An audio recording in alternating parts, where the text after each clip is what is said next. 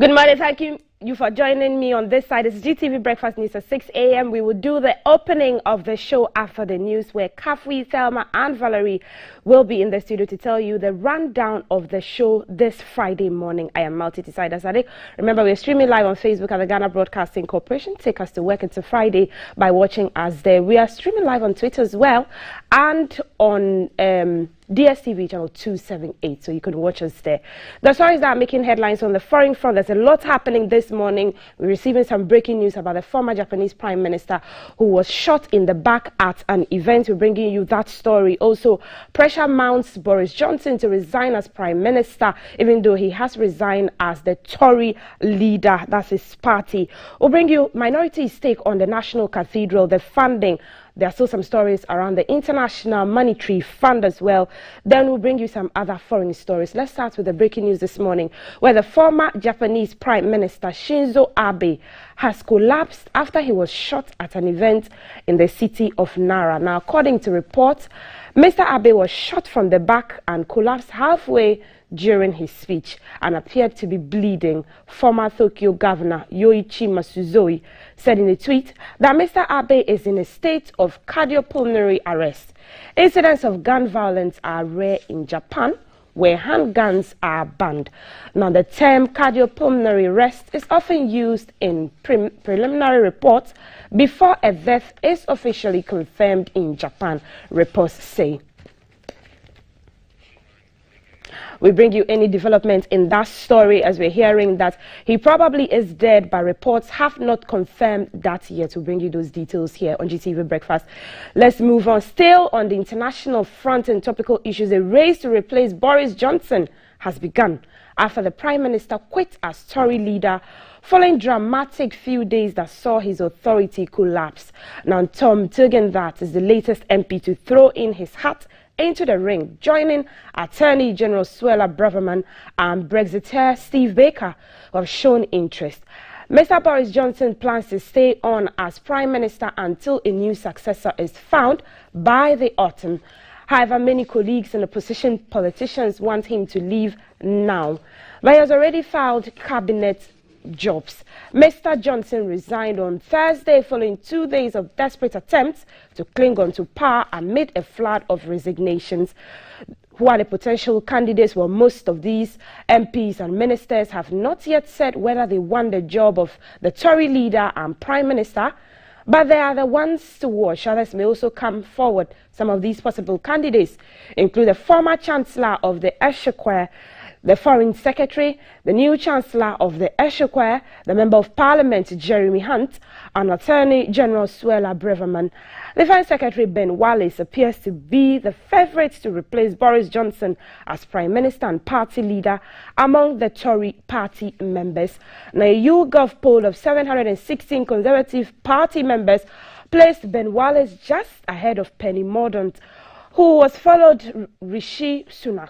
Now, under the current rules, candidates need the support of 8 Conservative MPs to stand. If there are more than 2 candidates, Tory MPs hold a series of votes until just 2 remain.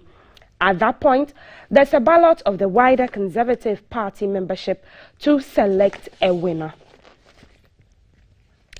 Still on that, in a statement outside Downing Street, Mr. Johnson said he planned to stay on as Prime Minister while the party picks his successor.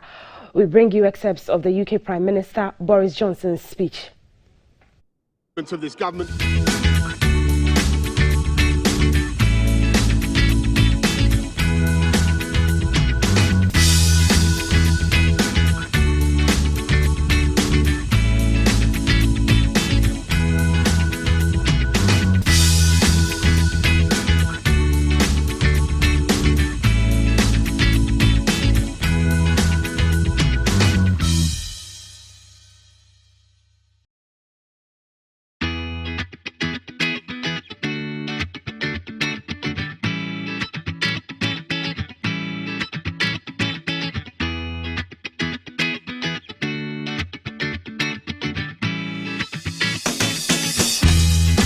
Matters. Let's come back home, where the Minority Caucus in Parliament says all companies involved in the building of the National Cathedral are operating outside the public procurement laws of the country and cautions them to stop this immediately. Now, addressing the media in Parliament on Thursday, the Member of Parliament for North Tong, Mr. Samuel Okudzeto-Ablakwa, said the Public Procurement Authority has informed them officially that they do not have any information on procurement approval relating to the construction of the cathedral. He said the minority will ensure that all those linked to this face full rigors of the law. We received this response from the EPA, signed by its Chief Executive, Mr. Frank Mante, on the 5th of July 2022. Please be informed that the Public Procurement Authority holds no information relating to the construction of the National Cathedral by Revide Company Limited. You may wish to refer your enquiry to the National Cathedral Secretariat. Yours faithfully, Frank Mante, the Chief Executive. The Public Procurement Authority, in response to our ITR request, is stating unambiguously and very clearly that they have absolutely no record whatsoever. If you read the Public Procurement Act 2003, Act 663, Section 14(1)(a) is very clear that whether the project is being funded in part or in whole, that is whether partially or fully with public funds, that project is subject to the procurement laws of Ghana. How did Revide Company Limited come by this massive contract, which is now at $400 million? We want to serve notice that Judgment Day is coming. We want a bipartisan probe, a full-scale parliamentary probe, and a day is coming that people will be made to answer. And all those who are in possession illegally of our tax funds will be made to refund all those monies back to the Ghanaian people. Let's still stay in Parliament with a Member of Parliament for Pru East and a former Minister for Power. Dr. Kwabena Donkor wants Parliament to demand the resignation of the Minister for Finance. He believes the Finance Minister cannot lead the country's negotiations with the International Monetary Fund. For Dr. Kwabena Donkor, the Minister has on a number of occasions been against returning to the Bretton Woods institution, which makes him not a good addition to the team to negotiate Ghana's case. For Yata does not resign, I believe the Parliament of Ghana must keep faith with the people of Ghana. And the people of Ghana deserve better than this. Parliament has the power to ask him to go. Parliament has the power, and Parliament must act. I am very passionate about this because Colonel Furiata must resign to give the president a free hand to choose somebody to lead these delicate negotiations. Now, let's now look at the strike action of our teachers across the country. The Ghana National Association of Teachers, NAT, in the Busan North municipality in the Upper East region has entreated its members to remain resolute and not fall for any threats to return to the classroom in the ongoing indefinite strike action. The action is meant to compel governments to heed their demand for 20% payment of their cost of living allowance, that's the COLA. Monday, July 4, declared an indefinite nationwide strike over demands for the payment of cost of living allowance, COLA. The unions comprising the Ghana National Association of Teachers, NAT, the National Association of Graduate Teachers, NAGRAT, Teachers and Educational Workers Union, TEU, and the Coalition of Concerned Teachers Ghana, CCT, are demanding that 20% of their basic salary be paid to them. A crunch meeting held on Wednesday between the leadership of the four striking teacher unions and the government to resolve the impasse ended in a stalemate. In the Busan North municipality in the Upper East region, teachers said they would not resume work until the government met their 20% COLA demand. Classrooms in the schools visited were deserted, with some few pupils playing on the premises. Some students retreated appeals to government to listen to the demands of the teacher unions. The Busa District NAT Secretary Mr. Benedict Apim said in an interview that even though the teacher unions appreciated the negative impact their action posed to pupils and students across the country, their conditions of service also mattered. He emphasized that it was indefinite and not a sit-down strike action where members would decide to go to school and not teach. Meanwhile, the public relations officer of the Ministry of Education, Mr. Kwesi Kwaten, says a government will continue to engage the teachers on their demands. Now, the ongoing teacher unions currently striking over the cost of living allowance as a caller. GBC News was at the Kukuom Agriculture Senior High School to monitor the situation on the ground, and our Hafo regional correspondent John Samatha has come through with this report. On strike, and we are currently at the Kukuom Agric Senior High School trying to monitor how the strike is biting in this school. So I spoke to some students and then the Assistant Headmaster Administration, Mr. Richard Insiansono, to find out how they are faring with the strike. We want to plead with them because we are the final year students. We are going to write WASI. So if their strike continues to last for a longer period, we are going to suffer. So we are just trying to plead with them to come back for us. We haven't done nothing at all.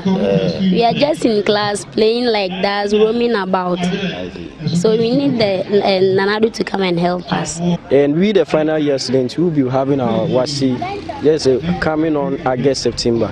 And we have to learn more. So we are pleading on behalf that they should come back to teach us so that we could learn more. 20% cooler, I don't think it's a big deal.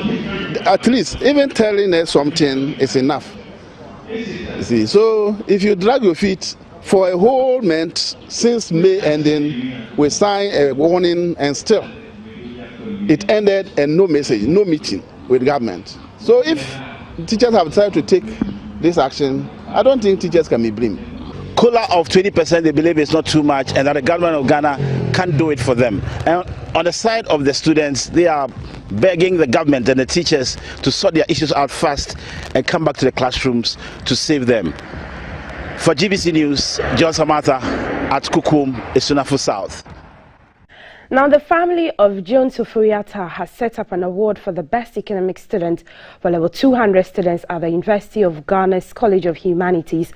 The $3,000 award, which starts from the 2022-2023 academic year, is in honor of Dr. John Sufuriata, who, as a lecturer at the University of Ghana, had a passion to encourage students to develop an interest in the discipline of economics at the basic level. At the first John Sufuriata Memorial Lecture at the University of Ghana, Legon, President Akufo-Addo described him as a man who expressed his opinions frankly, was a strong believer of market economy and hardworking. Chihinba Kwesi Jones was an all-round personality, a man of great ability in different areas. Dr. Jones Sufuriata was an academic, statesman, brilliant economist, writer and politician, and an embodiment of public service. And to ensure that the memory of Dr. Jones Sufuriata stays relevant, the family of Dr. Jones Sufuriata has set up an annual memorial lecture to discuss pertinent issues in economics and other related disciplines, an academic award for a level 200 student in economics, and another in leadership and endowed research chair at the Department of Economics. The family of Dr. Jones Sufuriata is committing $3,000 to the establishment of an annual award for the best student in economics at level 200, initially for the next 10 years. Recounting his encounter with Dr. Jones Sufuriata in January 1958 as a 13-year-old student at the Presbyterian Secondary School at Krobo Odumasi in the Eastern Region, Professor Michael Kwe described him as a super sharp young man. On the bright Monday, when teaching began, Jones Sufuriata appeared in class, sharply dressed in white sleeves shirt, well ironed, and dark trousers. His shirt was tucked in, and he was beaming with confidence. For those of us who had a preference for arts subjects in particular, our history master became our hero in no time, and we continue to have an evergreen memory of him. It was a pleasure to mimic his baritone voice and postulate in his introductory words what is history.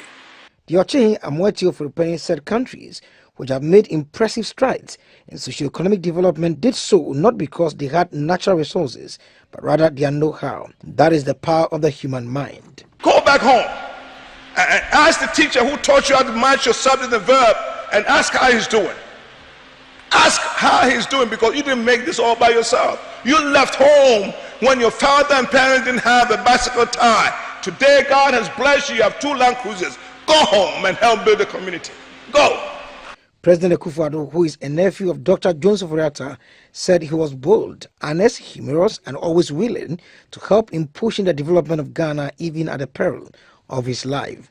He said Dr. Jones of Oriata played a crucial role in standing against the military government of the National Liberation Council, NLC, in signing an agreement with an American company to take over Gihog. I found it difficult to look upon as an uncle. I saw him much more as my elder brother. And he remained like that for me all through my life. I don't remember ever even calling him uncle. He was Jones to me. But he acted as an elder brother for me. And an elder brother who stood beside me very, very strongly. With a really great sense of humor.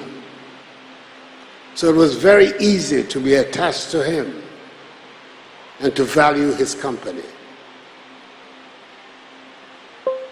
First time he became really prominent in the affairs of Ghana was when he stood up to attack an agreement that the then military government of the National Liberation Council had made with an American company to come and buy Gihog Pharmaceuticals, Abbott.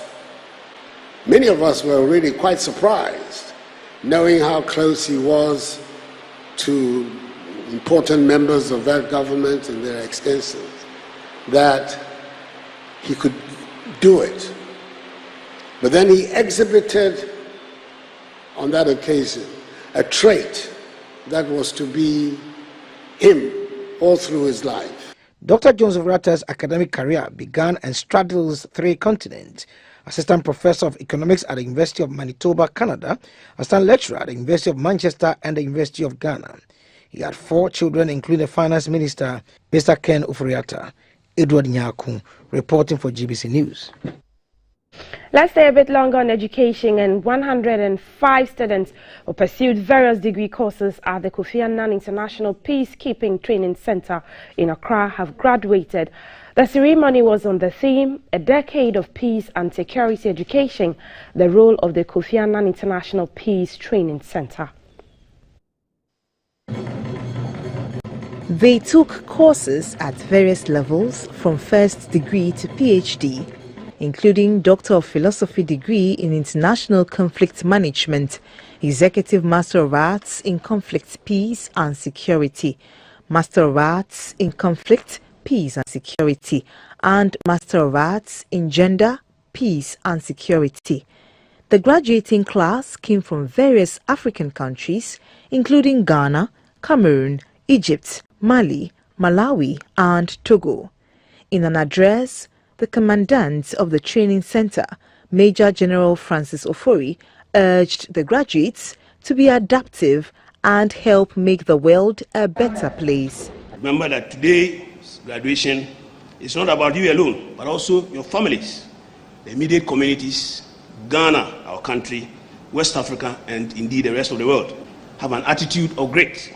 And for me, grit is simply digging in your heels and staying on course, no matter the turbulence around you. We are confident that you will be great brand ambassadors of KIPTC wherever you find yourself. A former commandant of the Kofi Annan International Peacekeeping Training Center, Air Vice Marshal Christian Adam Dovlu, charged the graduates to explore their intellectual capabilities to the limit. Through creative and imaginative thinking, he made some recommendations. We used to have the civic education, civics we used to call it, when we were in the primary school, where you learn about your society, what keeps the society. We have to go back to those things, that those from very basic, we learn about peace. We have to ensure that at community level, there's a lot of informal education on peace and security and the need for it to exist. We have to look at developing a culture of promoting and reinforcing female participation and education. The only one among the graduates who pursued Doctor of Philosophy degree in International Conflict Management, David Nomanyu, encouraged his colleagues to let the knowledge they have acquired make a difference in the world. Away from education, let's look at health now. The Cape Coast Teaching Hospital, in partnership with the Himalayan Cataract Project, has from 2019 to date performed 4,731 free site restoring surgeries on cataract patients in the central region and beyond. This figure is said to be only 1/10 of persons with cataract conditions requiring surgical care in the region.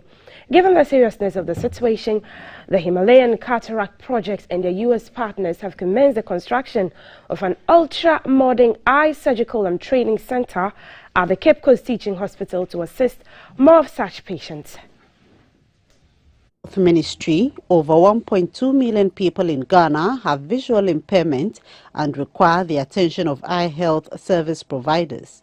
Blind people are said to account for 20% of the number, while low vision accounts for 80%. 55% of the causes of blindness are untreated cataracts. The Himalayan Cataract Project and 80 U.S. partners do not only support bridging the equity gaps in cataract surgeries, but also support eye health infrastructure development and provision of critical equipment. The project already has a similar center at the Komfo-Anokye Teaching Hospital in Kumasi. The building will have 2 floors and facilities including 4 consulting rooms, vision testing room, 2 theaters, pharmacy, procedure room, account and record centers, waiting area and washrooms. Other facilities will include library, lecture rooms, conference rooms, offices, waiting and washrooms. At the sword-cutting ceremony, the Central Regional Minister, Mrs. Justina Marigold Hassan, thanked the Himalayan Cataract Project for the partnership and support within the health sector with focus on reducing blindness and controlling eye diseases. The country representative of HCP, Dr. James Addy, spoke about the role the Himalayan Cataract Project is playing in eye health care services and how serious the cataract situation is in Ghana. This project at Cape Coast is modeled after the successful project whose original goal was to attract medical students, and the CEO said it.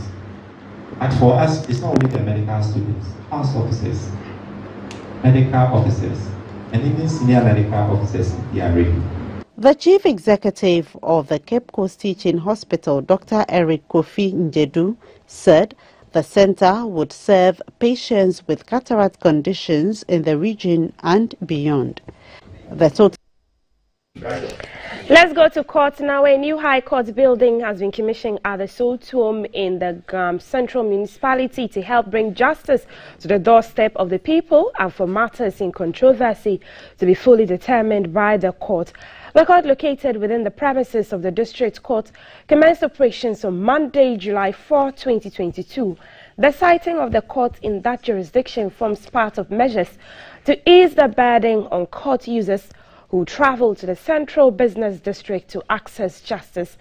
A statement signed by the Judicial Secretary, Justice Cynthia Pamela Ado, urged the public, especially those within the environs of the Ghana Central Municipality and adjoining areas, to make use of the facility. Let's go to the international front, but still stay in Ghana though, where Ghana's bold steps to restructure, build a robust and formidable mining industry has gained attention from across our shores, with a 6-member delegation from Zambia visiting Accra to study Ghana's plan, led by its Minister for Mines and Minerals, Mr. Paul Kabuswe. Of particular interest to them is the country's artisanal small-scale mining sector. They conferred with the Deputy Minister for Lands and Natural Resources, Mr. George Mreku Duka, in Accra. The President, Mr. Kainde Ichilema, by the way, he sends his greetings we are saying, can we harness our resources and get organized?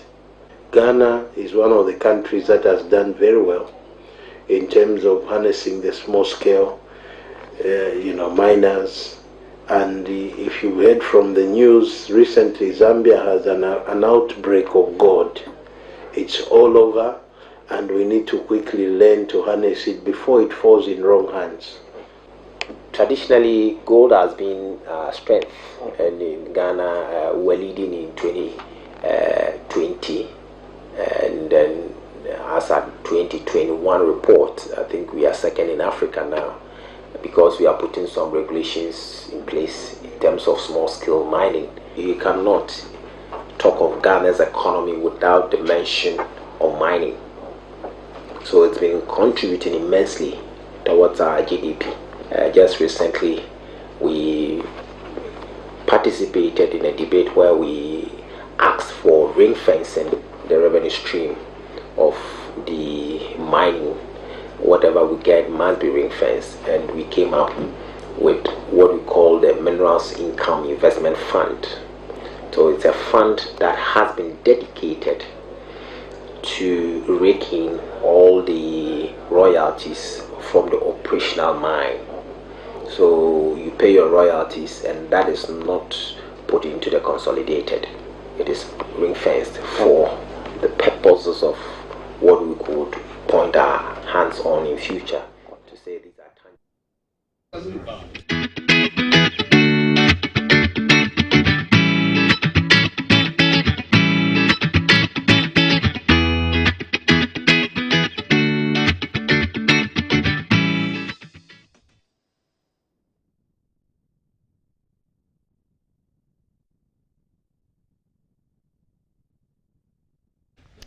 It's time for us to get our weather update. What's going to happen today, Friday, which is ushering in the weekend? Are you traveling? Are you going to a wedding? You want to know how the weather will look like today and over the weekend. Felicity Ahafenyo joins us on the phone lines. Good morning, Felicity.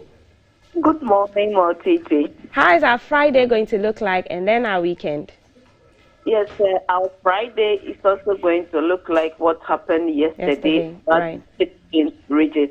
We're expecting some rain and thunderclouds over the Ashanti region, is pushing to the western portion, and thereafter we are just expecting a cloudy over the Greater Accra Central and Western regions.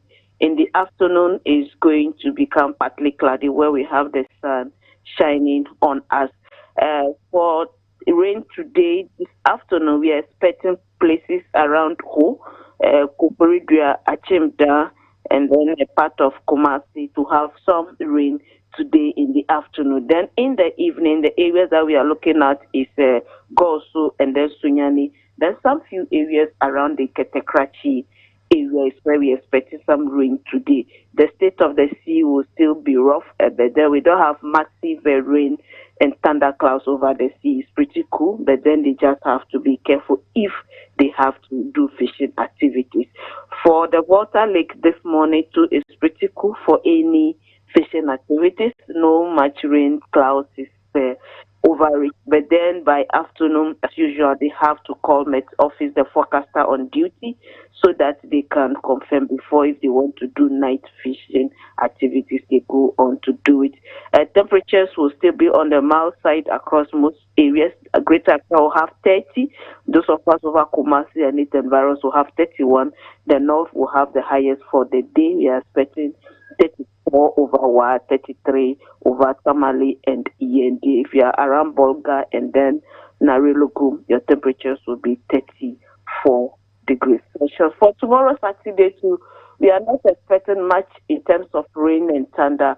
The morning is going to be cloudy with light rain or drizzle, and then the afternoon will be free for our activities, except those over the middle sector and part of the transition, and then those over the extreme of those that share borders with Burkina Faso, the upper east and then the upper west, that we are anticipating some rain for tomorrow, Saturday, likewise on Sunday.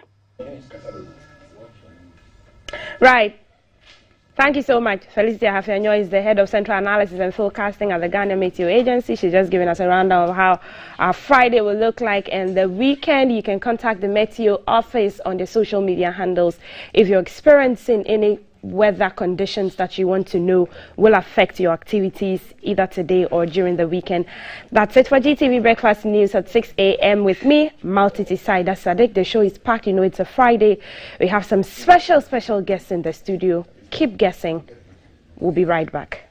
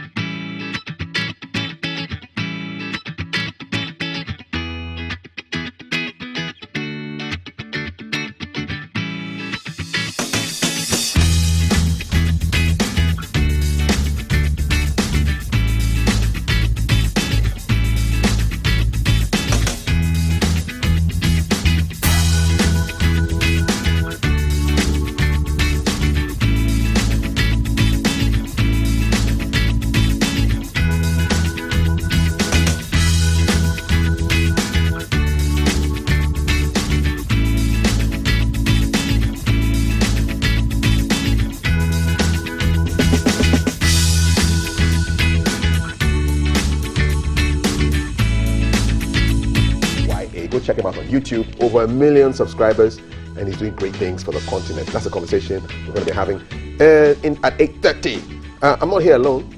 You will see them pretty soon. Tell them greetings. What's up? Greetings, Val, Cap. How are you? Greetings. We Friday bonds need to stick together, then we can bring the Thursday bonds. Mini Friday. Good morning. Thanks for joining us. Fired. It's GTV Breakfast, the Friday edition. Thank God it's Friday, and I bet you can't wait to get into your weekend. But before you go, here's one last show for the week before you start having all that crazy fun. Women in PR will be having a summit in Ghana. They'll be sitting with me at the table a bit later, or one of us a bit later. And I will also be leading the conversations with our panel of strong women as we do every Friday on the headline. So all the top stories in the newspapers and on online portals up for grabs at that seat with the ladies Ellen and Natasha. You don't want to miss that. Righties also will be having a conversation on online investments. That's going to come up shortly. But then guess what? On the latter side of the breakfast table, we'll be sitting down with Ajete Anand. T has a huge crush on him. The last time he was here, he actually went to hide in the washroom, guys. And so Ajete Anand will be sitting with us. So send us, sorry, I didn't need to say that aloud. So send us your comments. What do you want to ask Ajete Anand? Any movies you've seen him in, any lines you like, let us know on our WhatsApp, which is 05555610034. And guess what? We are very, very interactive on Twitter. We are gathering a nice family on there. We're on Twitter as the GBC Ghana. We are actually streaming live, guys. Kaf? Yes, indeed. She's lucky she saw her crush. My crush back then was Whitney Houston. And I was so disappointed when Bobby Brown married her. Because I thought she was going to be my crush forever. She could still be. She could still be. And I found out something about new hairstyles today. So I understand there's a hairstyle called Mickey Mouse. Yep. And one of our interns is sporting it really nice right now. And Nanama Japong was on eBits on Lifestyle yesterday around 12:30 with some Mickey Mouse hairstyle. Yeah, I love it. Yeah, Charlie. Creativity of Good morning, Serena. Listen, we've got sports at 7 o'clock. We've got your messages on 055-556-1034. I've got AQ_handy giving me this material.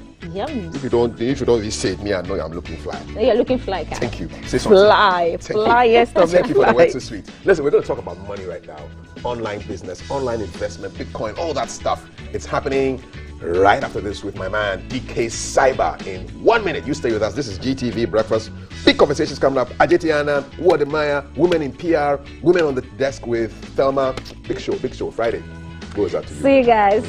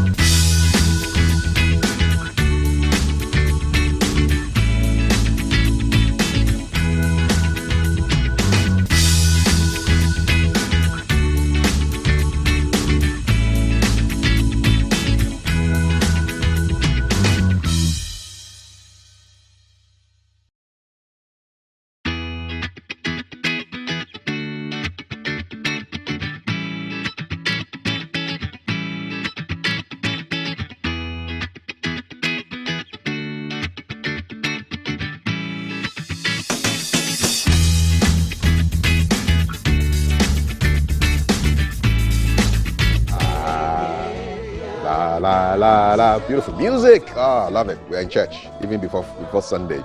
You are watching GTV Breakfast. We will be keeping an eye on Cape Coast Castle. Sea Defense Matters.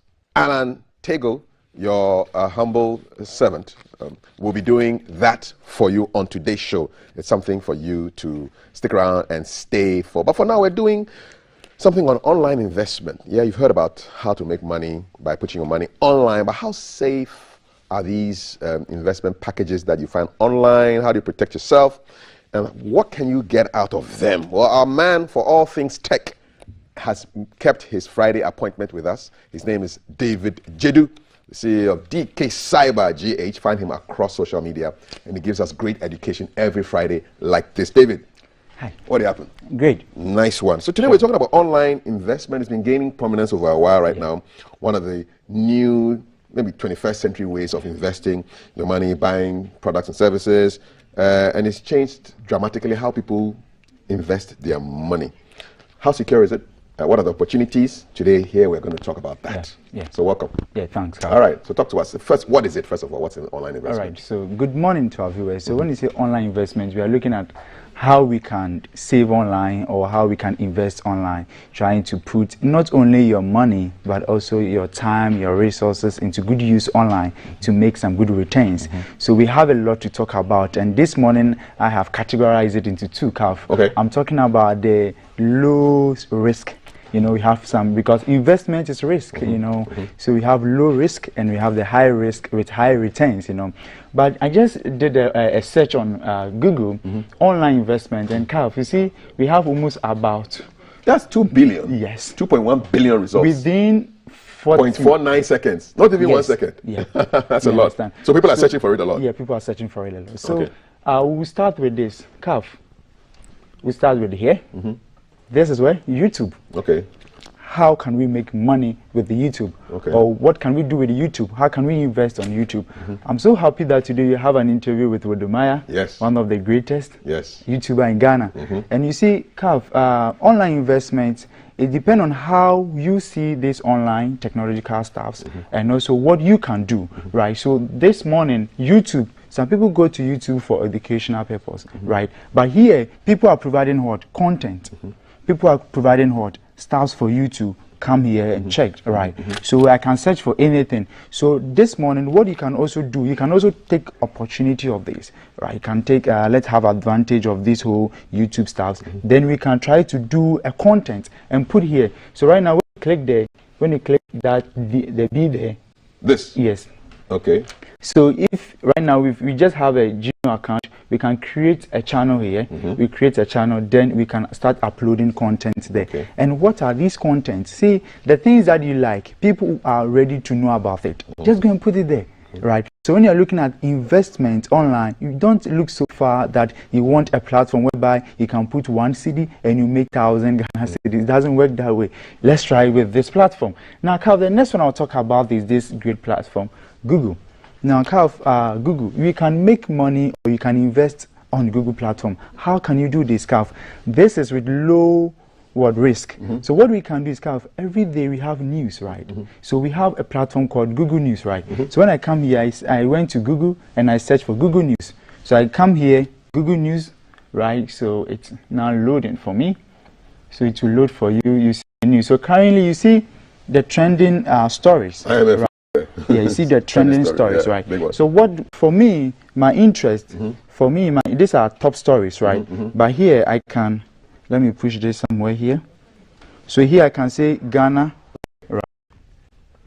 Then here I have a lot of story here. So you can search based on the category that you want. You can choose tech, you can choose whatever. Like, so here you see, I have business, I can choose technology here. Right? So here, what am I coming to do here, Calf? These are the news trending. How can I make money out of this news, Carl? Tell me, man. I can click on this right now, assuming this is trending under tech. I just click on it like this. I open it. It's a platform, something that someone has written, right? What are we going to do? We'll create a platform, right? Blogging, right? We'll create a platform. Then we'll go to that link. We'll copy the stuff there. Then we come here. So let me come back again here. Choose, let me choose this one. Right. Okay. So here we have this story. It's trending, right? So what I can do is I can easily try to copy this, right? Let me try copy this, right? You copy this, then you come to a platform called this. Paraphraser. Yeah. So here I'll come to the standard test here. Come to the standard test here. Then that's it. Let me just delete this ones. Then you're gonna put what you copied there, right? Let me see. Let me help you delete. Come on. Behave. Instructions. Yes. Yeah, so you keep deleting, right? So keep deleting. Yeah. And then, so we're going to delete. Come on, guys. So you, even that, let's come to, let me just enter here. And let me just paste what I copied, right? Okay. Paste here. Right. Then here, I'll come here. You move I'll the keyboard. Paraphrase. Paraphrase it. Right. So what are we doing? there's an article trending, right? Here, we can paraphrase the article, write it and make it ours. Then we'll put it on our platform. That's a smart move, Cap. These are articles that are already trending. We want to add your voice on your platform. So you create a simple blog with either WordPress, with those online platforms. Then you come here, you come to Google News, you look for your news, right? Then you copy it. You come and paraphrase it and put it there. And what is the paraphrasing website? Let's see. There's it, Quillbot. I see. Quillbot. Quillbot. Okay. It does a lot of things for you, but we are talking about how we can paraphrase it to make it our own. So this is like written content for a blog. A blog. So with this, there's no much thing that you are doing here. You are not putting in much money. There's no risks here than other ones you are going to talk about. So with this, just paraphrase it and post it, and you have something we call Google AdSense. So Google pay you through the AdSense account. That is it. I'm just curious though, if two of us paraphrase the same content, will we get the same paraphrase? Different. So it's some AI technology, which is giving you sometimes variety. the statement that comes, if you don't like it, you can even run another. You can paraphrase what has been paraphrased. Paraphrase it here. Oh, okay. Yeah. This is interesting. Yeah. Okay. Yeah. Quillbot. Yeah. I like it. Great. Nice one. This is definitely low risk, not much effort. You don't need much effort. You just have to do this, right? Okay. So now the next one that we're going to talk about is this. And the way you're going to make money is that if people follow it, then you get money from, you get paid by Google. Right now, you have your presence online, right? Okay. So you write these articles, you post on your social media platform. The more people view, Google starts, you place an advert on your platform. So when someone comes on your platform and click on the advert, Google starts paying you. Awesome. Great stuff. And people are making a lot of money out of this. I can imagine. Great. In case you just joined us, this is Tech Tips, and we're looking at online investment. My guest, the expert, is David Jedu, CEO of DK Cyber GH, and he's showing you how to create content and have it monetized. And these are the low-risk options that you can use. If you don't have an appetite for a lot of risk, you can start with this, creating content on YouTube, and then also putting stuff on your blog, just paraphrasing articles that are already trending. This is just wonderful. I like that one. Yeah. So go to Google News and do that. Kav, the next one is this big boy here called Amazon. Amazon. Yeah, definitely a big boy. Yeah. You know Amazon, we buy things from there. So people go to Amazon to buy things from there, but I go to Amazon to look for how I can make money out of Amazon. So you see, is that the mindset, how I'm thinking. My brother, I'm glad you are my friend. Yeah. I'm learning things from you, man. So you come here, Amazon. So you go to Google, you search for Amazon affiliate programs. Okay. Or you just go to Google, right? Just go to Google, search for Amazon. Okay. Amazon, then you search for affiliates, right? Okay. Then it comes here, Amazon Associates, right? So what are we coming to do? Now, there are lots of shops, a lot of products, new products, trending products out there for people, right? Assuming Calf right now, maybe you are in this, your nice dress and other stuff, you recommend people that they can go to IG to go and do business with the person, right? The person, you wouldn't get anything out of that recommendation. But with affiliate link, you get paid. So when I recommend somebody to go and buy something, I get a percentage of whatever the person sells. Yes, simple. Okay. So right now you come here. So before then you have to sign up for here. So Amazon Associates. The link to go there is you just type Amazon and you add affiliates, right? Okay. Then you log in, right? So when you log in, then you start. There are a lot of products that with your interest. So for me, DK Cyber, being into the cybersecurity, I'll just go and look for cybersecurity products and have their links and post it on my social media. And then if people buy, you get something. I get my commission. Man. So you can do this on retirement. You can do this even at home. You say you're unemployed. If you have data, you can actually make money. When you have technology, you can't say you're unemployed. I think that's a good quote. When you have technology, you cannot say you are unemployed. Love it. DK Cyber said so. Yeah, sure. All right, then the next one, you can also look for Instagram, Facebook. You create shop at Instagram and Facebook, right? You can have a shop here. You can have a shop on Instagram? Yes, they want to open this. So here, you can just come here, the shop side. Yes, then you create a shop at Instagram. Then you start promoting your product. And these are things that people already know. Facebook, we have Facebook Market. Right, I have not logged in. Market. Yes. Okay, all right. So you can do that. Those are low risk. Low risk things. Yeah. So YouTube, Google News, Amazon, and Instagram, Facebook, social media arena. So these are the low risk. If your appetite for risk is not high, you can go there. How long will it take for you to start making money? Yeah. So one, your seriousness. consistency. Okay. Right. So you have to always, and you have to define your niche. Right. Let people know, like, if you need cyber content, you definitely look for DK Cyber. I don't think if you need sports, you call for DK Cyber. At all. Right. So although you may like sports. No, really. You see, you're a tech guy. So yeah. So you have to define your niche. Right. So have a niche. Then out of that, people reach you through that. Okay. Right. So when you have your niche, that's the first one. Then you look for your target market or your audience. Are your audience the old people, women, men, you know, you look for that. Then you know the content you provide to them. Then you start making money out of that. Okay, right. Great. So those are investments. Why is it investment? Because I'm spending time in doing that, right? I'm investing my time. It's not about just money. It's about the time. Doing YouTube, you need to research. You need to have time for it, create a content. Yeah, those are all investments you are doing.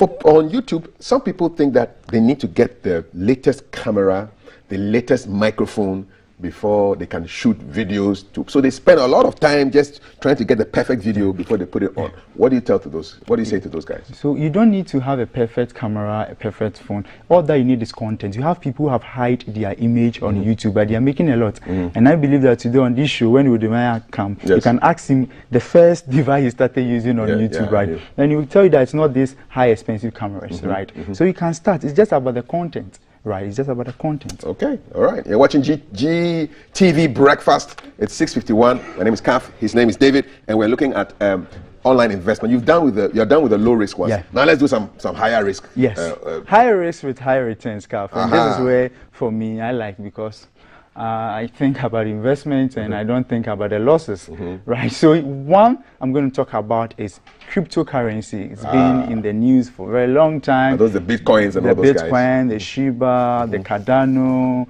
the rest, you know, Kaf. So what is a cryptocurrency? You know, we are looking at, you know, today we buy a lot of stuff online. We have what we call digital currency, the blockchain technology. So today we can buy and sell online, and we can use the currency online. So these are digital currencies, right? So cryptocurrency. So what we can do? Yes, so we have a lot of Bitcoin, Ethereum. Yes, you have Bitcoin, you have Ethereum. So you can come even here and you look for them. So this website is Binance.com. Yes. So what is the Binance? What Binance does is this. It will give you a platform to trade, right? To give you a platform to trade. So here I can go to the market.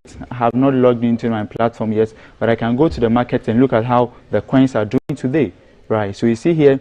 Today, as it stands today, BTC, as it stands today, BTC is of $21,794, right? So that is it. So we have to also check that. So on with cryptocurrency, the easiest thing that I can advise you that you can also do is you can do buy and hold. We have people who trade on the platform, but that one, everything you do here, you know the risk is high.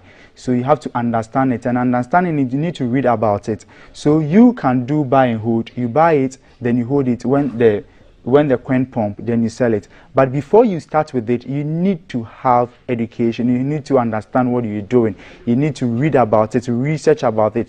Don't just come here and start this. This, I said, is at high risk.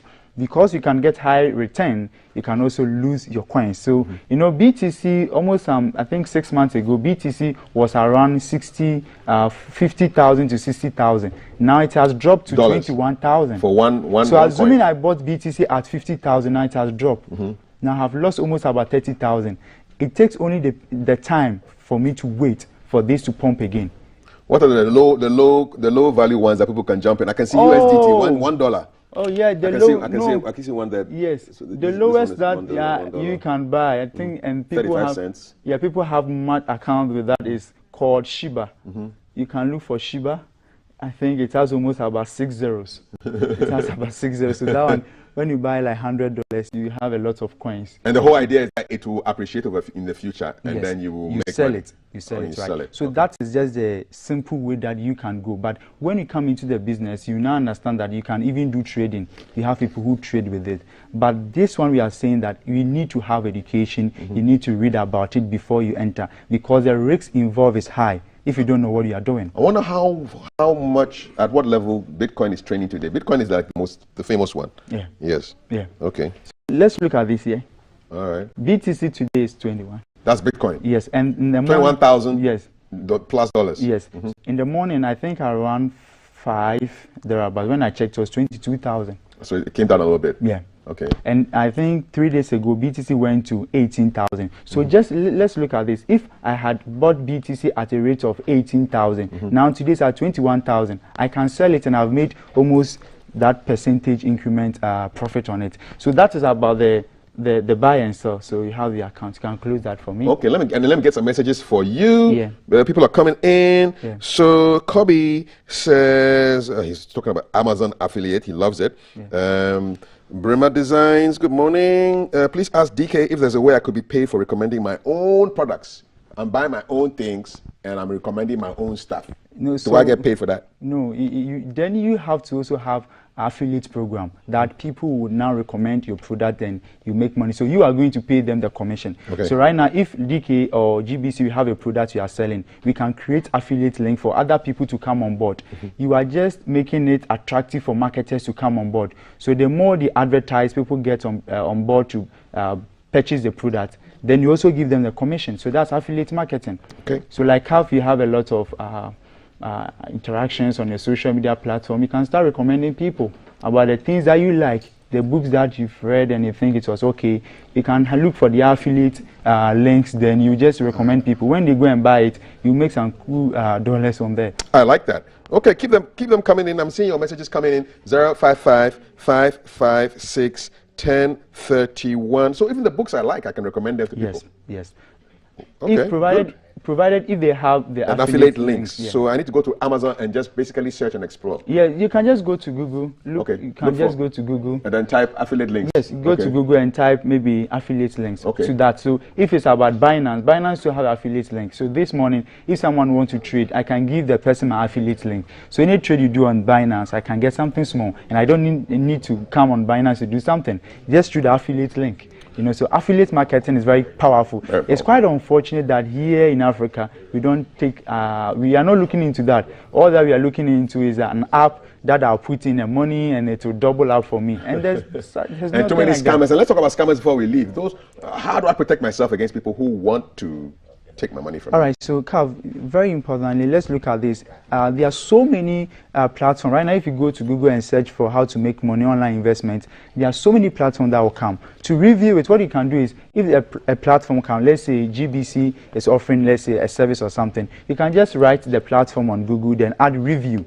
Right, so go and read the reviews, what people are saying about it, right, so that you know where you are going, because it's only the review. People have done business with them before, and this is what they are saying about them. So the reviews are quite important. Right now, we have a lot of financials, poisonous scheme online. Boys are really they've started making, because the poisonous scheme is definitely going to crash, but just pray that when it crashes, you don't have much in there. So you can just have a review, read much about it before you enter. And also, please be very careful. Any online platform that you are inputting your data, you put all those, your credit card details, make sure that the site is being protected and you know what you are doing on that platform, Calf. That is very important. Okay. Anything you want people to leave with, and then how they can get in touch with you? I'm sure they'll be asking lots of questions. All right. Yes. So very interesting. We have to look for how to make money online, and also I know you are eager to make money online, but the key here is that you need to know what you are doing. So that is very important for you to research, right? So research about anything that you want to find. There are lots of resources online for you, but it's a matter of time to read and research on that, right? So if you want to find DK Cyber and talk to me about these stuffs, my number is +233 552 373603. +233 552 373603. So, and also social media is the Cyber Zone, DK Cyber. You can find us, then you can get us in touch there, Calf. Thank you very much for the education. Sure. Shout out to, if you go to Twitter, just look for Jessica OS on YouTube. She's also doing a lot on YouTube, her journey in 2 years, where she's gone from 0 to, hey, over 700,000 subscribers. It is possible. It demands a lot of hard, consistent work, as David was saying. And as Wodimaya, Ghana's top YouTuber, will be sharing with us on the show. I know DK Cyber will be watching that interview. We'll get all those in about maybe 1.5 hours. We've got Ajete Anand, the actor, Deadly Voyage, Sting in the Tail, you know those movies, and Thomas Big Crush. He's on the show around 8. Well, the last hour of the show. We've got the women in Pira here as well. We've got women on the desk for our headlines, and we've got your messages on 055-556-1034. We've got a trip to Cape Coast, the Castle, Sea Defense. Charlie, this is a buffet breakfast. Don't go eat anything that will not give you nutrition. Stay here. This is food for the mind. And if we make you late for work, we shall die. We shall die. And talking of, it's intentional. The sports news is coming up next. Shouts to AQ_Handy for the beautiful material. Go follow her. And I'm going to start making money on some of these recommendations. All right? It's 7 o'clock. I'll give it to you. Sports. Matiti, here she comes.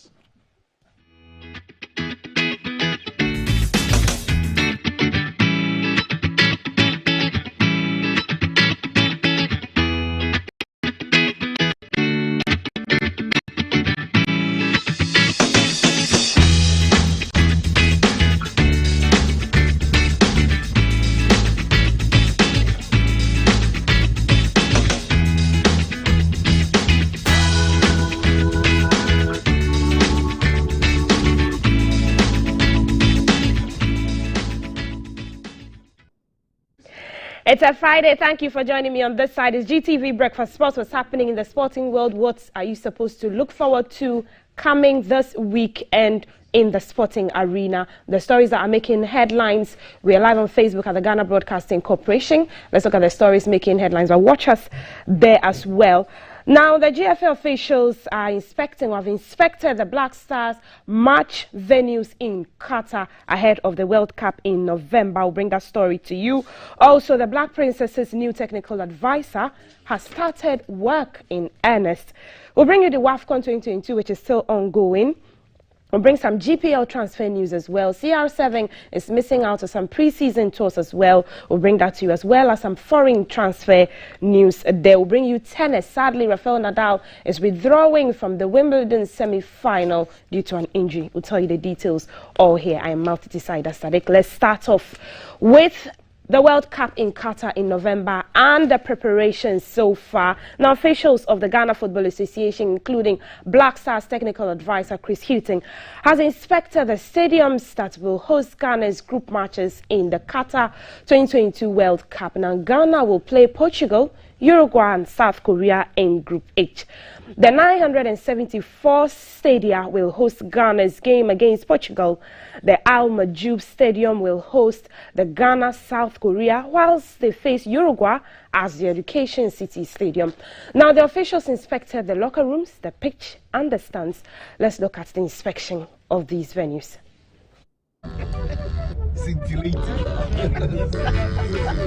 Sizzling, chiseling, wind the winner.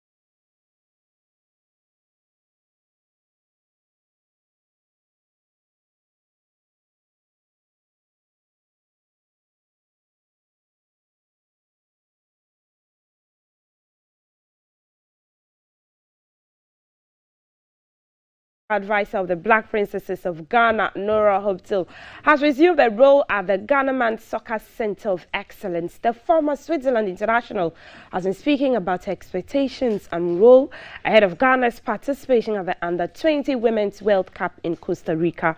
The Princesses are built to play 2 friendly matches over the weekend as part of preparations towards the World Cup next month. Now, the Princesses are drawn in Group D alongside giants USA, Japan and the Netherlands. Technical advisor Nora Hoptil speaks on her expectations ahead of the tournament. My role as a technical advisor, I see in, first of all, supporting the head coach Ben and the whole staff. It's about framing the tactic, because when we play the best opponents in the World Cup like USA, they're the best of the world, we need to know a bit what the demands of the game are, and so I try to shape especially a bit the defense towards it. I'm trying to support the staff, but also, of course, the exchange individual with the player. They are very talented players in this squad, and I think it's very important to work with the best to level them up. The expectations, they are always high, isn't it, in soccer? I think I have the experience from Switzerland. I coached 5 years the under 19. Played 2 European championships with them, so I know how tournaments are working. I think it's the big goal with Ghana to survive the group stage. It's a tough group. We have USA, Netherlands and Japan, so there are 3 of the... We wish the technical advisor the best of luck with our ladies. Let's move to the Ghana Premier League, where the Ghana Premier League goal king Yawano has completed his move to Egyptian side Ismaili SC. The 22-year-old left Ghana on Tuesday to Egypt to have his medical and signed a 5-year deal with the Egyptian top-flight side. Now, reports say Shanti Gold SC are set to receive $200,000 in the sale of the talented forward. The 22-year-old scored 22 goals in the 2021-2022 Ghana Premier League season to win the Goal King Award after a keen contest with Asante Kotoko forward Frank Etugambele. Ano was also adjudged Ghana Football Awards Home-Based Footballer of the Year following his exploits in the just-ended season.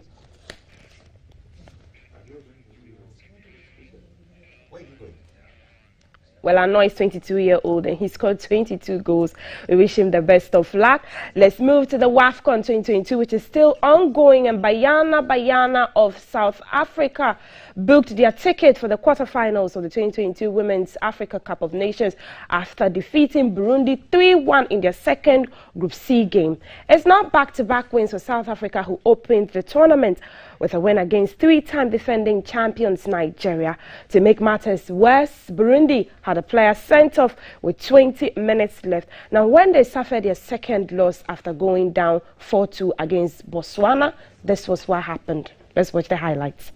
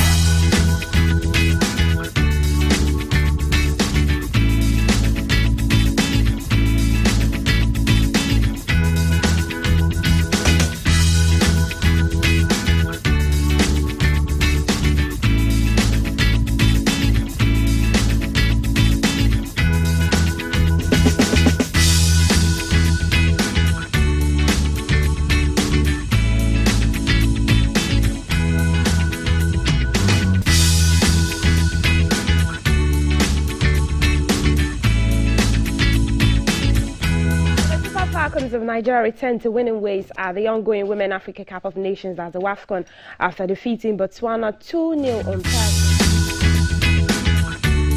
In front thanks to Ifeoma Unumonu's low drive in the 21st minute, while substitute Christy Uchebe sent in a header from Payne's well-crafted corner 3 minutes after the restart of the second half to make it 2-0.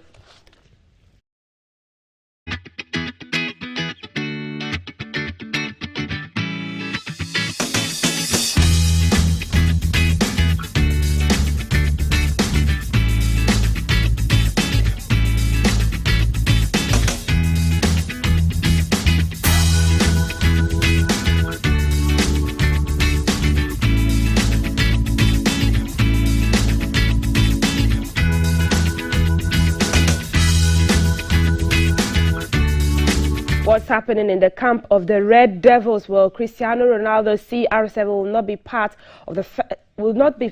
of the Manchester United pre-season tour to Thailand. Ronaldo has been granted additional time off for family reasons and will not be on today's flight to Bangkok. United are adamant they view Ronaldo as part of their squad and have no interest in selling him. Now, however, they have no guarantee about his presence on the Australia leg of the trip. Reports say the Portugal forward wants to leave the Premier League club this summer if they can find the right offer. Now, Cristiano Ronaldo has missed the club's return to pre-season training at Carrington so far this week and instead has been training at their Portuguese national team's headquarters. Some transfer news. Chelsea co-owner Todd Boehly has arrived in Spain for talks with Barcelona over a handful of players.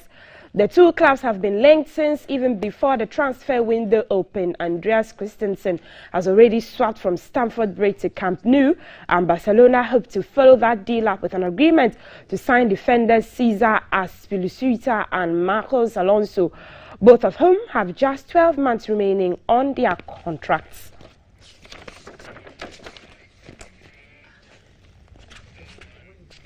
We'll bring you more updates on whatever is happening in the transfer world. I'm sure Thelma is pleased that Barcelona is just snatching players here and there. Let's do some tennis now. Rafael Nadal, some sad news, has withdrawn from his Wimbledon semi-final against Nick Kyrgios with an abdominal. The Spanish second seed received treatment during his quarter-final against Taylor Fritz on Wednesday, but pushed through the pain to win in 5 sets.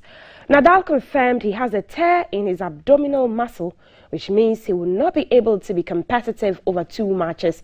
The 22-time Grand Slam champion had practiced at Wimbledon away from the media earlier on Thursday, but then called a news conference to announce his withdrawal. Kyrgios will play Novak Djokovic or Cameron Norrie in Sunday's final.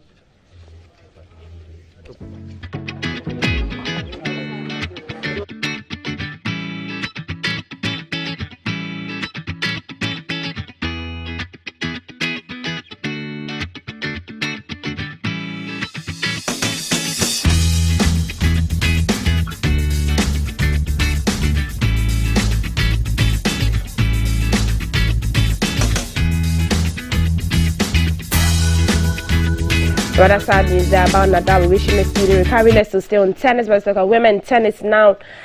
And in the women's event, Elena Rybakina powers into the Wimbledon final by dismantling 2019 champion Simona Halep with a clinical display to reach her maiden Grand Slam showpiece.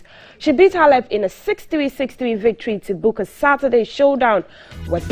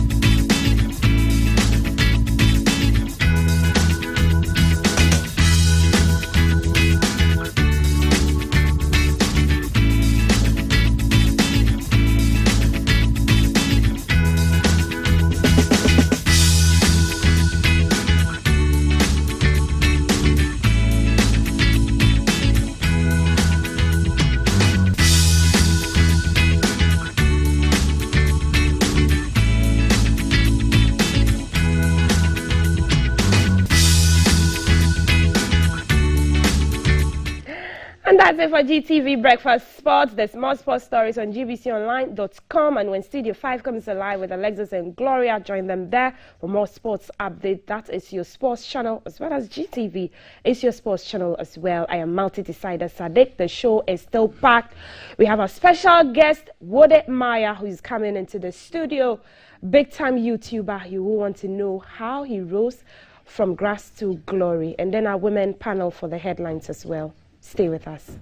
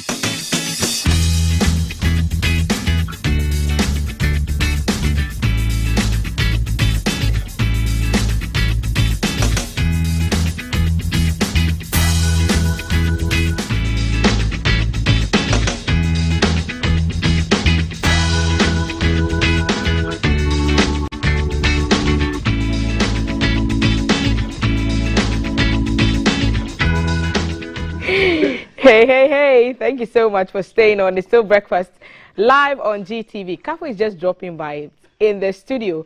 He says he wants to interview the devil. The devil is the #1 person he wants to interview. Valerie's first question to him would have been, why? How do you feel when everybody blames you for everything?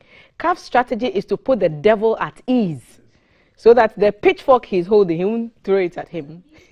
Awesome stuff happening here in the studio. Maybe sometimes we'll film some behind the scenes and post it on our social media pages. You know you have to follow us at the Ghana Broadcasting Corporation on Facebook, the GBC Ghana online, and we are also live on Twitter where we are streaming. We have a good number of you also following our tweets on there. We are very grateful. Our WhatsApp number is still open, 055-556130, and we appreciate all the support that you give to us. As it's Friday, I'm sitting down with the ladies to look at the stories in the newspapers, and I have 3 before me now, and let's just quickly go through what they are saying. Ghanaian Times, a photograph of the naval captain Labi. GAF cautions public against recruitment scams. Top of the page, a Hunter community cut off as bridge collapses in downpour. That story is on page 10. Of course, if you've been following international news, you know that UK Prime Minister Boris Johnson has resigned and he's staying on until a new leader is appointed. More trouble in Boku area, something we don't want to hear, but it's here. Policewoman attacked, rifle seized, unknown assailant boat with a gun. Those are the stories in the Ghanaian Times. Daily Graphic says danger at Botiano Red Top. I know that those who live on the Weja Kaswa side will be very interested in this story. There's an electricity pole that is dangerously sitting close to an eroded gully, and if care is not taken, disaster could be spelled. There's a call to reduce population growth rates by experts that is captured in the Daily Graphic. A similar story is captured in the Finder newspaper, with Ghana recording about 1 million deaths as against just under 300,000 deaths per year. That was for the year gone by, 2021. Another disturbing story, senior high schools face food shortages. Page 13 of the Ghanaian Times. Will definitely have time to enter into the details of that story. But the big news item on the front page, of course, IMF negotiations, and Setekwe is asking the government to approach with an open mind, and he's advising he, in his capacity as a former finance minister, will be able to look into that issue as well. Of course, there's a special supplement on Eid al-Adha in the graphic as well. We know that our Muslim brothers and sisters are marking another Eid tomorrow, which is what has made Monday an official public holiday. So some of you, not all of us, will have to the opportunity to stay home and relax with your family and friends on Monday, and some of us will be here to keep you busy. The Finder newspaper, government respects freedom of speech. Minister for Information Kojo Nkrumah pictured saying that, and this is the story I was talking about in relation to the graphic story on reducing population. Ghana records 1 million beds and 288,378 deaths in 2021.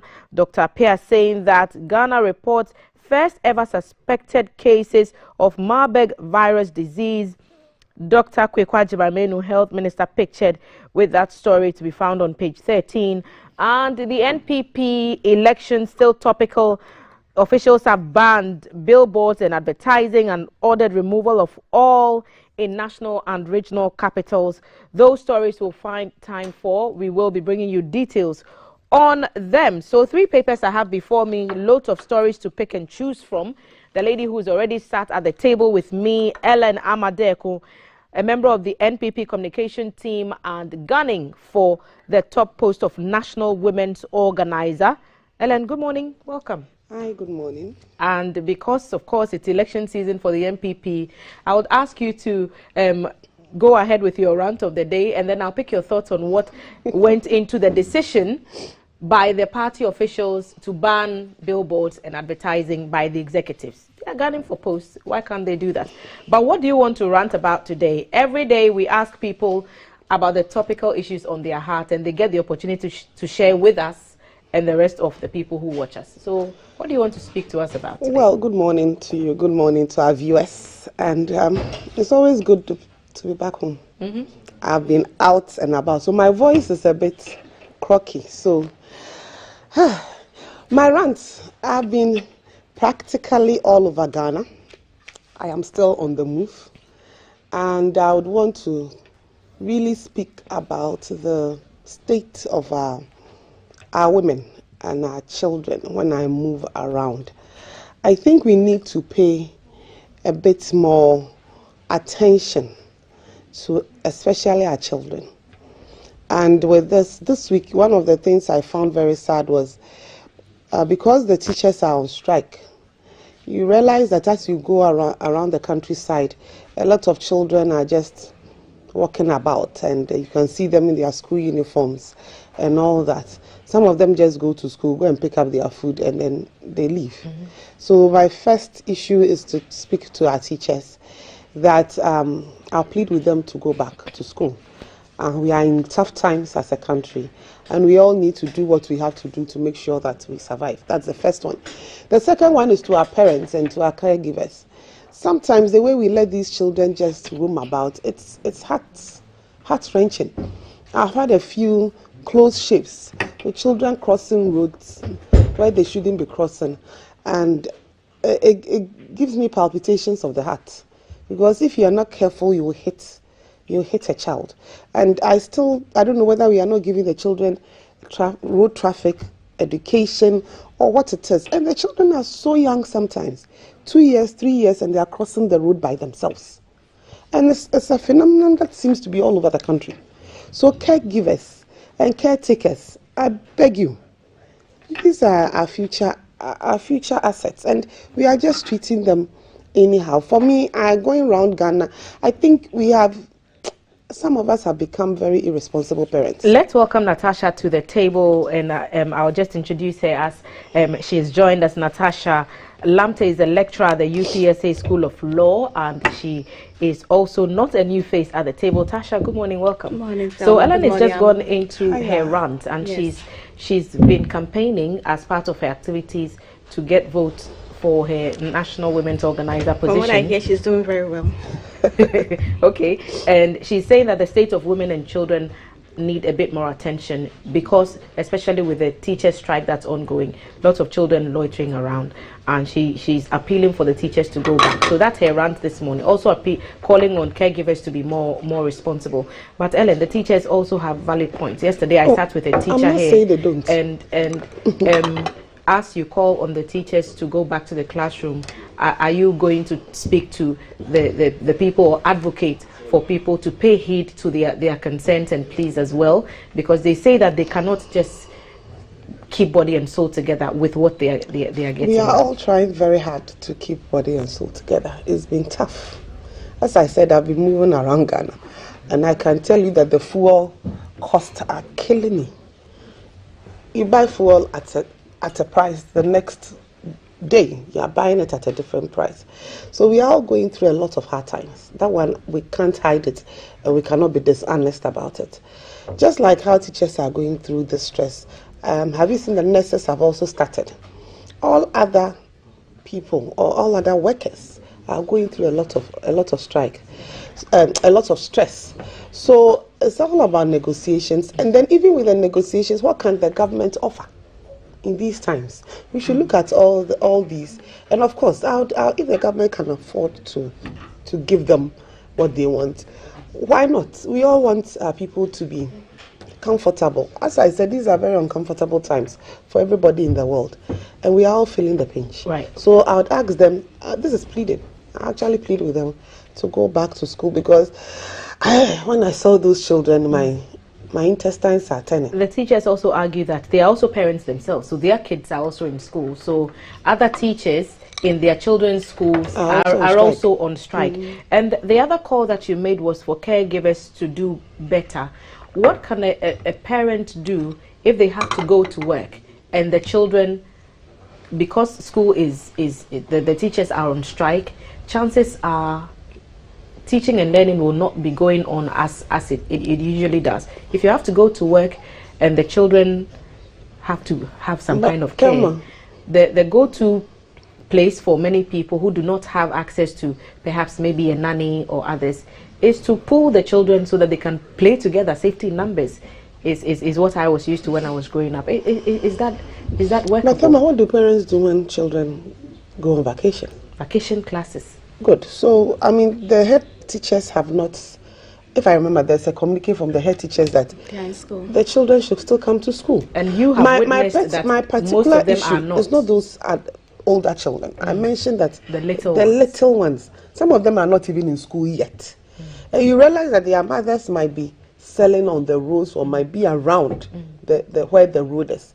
And it's as if they don't care. They practically turn the road into a playground.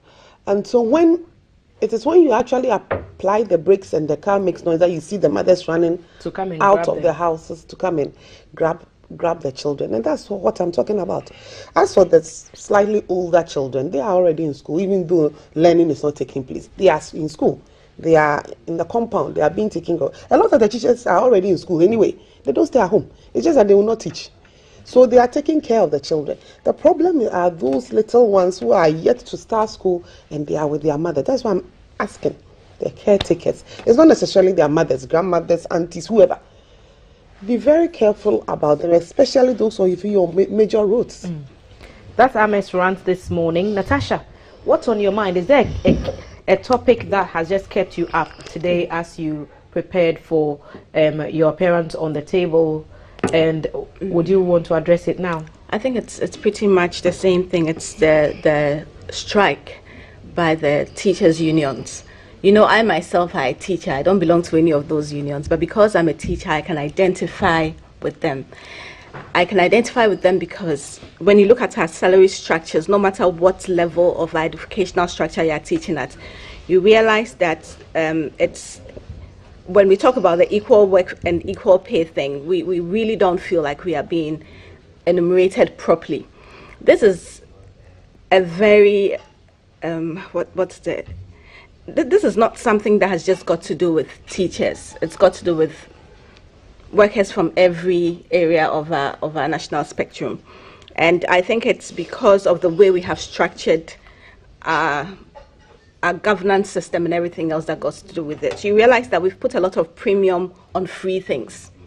So we have free healthcare, which in the end turns out not to be free. We have free education. We have free education at the basic level. Free healthcare in Ghana? It's supposed to be free, but as to whether or not it's free when you actually get to there. Because the National Health Insurance Scheme makes things a bit more affordable, yes, but there's still some payment. So yes, there is some payment, there but are some the point is that you would still have to put little money down. The insurance is supposed, the entire idea about insurance is it's supposed to make it free. So you put in something and then later on you don't have to pay. So perhaps not free, but you make an upfront investment.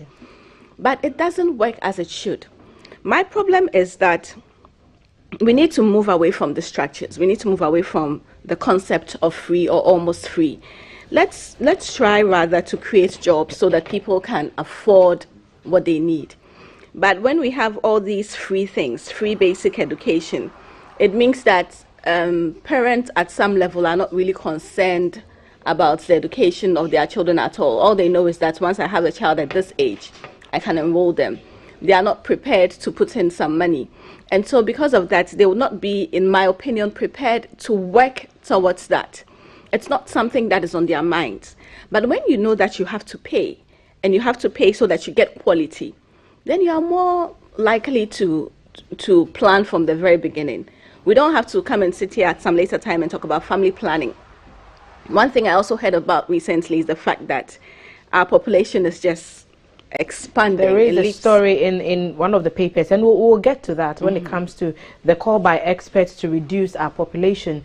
We are having about 700,000 more people being born every year, even when you subtract the number of people who have unfortunately left us to meet the Lord ahead of us. You'd still have like 700,000 plus people. Yes. So you see, it presupposes that we are not planning from the very beginning. You understand? But if you know that I'm going to be responsible for 4 children. This is how much I'm going to pay for basic education alone.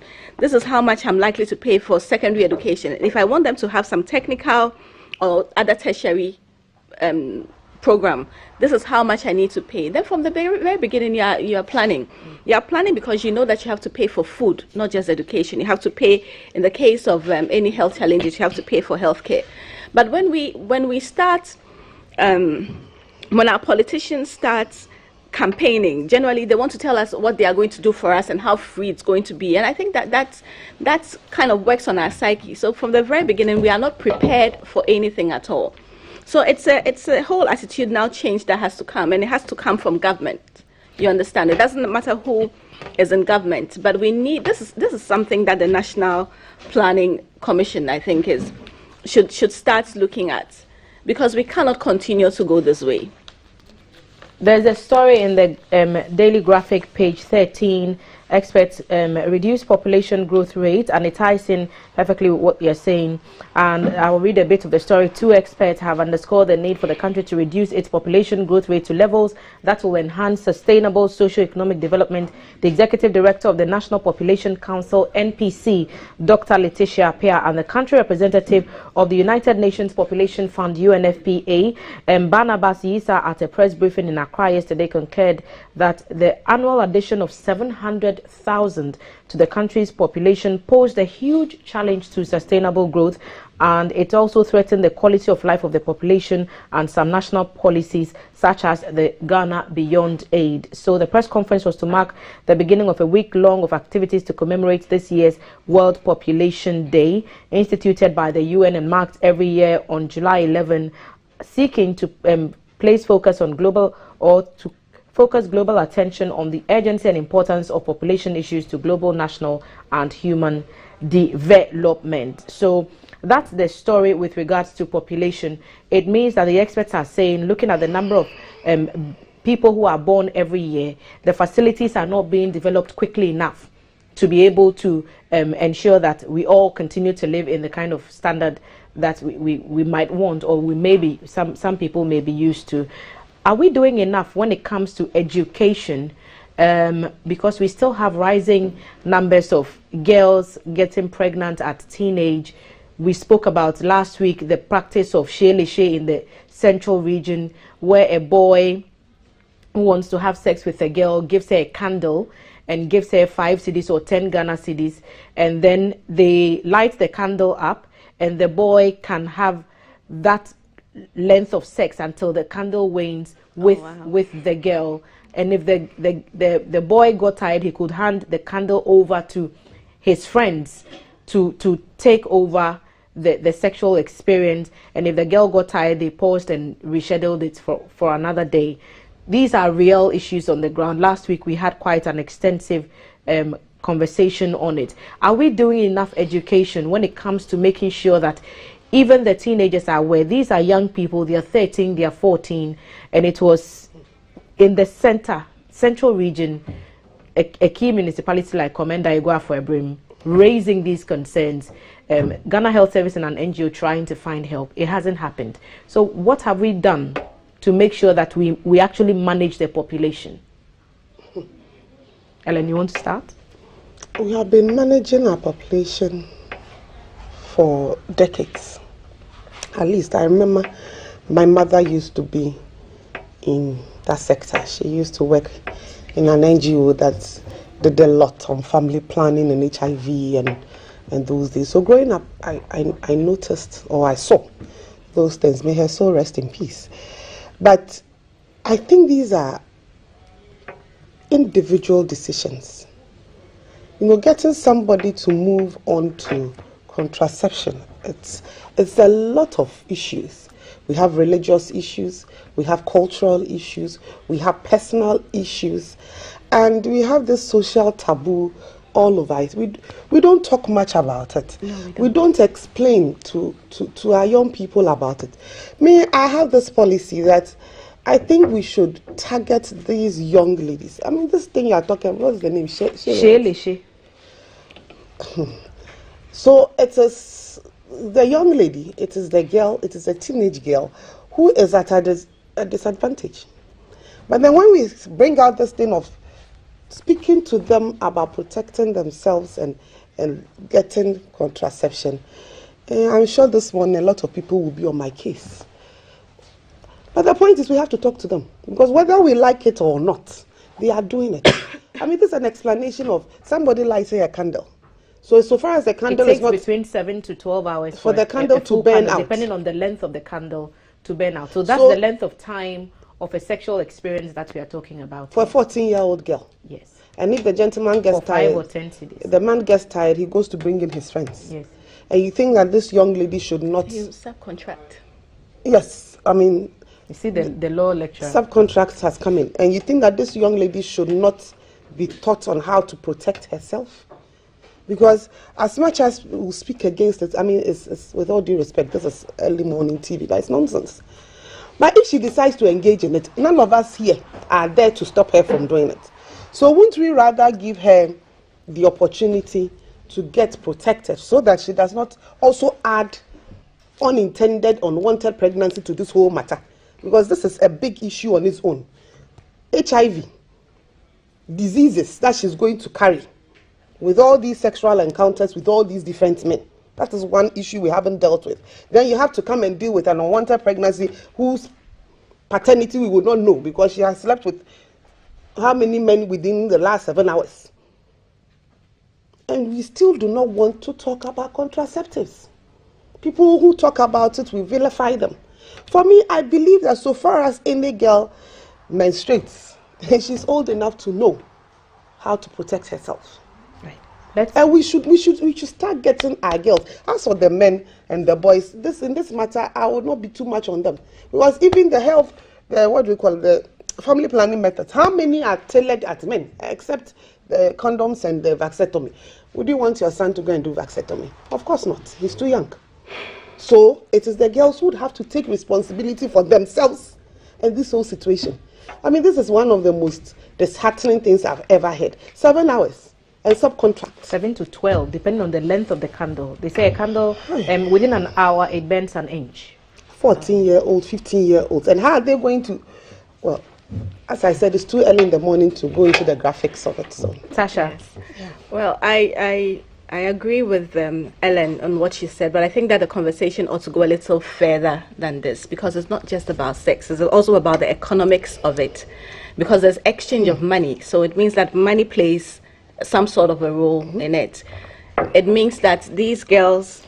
And it's interesting that you talked about money, because the story that was filed for us from our Central Regional Correspondent, Kingsley Nanabuedu, one of the reasons the girls cited was because they had to buy sanitary products for use at the end of the month. And if they felt that their parent or their guardians could not afford to give them that, then they had to find means of raising monies for themselves. So economic issues key, but also hygiene, female hygiene issues precisely in there as well. And the 5 or 10 cedis is not even enough in today's Ghana to buy a set of female sanitary products. So I don't know how many such contracts a lady ought to enter into before she's able to afford one box.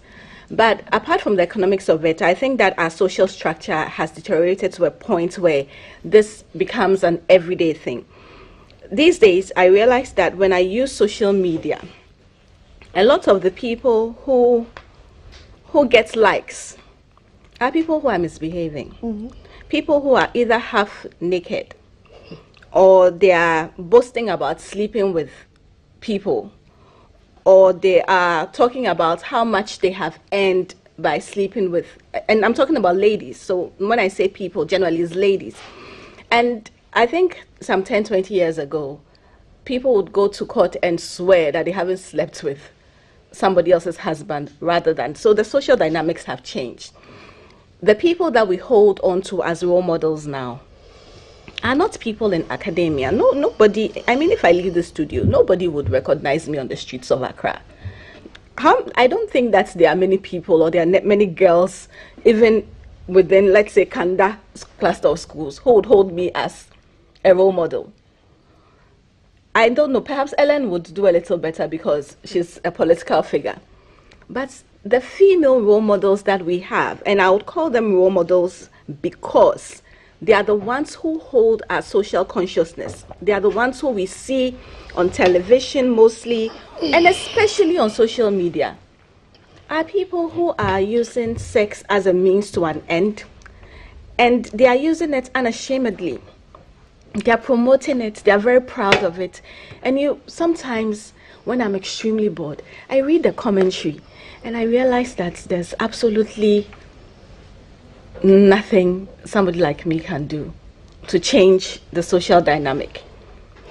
Perhaps if our social space had females who had achieved in academia, in industry, who we are promoting as role models, then perhaps the desire of the girls at that age would also change. One thing I used to do when I'm teaching, especially at the business school in UPSA, was that sometimes in the middle of the class, when I realize that I'm losing my students, I begin to digress. I have a conversation or two with them about my personal life. And I end up making jokes about whether or not you can afford to buy these things for your children, depend upon how well you do in school. And we begin to have conversations about that your marks has a positive correlation to your spending. That if you do get a job, and it's difficult to get a job, but if you do get a job, how well you do in school generally matters. So these are the things that we should begin to speak about more and more and more, so that these girls would understand that instead of getting 5 CDs with them from this gentleman, if I engage in some sort of, and that's the Central region, I think they used to do a lot of trade with fishing and things. My grandmother herself used to trade when she was a young girl. So it's something that, even though I am far removed from, I know other people have done and succeeded. So instead of doing this, I can rather go to the market with my mom in my spare time, make maybe another 5 or 10 CDs, and it will come back to the same thing. And I don't have to have the headache of tutoring a little one with me as I go along until I'm fully ready and capable. Ladies, why does it seem that other parts of the world are doing better in terms of this particular issue with population control, or the control of the growth of the population? When it comes to Africa, it's so different. Is it because it's a cultural thing? I'm seeing some figures in the Finder newspapers coverage of the same story, and they've given some figures and saying that Europe had 4,047,432 births and recorded 5,186,787 deaths. So about 1 million more people dying in Europe than are being born. And then they turn it to Africa, and they're saying we had 49,034,104 births as against 13,378,591 deaths. So Europe is contributing to a slowdown in the growth of the population to a sustainable level, but Africa is contributing to its accelerated growth also in an unsustainable fashion. So the countries of the world in Africa who are considered to be, second class, third class, middle class groups of people are having more children. So is it fundamentally a cultural issue? Because Africans I don't think it's love just, our children. No, it's not just a cultural thing. The point is that we missed the Industrial Revolution. We missed that bus. So instead of using machinery to get the job done, we have a consciousness. Our consciousness is that we need more people. Manual labor. We need manual labor to get anything done. So we still are going in accordance to that. It is not the only thing, but it's a major contributory factor. Okay. Amma, would you want to share last thoughts on this, and then we look at other stories? I have slightly different views on this. I just believe that population can also, a lot of people can be a good thing. China has practically taken over the world because they have so many people. So it's just a matter of how you manage the people you have, how you train them, what they are doing, and how you, as she said, we need Industrial Revolution. We missed that bus, but we can still start it. So the the numbers of people we have should not be a disadvantage. Remember that I read the story, and it's like our population is very young. So it means we have the advantage of training them and getting a lot out of them. The problem with us is how to manage our population. And when you compare us to the European countries, I mean, they actually have programs in there that are, encouraging people to have more children. So having the children is not the problem. But you should have children to suit your pockets and suit your situation so that you can take care of them. If you think you can have 10 children and you can adequately take care of the 10 children, I don't think anybody is forcing you. Some of us, our problem are those who are not yet ready, like these young girls, and the economic situations they find themselves in. Therefore, they have to go and do these kinds of things to survive, and they bring in other children into this whole mess. So it becomes a very, tough cycle to break. Poverty, third, fourth, fifth generation, stuck poverty. And that is what we should be addressing. And she mentioned the thing about the role models. It's sad and it's tough for some of us who are in the public space. Because even with us politicians, you only see when it's politics. When you have to do other things, you realize that you, the media, you are not even interested. The media, social media, and everybody is interested in the bad stories. You are interested in projecting women as people who are going after other people's husbands, and there's what, a beef, is that the name they call it? There's a beef between this one and this one, and that is what you guys project. How many of you have gone to the universities, have gone to Mokola, to go and find the Mokola queens, so that we know their story and know how they made it? We have women who are in charge of industries. How many media houses actually go look for them? Why can't we make them trend? Why can't we make young ladies in politics trend? But we rather make young ladies who have gone to undress and they are fighting trend. It's called fan zone. Okay, so I don't know what she's calling it, but we are the ones who are creating this environment, because when they open Google and they are looking for a role model, the first person who comes out is an actress or a songstress or somebody who says she's a celebrity who is half naked. It doesn't even matter what she is, but the point is, what is she projecting? Nakedness. So if you went on your Google and you were to type secondary school girls in Ghana, UK, you see the kind of images that pop up. Try it and then tell me what your impressions are. If you went to the same search engine and you typed secondary school girls in Ghana, see the kind of images that pop up and let me know what you realize. The number is 055 5561034. Your bloggers, the media houses, these are the things you post. So that is what will be on Google. There's a sharp contrast when it comes to schoolgirls, what they're doing in other countries, and then there is us. But I'm glad that this your rant, Natasha, also fit in perfectly with this population conversation. Our guy Alan is in the central region, and he will be bringing us some sights and sounds from what his ups and downs have been. Alan, good morning. I hear you are around a major tourism attraction, and we'll be getting to know that attraction a bit more intimately this morning when you're ready. So do stand the guys by. We'll be connecting with you very shortly to see what you have for us. But ladies, after weeks, months of backs and forths, and now government coming out to make a firm decision to take us to a bailout program, or to enter us into a conversation on getting a bailout program, talks have begun between the government side and the IMF team. And this morning, former Finance Minister Seth Terkper is cautioning the government to approach it with an open mind. That's on the Daily Graphic, a bit of that story. Former Minister of Finance Seth Terkper has advised the government to have an open mind in the ongoing discussions between it and the International Monetary Fund, IMF. He said that would enable the two sides to fashion out the best possible solutions to the challenges facing the economy. It would also allow the World Bank Group and other development partners to leverage the existence of an IMF program to support the government, as had always been the case.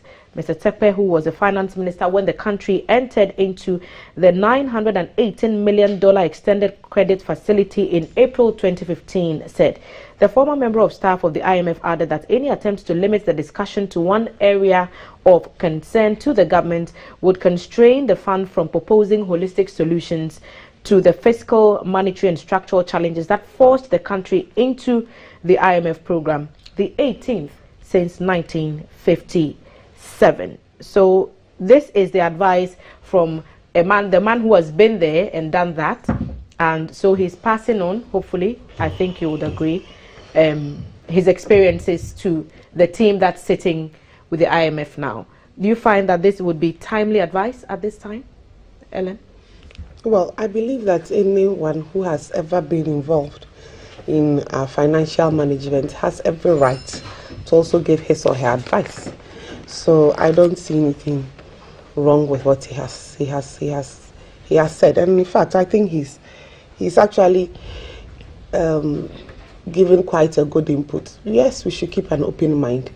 There are a lot of things that needs to go into these negotiations, and I believe we shouldn't do it business as usual.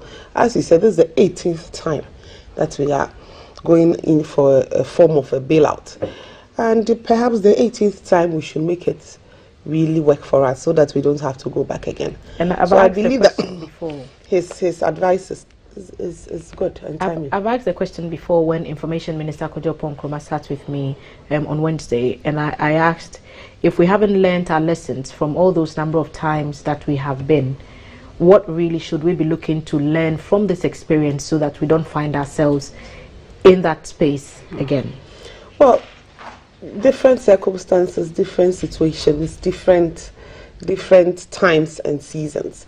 And let's remember that the world order and how it is does not necessarily go in our favor. So I don't think that the lessons that we will learn from the last but one may not be applicable in the next one. The particular Tasha, would you like to share quick thoughts? So for me, I just think that we should, as he said, we should keep an open mind. Tasha? Well, I think that one thing that we need to work at is accountability. I think that we don't hold the managers of our finances accountable enough. So it doesn't matter where we go.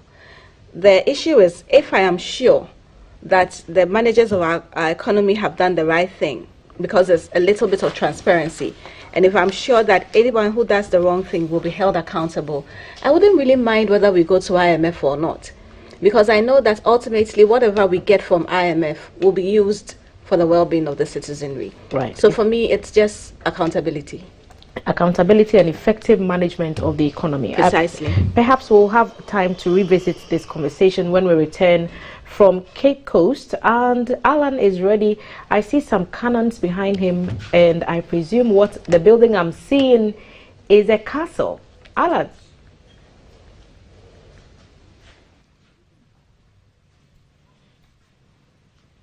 Hi, good morning, Delma, and welcome to the Cape Coast Castle. Arguably, it is the most widely known castle in the central region. Whenever castles are mentioned in the central region, two immediately come to mind. It's either Cape Coast or Elmina, but the most widely known is the Cape Coast Castle. And it was built in 1555, mainly for gold and timber trading. But obviously, it changed hands from the Portuguese to other nationals. Then the Dutch all came in, and it was converted to a slave holding fort eventually. The original name for it when it was first built was Cabo Corso, a Portuguese name which simply means a short cape. But obviously it got corrupted in English and then became Cape Coast. We're here this morning to find out a few things about this castle, as we did a few months ago with Fort Amsterdam. And the man to speak to us this morning, Mr. Morgan, is on standby. So we're going to go straight to Mr. Morgan and then find out a few things from Mr. Morgan. He will take us around the castle and show us what we see, the cannons, why they were there, or what they're there for, and then obviously what they're used for, whether in times past or today. Good morning, Mr. Morgan. How are you, sir? I'm doing very well in yourself. Thank you. very much. Thank you very much, Mr. Morgan. You want to discuss? Thank you. And so, Mr. Morgan, quickly, we're here at the Cape Coast Castle. You're with us. I mentioned how it was built in 1555, and obviously it has changed hands or gone through a few hands. Who were the first occupants of this castle? Thank you, my brother. Right. We will have to pause this interview with Alan so that we can fix some of our sound challenges and then go back to him when we've sorted those out. Alan Darotego was reporting to us live from the Cape Coast Castle. We want to find out the state of one of Ghana's most popular castles located in the central region. And so we'll get back to the team when we have better sound quality. So back in the studio, Natasha and Ellen are still here with me, and we are talking about the issues surrounding Ghana's sit down in these initial talks with the IMF. And Natasha was making the point that effective management and accountability would really be key to ensuring that we meet the goals, or we get what we want out of the deal. Natasha, what do you make of the narrative so far when it comes to concerns that Ghanaians have, that the terms of engagement when it comes to these arrangements could prove problematic when it comes to issues concerning getting more jobs for people, increasing salaries perhaps, and then all those other things they've come to call conditionalities? Well, every loan comes with conditionalities, and from what I gather, we really need this money at this time. We need it to cushion so many other areas of our economy. We cannot run away from the conditionalities. We will have to tighten our belt to go through it, because this is where we are at this point. I'm just hoping that since this engagement has started with government and IMF, and we have people like Mr. Setepe and others who have in the past also gone through it, government will not be too close-minded and would listen to people from various sides of the political divide so that we can get the best out of it. Let's put that to Ellen. Is government listening? And I could put it to you perhaps because perhaps in the party you may have access to certain information that we don't have. Is government listening to what the people of Ghana, its partners and other concerned members of the public are saying when it comes to these negotiations? And they ask questions about what areas the cuts are going to come from, if there should be any proposed. Well, definitely government is listening. Negotiations have just started, so we really don't know how it is going to end yet. And so that's why what Mr. Tepe said about keeping an open mind is very important. So let's see how negotiations will end, and then I'm sure they'll let us all know exactly what the conditionalities are. Some of us have some projects, some social interventions that would plead and wish that we're allowed to go. I have two. Mine is the school feeding program. We have kept it all these years. As I said, traveling all over Ghana, I have realized that we need to actually up our game with that, the school feeding program. It should be maintained? Maintained and actually resourced more, because a lot of children would drop out and not go to school if we stop or we put any conditionality on that program. Anything that would keep the children away from school, we shouldn't do. Free SHS? Yes, free SHS is another one. But for me, school feeding is first, because that takes care of, right from kindergarten to primary 6. And in fact, I believe that we should expand it and add the JHS students to it. I believe they are one of the most unfairly treated children in our country. They start off with school feeding from KG1. They end in class 6, that's a primary school, and then we stop feeding them for the 3 years. They are in junior school. They enter secondary school and it is free SHS. But then we forget that those 3 years are actually when they're actually forming, especially the girls. I mean, by JSS1, the person's about 12 years. 12, 13, or yes, 12 years. And for a woman or a girl, that's when she's forming. That's when, if there's no food at home, that is when she needs the food at school. But that group, we have left them out. So I think we should rather look at them and add them also to it. Okay. So as for school feeding, I don't think we should touch it. And then, of course, the free SHS. I also feel that we should protect it. Should we touch National Cathedral? Well, any other thing that is not of urgent need, we should stop it. For me, that's my personal thing. If it means that some of our infrastructure projects would have to put a hold on till we get out of this, why not? If it's not just the National Cathedral, any other infrastructure thing that will not, it's not to our immediate need, we should stop. But then we shouldn't stop the Agenda 111 because it's health. We are looking at what's... Has it started? Yes, it started. Yes. This Noguchi, the new health alert that they Marburg virus and COVID, and we are looking at Ebola. We are looking at all manner of viruses and diseases, and we need to keep our hospitals in top shape, because now if anything happens to you as a country, I don't think you can run away anywhere. So I believe our health facilities we should maintain. But any other that is not, survival, we need to survive as a country, and that is where we should be projecting all our efforts and our energies into. So yes, I agree that the government listens, and they are going to actually make sure that we survive this. Okay, so one of the programs the government has been very passionate about, free SHS, it also comes with packages for feeding the students as they are in school. The graphic is telling us on page 13 that SHSs are facing food shortages, and we've heard reports that some schools have already complained to officials. And on page 13, there's a portion of the story I'll read to you. Some school heads and parents are making frantic efforts to get the authorities and members of the public to assist with food items to help feed students in public second cycle schools. This is because of the inadequate supply of food items to the schools. Checks by the Daily Graphic in some schools in Accra, Cape Coast, Kumasi, Bolga and Ho indicates that while some of the schools were satisfied with food supplies, the situation in others was dire. Parents said the situation had resulted in poor quality of food being served students as school heads tried to manage the situation with the few resources at their disposal. However, the Ministry of Education said it had not received any official complaints from the schools regarding the shortage of foodstuffs, and that it would be glad if a list of the affected schools could be provided for action to be taken. So they've listed a number of the institutions that they speak to.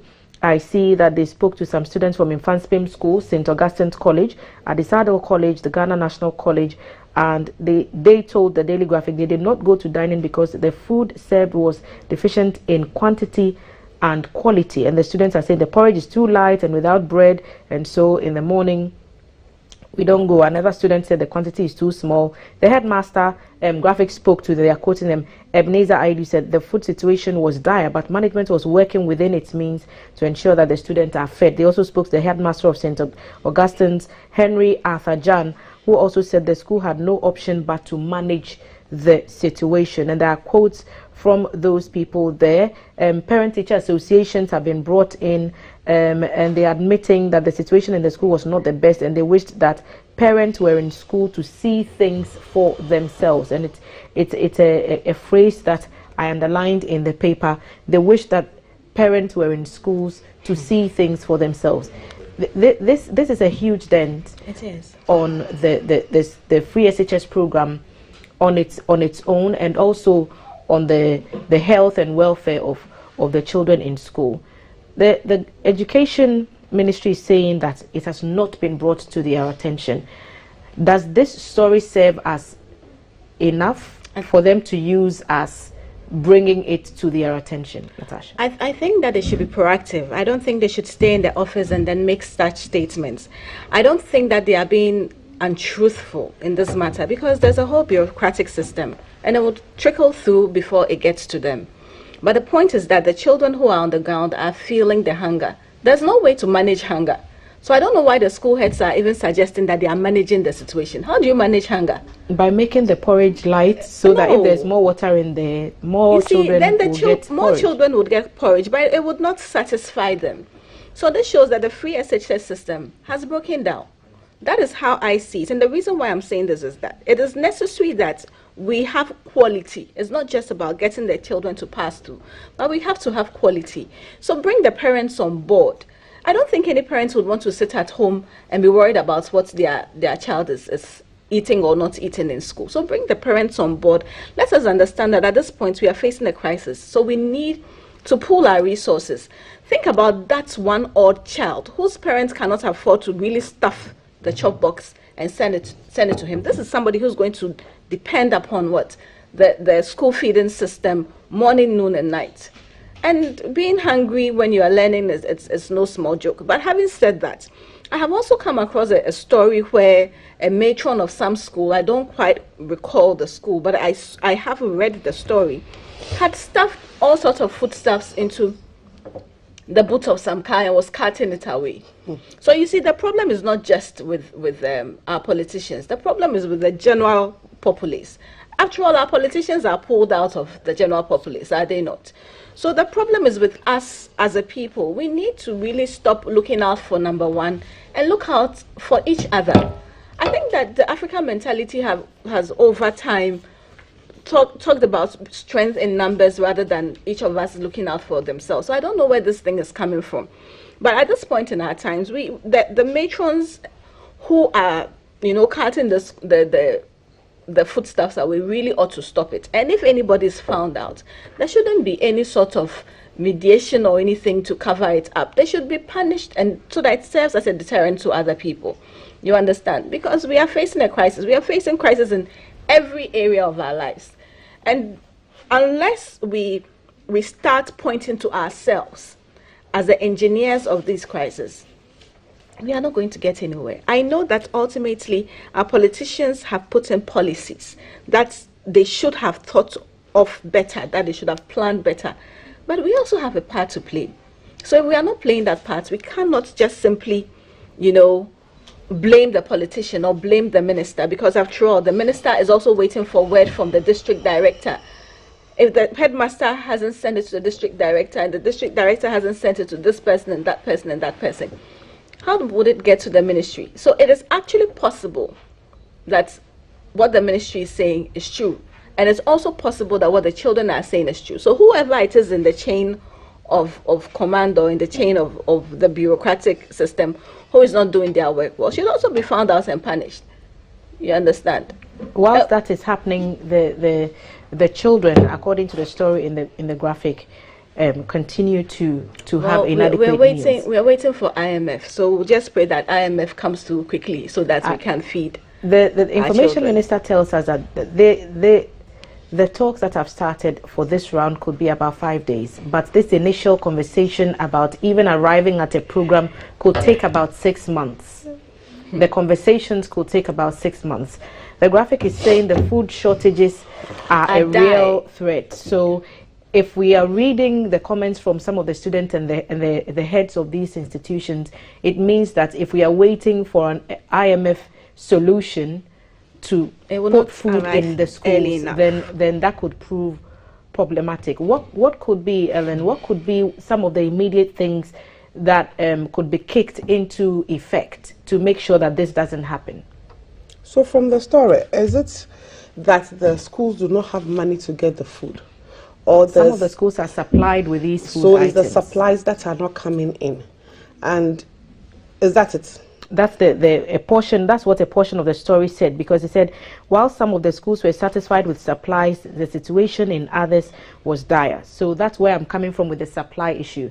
It's somebody's job to take food to the school, and so we should find out, because at least they said that some schools are okay with it, but those who are not okay, who is supposed to supply what? What is the supplier's problem? Is it because they are not getting the food items on the market? Because let's remember that the cost of food has also gone up. Some of the food items are seasonal. So we should also find out what's going on with the suppliers. I don't think we should lump everything together. From this story, some schools are okay. Those who are okay, what have they done? Or what are they doing so that they are okay? These are the things we should find out. For me, I believe that the free SHS system or the free SHS policy is one of the best policies ever in Ghana. But just like every other policy, every other new thing that comes in, we are going to have challenges. There are some good sides, but there are also some bad sides. Those who are able to feed their children, they are able to get the supplies, they are able to get their things in, and their children are okay. What are they doing that the others are not doing?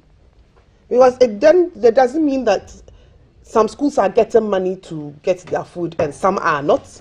Or those schools, they have their parents involved and some don't. We should look at all these nitty-gritties so that we can solve the problem. Lumping them all together does not solve the problem for us. So I wish Graphic could have given us more details on which schools.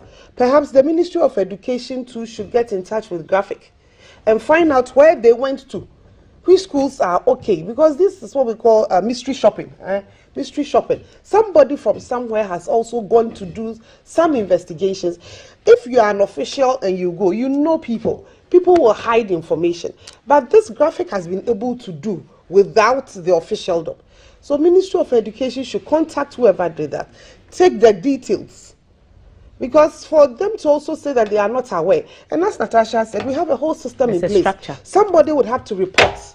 Has the person reported? Right. And if he reported, who took care of it? We have issues at some of these schools, right from, from the head teachers to the matrons. I mean, we had some matrons who were stealing, and the children had to actually stop them. Natasha mentioned that. Yes, and it was in the news. You do the taxi. They even took Nkaitradie line. How can you do this? So we have to look at these schools. Then some schools too are running very well. Those who are not running well, what is wrong with them? If they need to bring the parents of those children in to help, they should let us know. The schools that were mentioned in the Graphic story are not too far away from where our guy Alan is stationed at the moment. Do they have problems or they are okay? School. No, Alan is very near. He's at Cape Coast Castle, but he's very near Infanspem School, St. Augustine's College, Ghana National, and all those ones that have been mentioned in this particular report. But he's reporting to us live from the Cape Coast Castle, and he's managing to get us a tour so we can find out what the state of perhaps Ghana's most popular castle, and we'll join him over now. Alan? Yeah. Okay, we are all ready to listen to what you have to say to us now. Okay.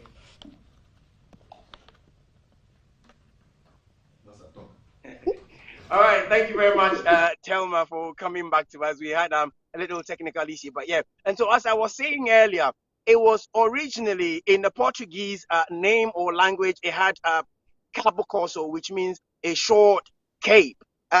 That got corrupted in English and eventually became Cape Coast Castle. I mentioned how it was for gold and timber, and then eventually converted to become a slave-holding fort. These and many other things had gone out or gone on in this castle. We're here today to speak to Mr. Morgan, who will give us a brief tour of the castle, and then we come that close to that part of our history most of us, or some of us, do not know from today. Let's go to Mr. Morgan immediately and take it from him. Good morning, Mr. Morgan. Good morning, my brother, Mr. Tego. Thank you very much for coming to us once again. You're most welcome. Mr. Morgan, first of all, I've asked when it was first converted from being a gold and timber fort to a slave-holding castle. Thank you very much. That was around the middle of the 17th century, specifically somewhere 1654, 64. This castle actually was built by the English after 1664, after the English defeated the Dutch on the same spot when the English they defeated the Dutch here, which coincided with the Anglo-Dutch War, 1660-64. At the time, English-Dutch were fighting in New Amsterdam, now New York in the USA. That same period, English-Dutch were fighting on this space. So English took over from the Dutch and developed the fort into a castle. And then, as you rightly put it, before the two were here, Portuguese had already established themselves on our soil. They were the people who named our land Gold Coast, having station in Elmina. After 1482, under the leadership of Don Diego de Azambuja, they built the Elmina Castle. Portuguese later were here around 1555.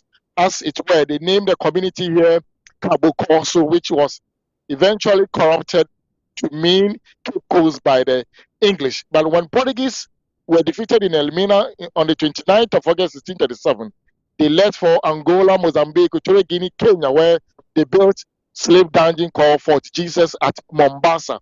So soon the Swedish also took over the land, made it wooden lodge, and later became a fort when they named it Fort Karlsberg in honor of King Charles X of Sweden, the monarch at the time. Mr. Ethan, let me find out this. It was actually for gold and timber. Timber. But then the English, when they took over, yes, they converted it into slave holding fort.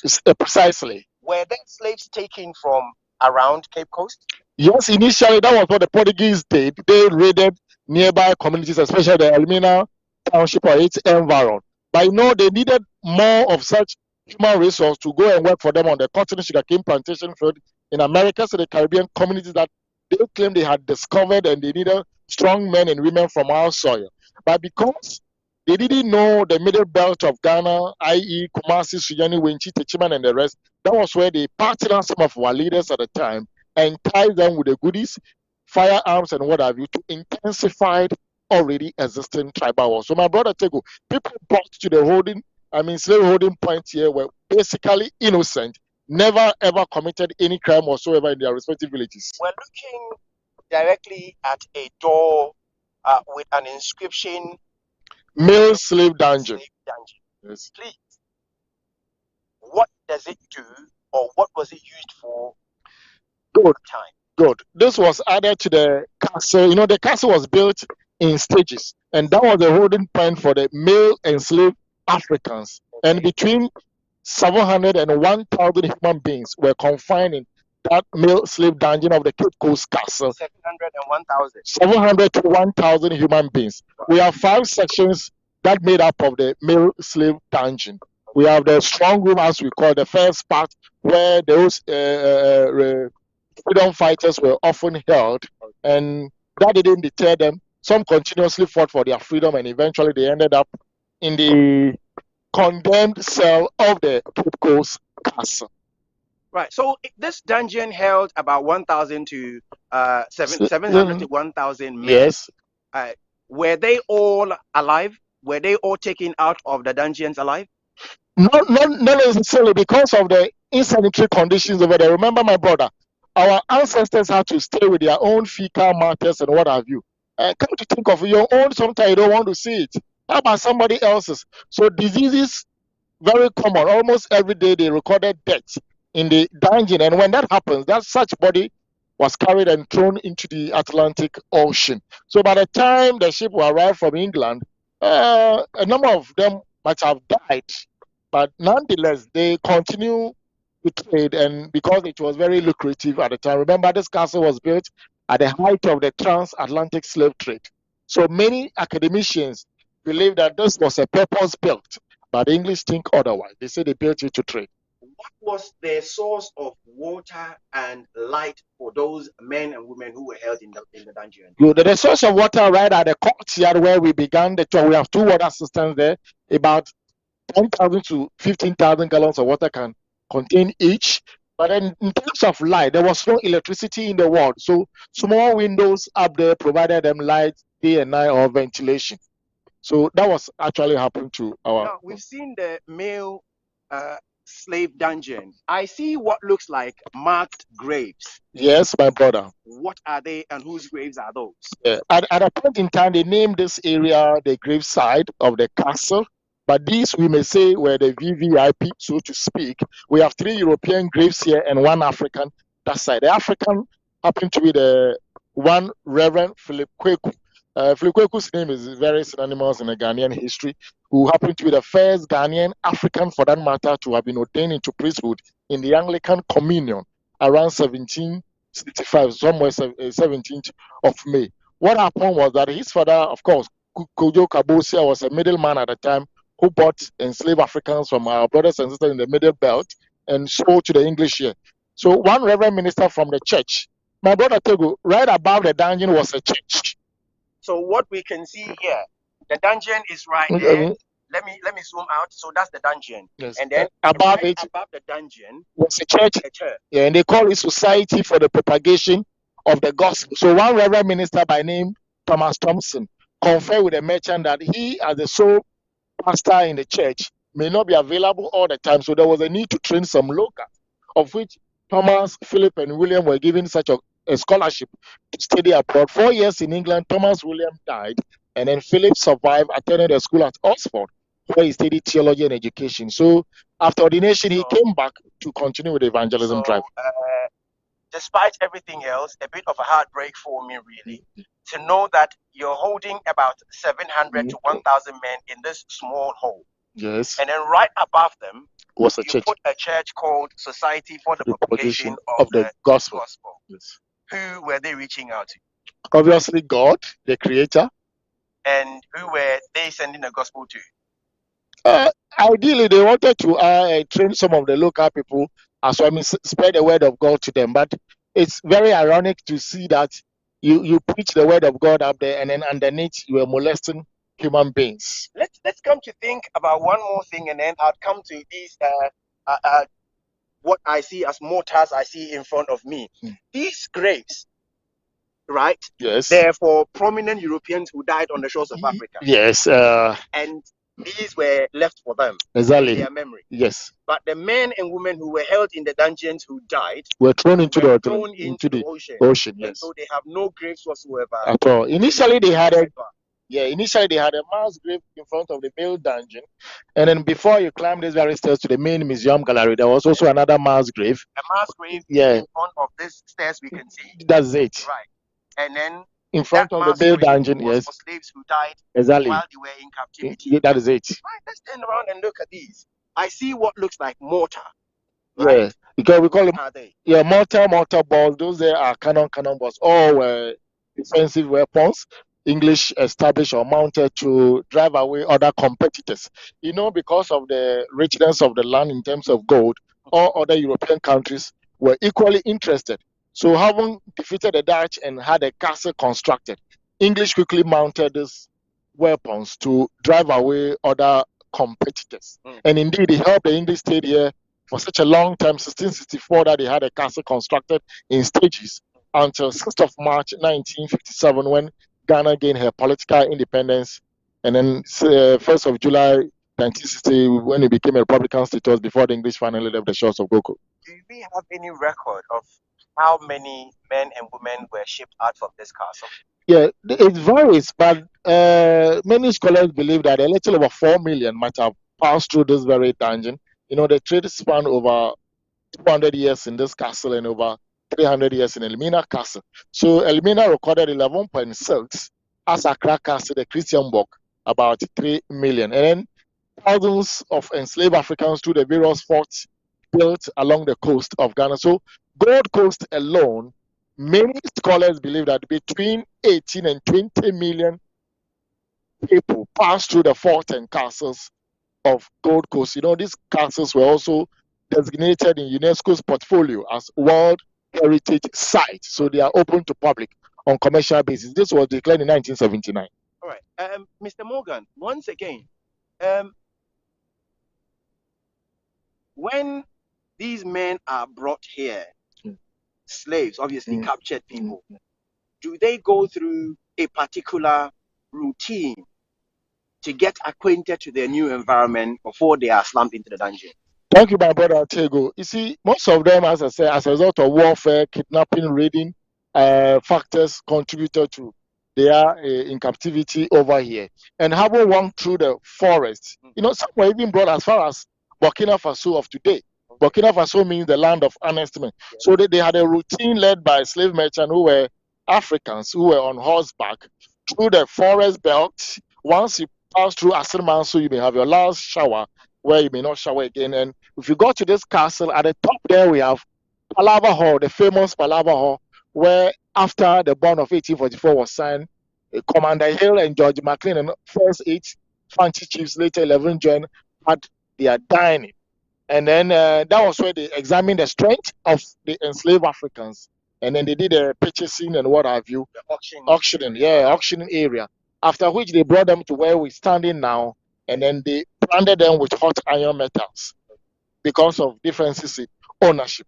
So that routine, after which the men were held in their section, the females about 100 meters away from the male dungeon, awaiting shipment to the Americas and the Caribbean communities for the cotton and sugarcane plantation work. I see one door marked cell. Yeah.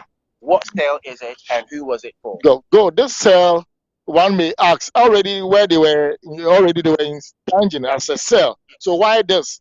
This was created for our brothers and sisters who will do everything possible to fight for their freedom and do everything possible to fight for their colleagues as well. So we can link those people to our own Osajifo, Dr. Kwame Nkrumah, Nelson Mandela, Martin Luther King, Malcolm X, Garvey, them those revolutionists. And if you do that, they tag you as stubborn or recalcitrant enslaved African.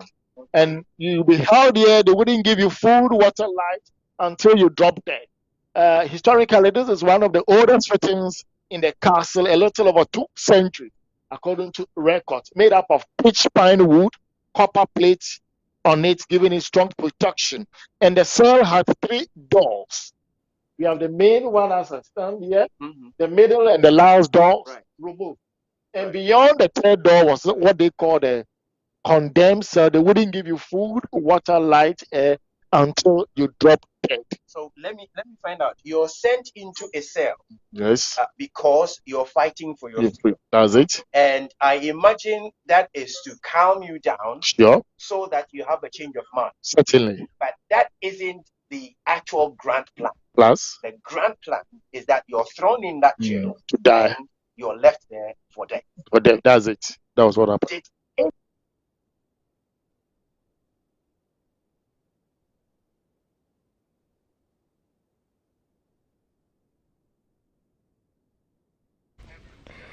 Oh, I think we may have lost Alan and our guide there.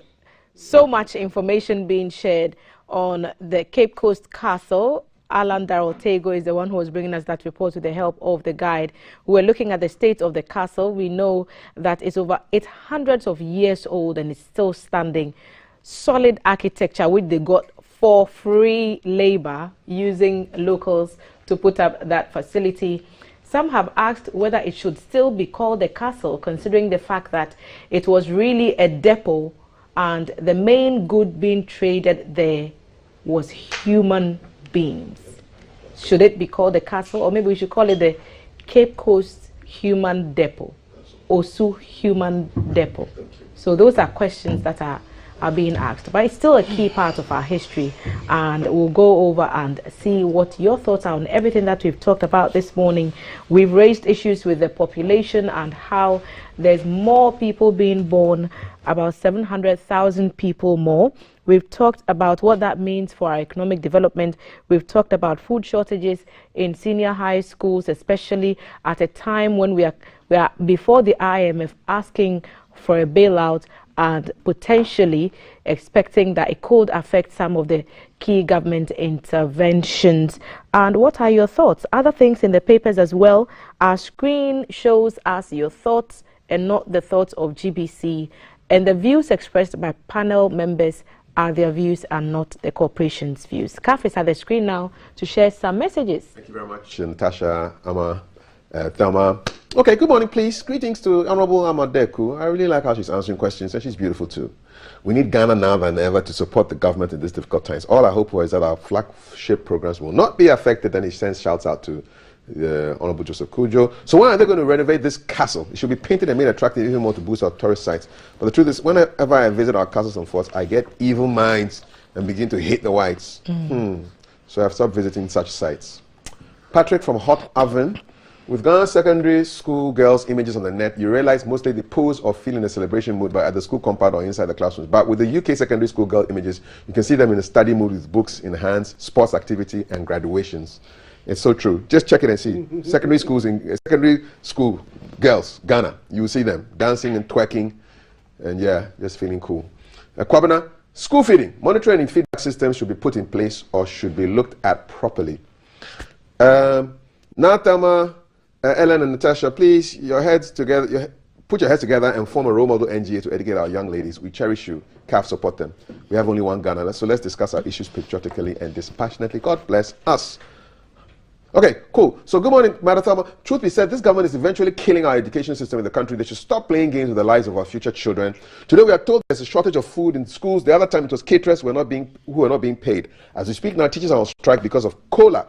Government keeps on saying there's no money, but when it comes to the issue of cathedral, there is money. They should stop insulting our intelligence and do the right thing. Okay, G, good morning, Thelma. Why do we always have to go to IMF for bailout? We strongly need social accountability mechanism systems in Ghana to check on those MPs and ministers who chop our money, nyafu, nyafu, nyafu, 3 times, without accounting to the people. Oscar, Ken, Glaga. All right.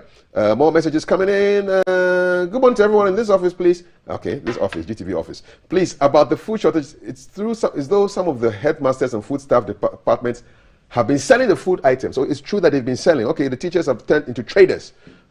Allegation right there. So my guest coming up pretty soon. Milsam, the suppliers have not been paid. Good morning, GTV. The truth is government has not paid suppliers who supply food to the secondary schools. Government should pay them so they can also continue with their supply.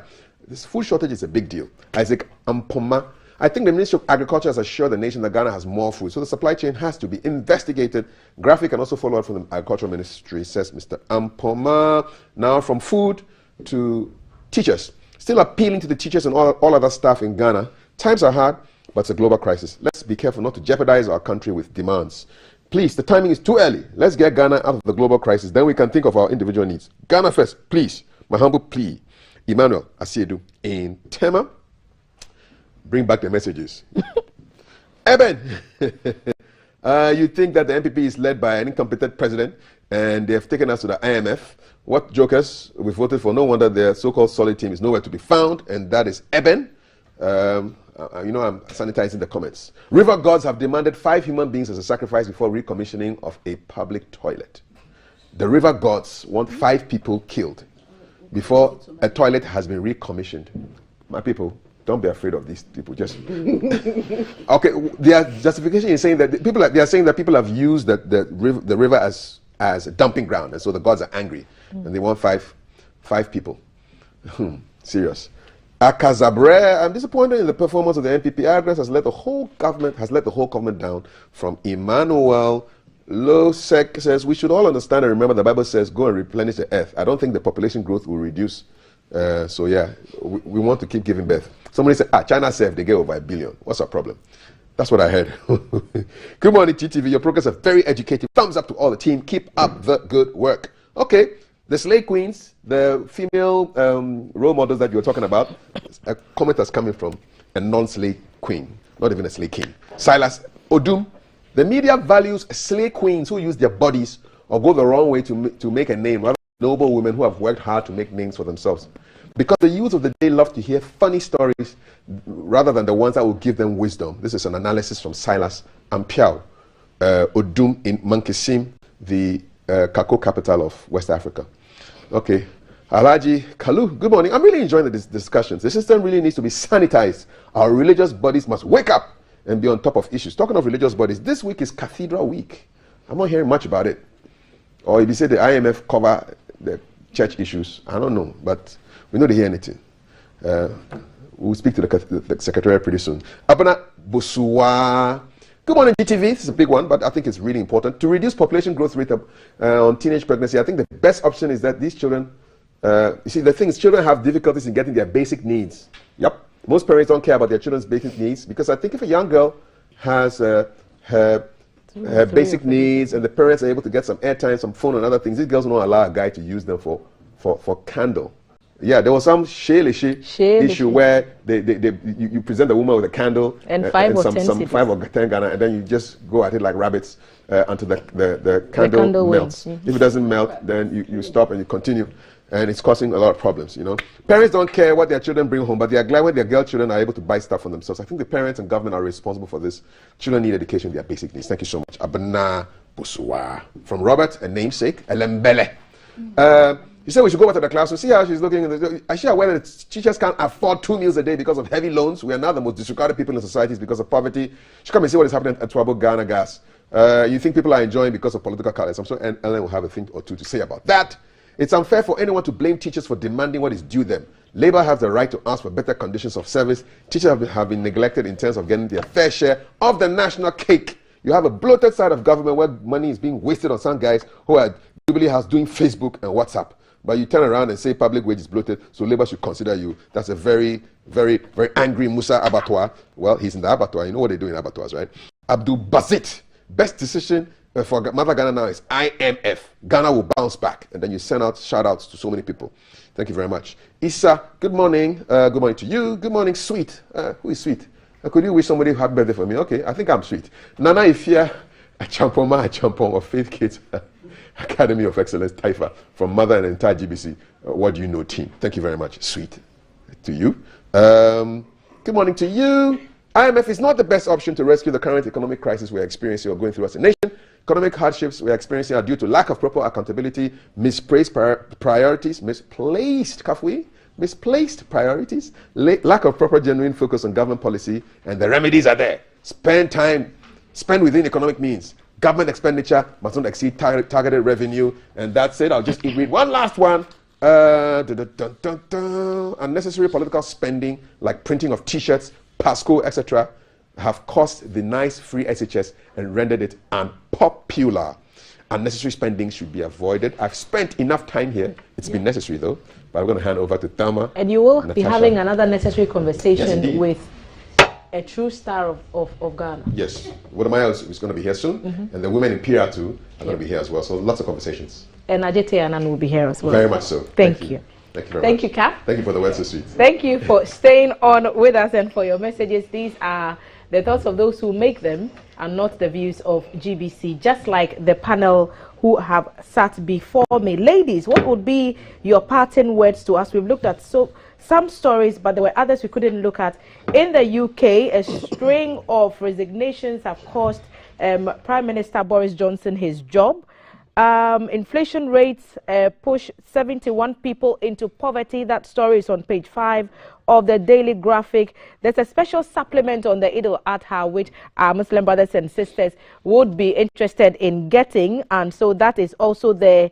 NPP bans billboards and advertising. I'm tempted to think Amma might want to touch on this. Of course, a Marburg virus disease, some cases reported in the Ashanti region. Information Minister insisting that the government respects freedom of speech.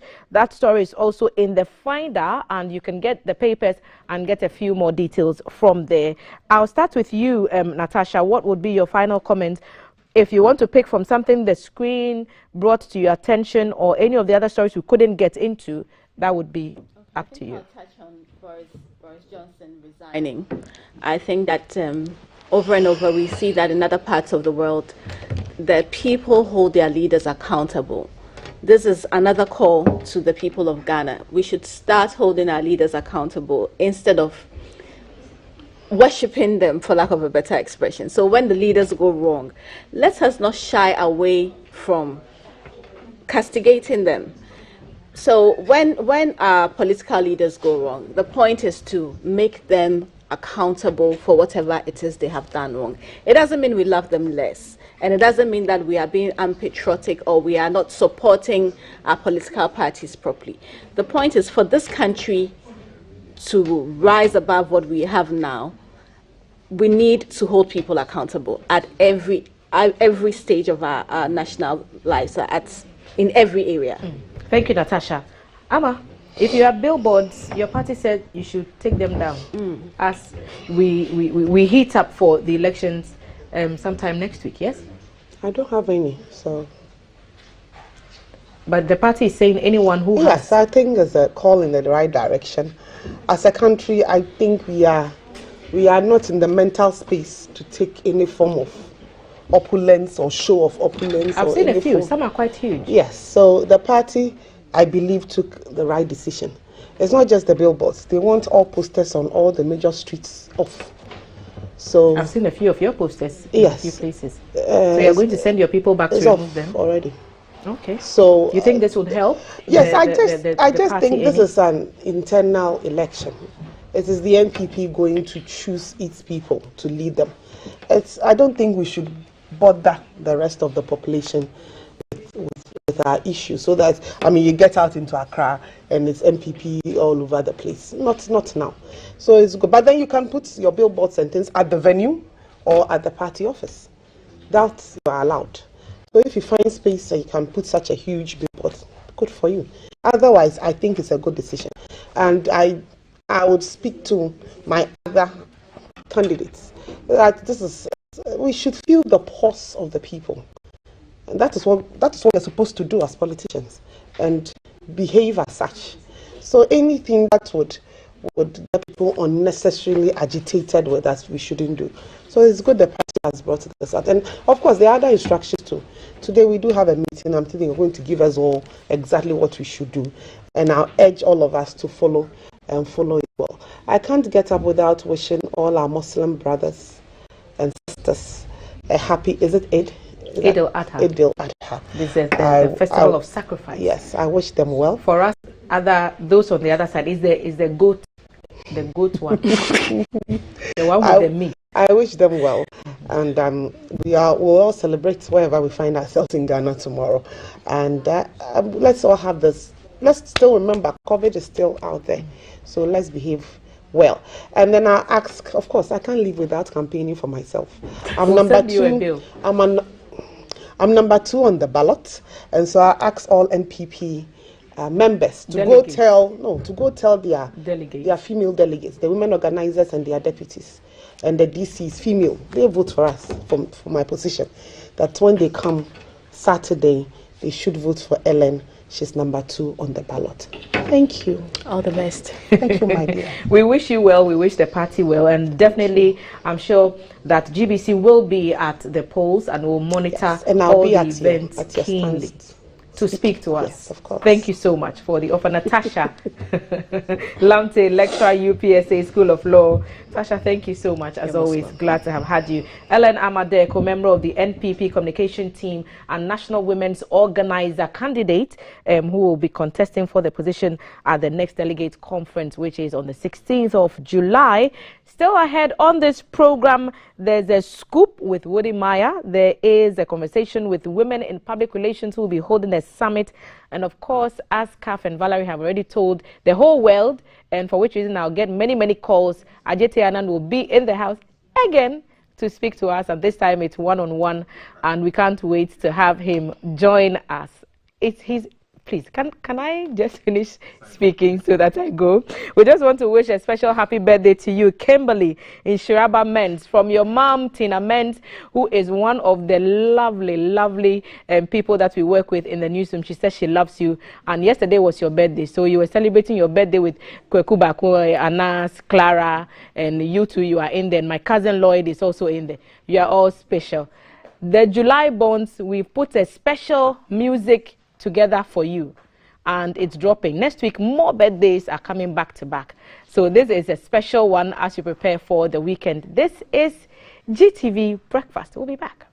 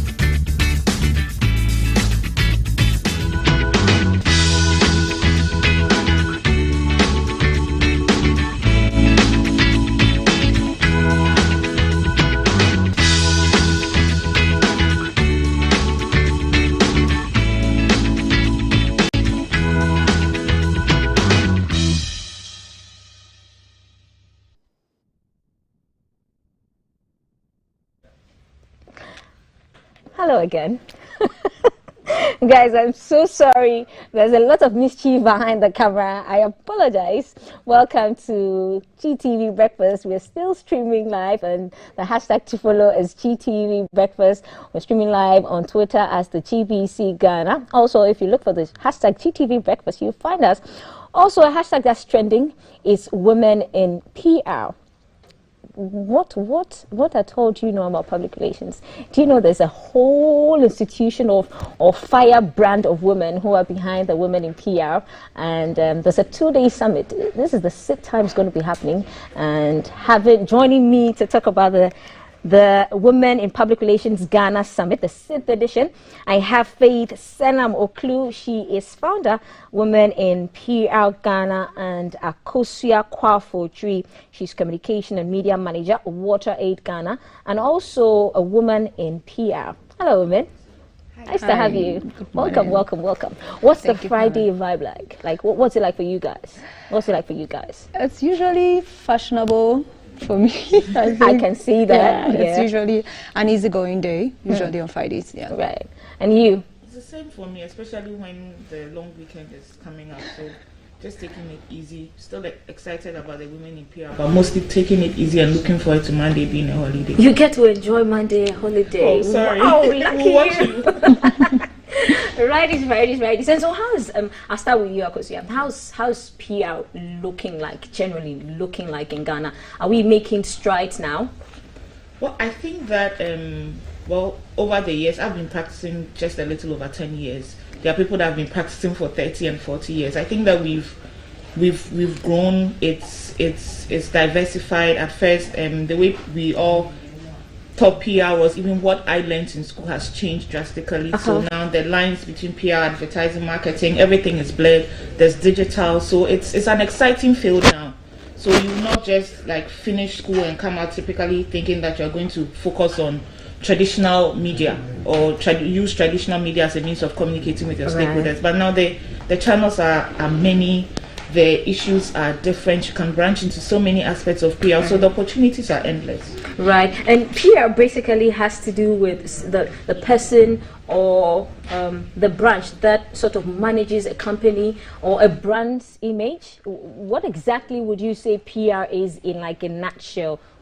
Well, PR is a lot more than reputation management, but in the simplest form, PR is managing a relationship between an organization and its stakeholders. Right. So whoever you think your stakeholders are, it's the job of the function of public relations is to ensure that there's proper management in terms of communication, feedback, them getting the message that you want them to get, just as you want them to get, so that their interpretation is not different from what you are saying. So it's just about managing relationships between yourself as an organization or a person and the people you consider stakeholders who are crucial to your success. Right. Okay. Women in PR, does it mean that we have less men in public relations?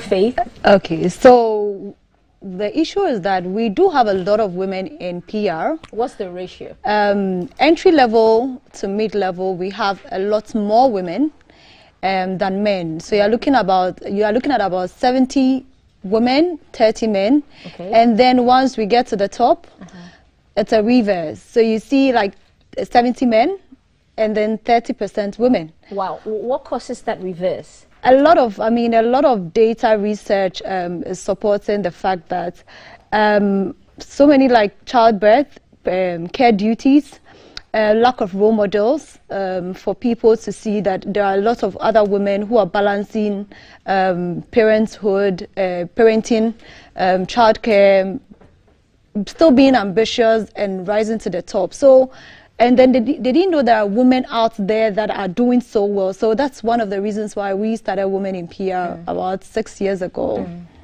6th edition, if you count this year's summit.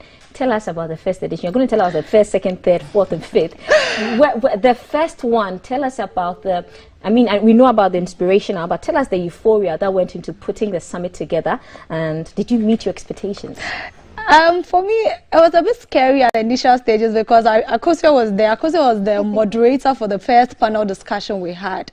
And it was tough because when I started out in PR, it was a struggle to walk to any organization or even know any PR person on social media and even reach out to them and say, I'm a PR person, I need help on this, I want to make a decision on a career, how sure am I about it? So it was a tough time, but I just used social media to reach out to a lot of them, and I invited them to speak at the first summit.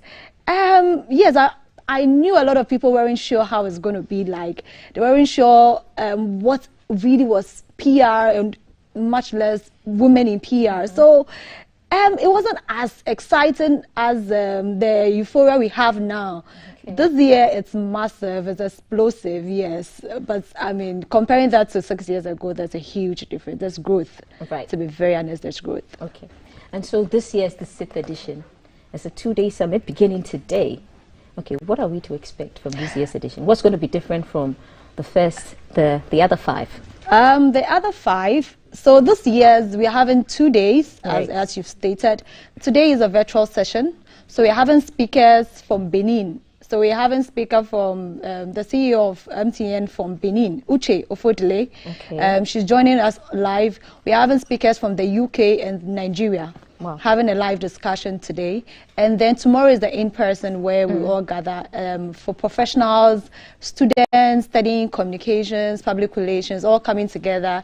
A lot of conversations around leadership, how to use digital to tell PR stories, a whole lot, advocacy, social responsibilities, and all that. Okay, and this year's theme is PR women as change agents in the competitive corporate world, and that's where you're just about touching on. Yes. So this year we picked the theme to sort of guide we as women and as comms people, because we design campaigns, we put together projects, right? So we want to use the platform to sort of get people, our professionals to appreciate the role they play, the integral role they play in driving campaigns and projects that would impact not just our society, but the country as a whole. There's so much happening, and what better way than to get our professionals to understand the role that we play in making an impact. And so the conversations will be driven by the theme in that area. Okay, and then I'll speak to this for me, Akosia. Do we have specific targeted schools for public relations? And then can people who are already in the corporate world, working environments, can they switch easily to PR? Do you find that happening? Yes. Yes. Okay, Akosia, you speak on that. And then well, yes. Well, for me, I went to Ghana Institute of Journalism, so I majored in public relations. Nice. So that option was there. I know that there are other schools that give degrees in communication studies that allow you to specialize. Right. And I've seen people start off from a different field and then branch into communications because they realize that they have the skill, they have the gift, so they can do it. I think that's one of the beautiful things about PR, because there are different aspects of it and there are different angles and different areas. You can come from a banking background and then excel in communications once you have the proper training and once you have the skills to be able to do it. So that's one of the beautiful things about communication. So it's just making sure that you go to the accredited school, make sure that you have the skills, make sure that you are well educated, and you'll be able to do it. Okay, and then how about after all this education, is there a market that's employing people who are in PR, Faith? Yes, there's a huge market. I think PR is becoming one of the it's an admirable profession now, maybe because women in PR is also sort of like helping to project it. Now people would easily transition into PR because it's become very admirable, like I said earlier, and people from media. We've seen a lot of media people coming into PR. We've seen a lot of advertising, marketing people coming into PR because it's also a very versatile role.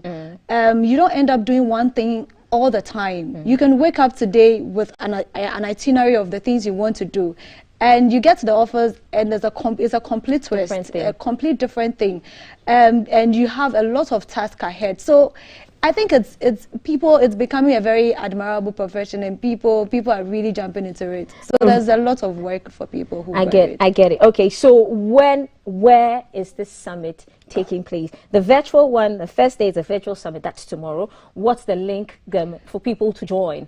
So we are streaming live on our Facebook page on Women in PR Ghana.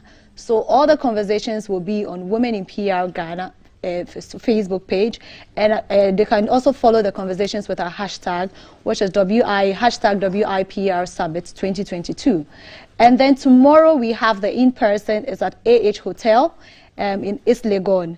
And so we want people to show up and participate in the conversations that we're about to have. Talking about conversations and participating, guys, we did say that we're going to have, going by, he'd be like, come on. Do you guys remember that guy?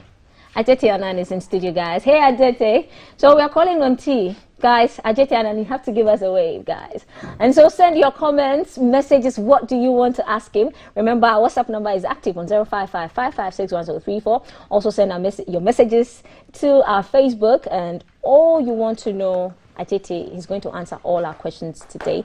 Switching back to the PR women. Okie dokes. And so the first, as a 2-day summit, begins today. Yes. What time? 10 a.m. to 3 p.m. each day. Yeah. Okay, and so for today's own, we join by going to Women in PR Ghana Facebook page. Women in PR Ghana Facebook page, and that's where we can join the live feed. Okay, thank you, ladies, for passing through. Final words before we wrap up. Anything you want to touch on? For me, like I said earlier, if you are starting out a career in PR, there's opportunity for you to tap into it. And one of the things that I forgot to mention is that, like I said earlier, mentorship is one of the key things we stand for. And so we are sort of projecting a lot of our women there and trying to help more younger people into the profession so that together we can get a lot more women into leadership positions. Nice. I can't wait to click on the link at 10 a.m. You? I'm just excited about the summit. I'm excited about how far we have come. I'm excited about how we have grown, and I'm just encouraging everyone. You're interested in PR, you just finished communication school, you are just curious about knowing what PR is, just make it a point to be part of this summit. Nice. Thank you, ladies, for coming. We've been spending time with Faith Senam Oklu. She's founder, Women in PR Ghana, and Akosia Kwafuojiri. She's communication and media manager, Water Aid Ghana, and we've been talking the 6th edition of the Women in Public Relations Ghana Summit. It's a 2-day summit and it begins today. So all you need to do is use the hashtag WIPR Summit 2022, and you can get all information. Coming up, we have another exciting conversation with a Ajete Anan man like pusher coming up after this break.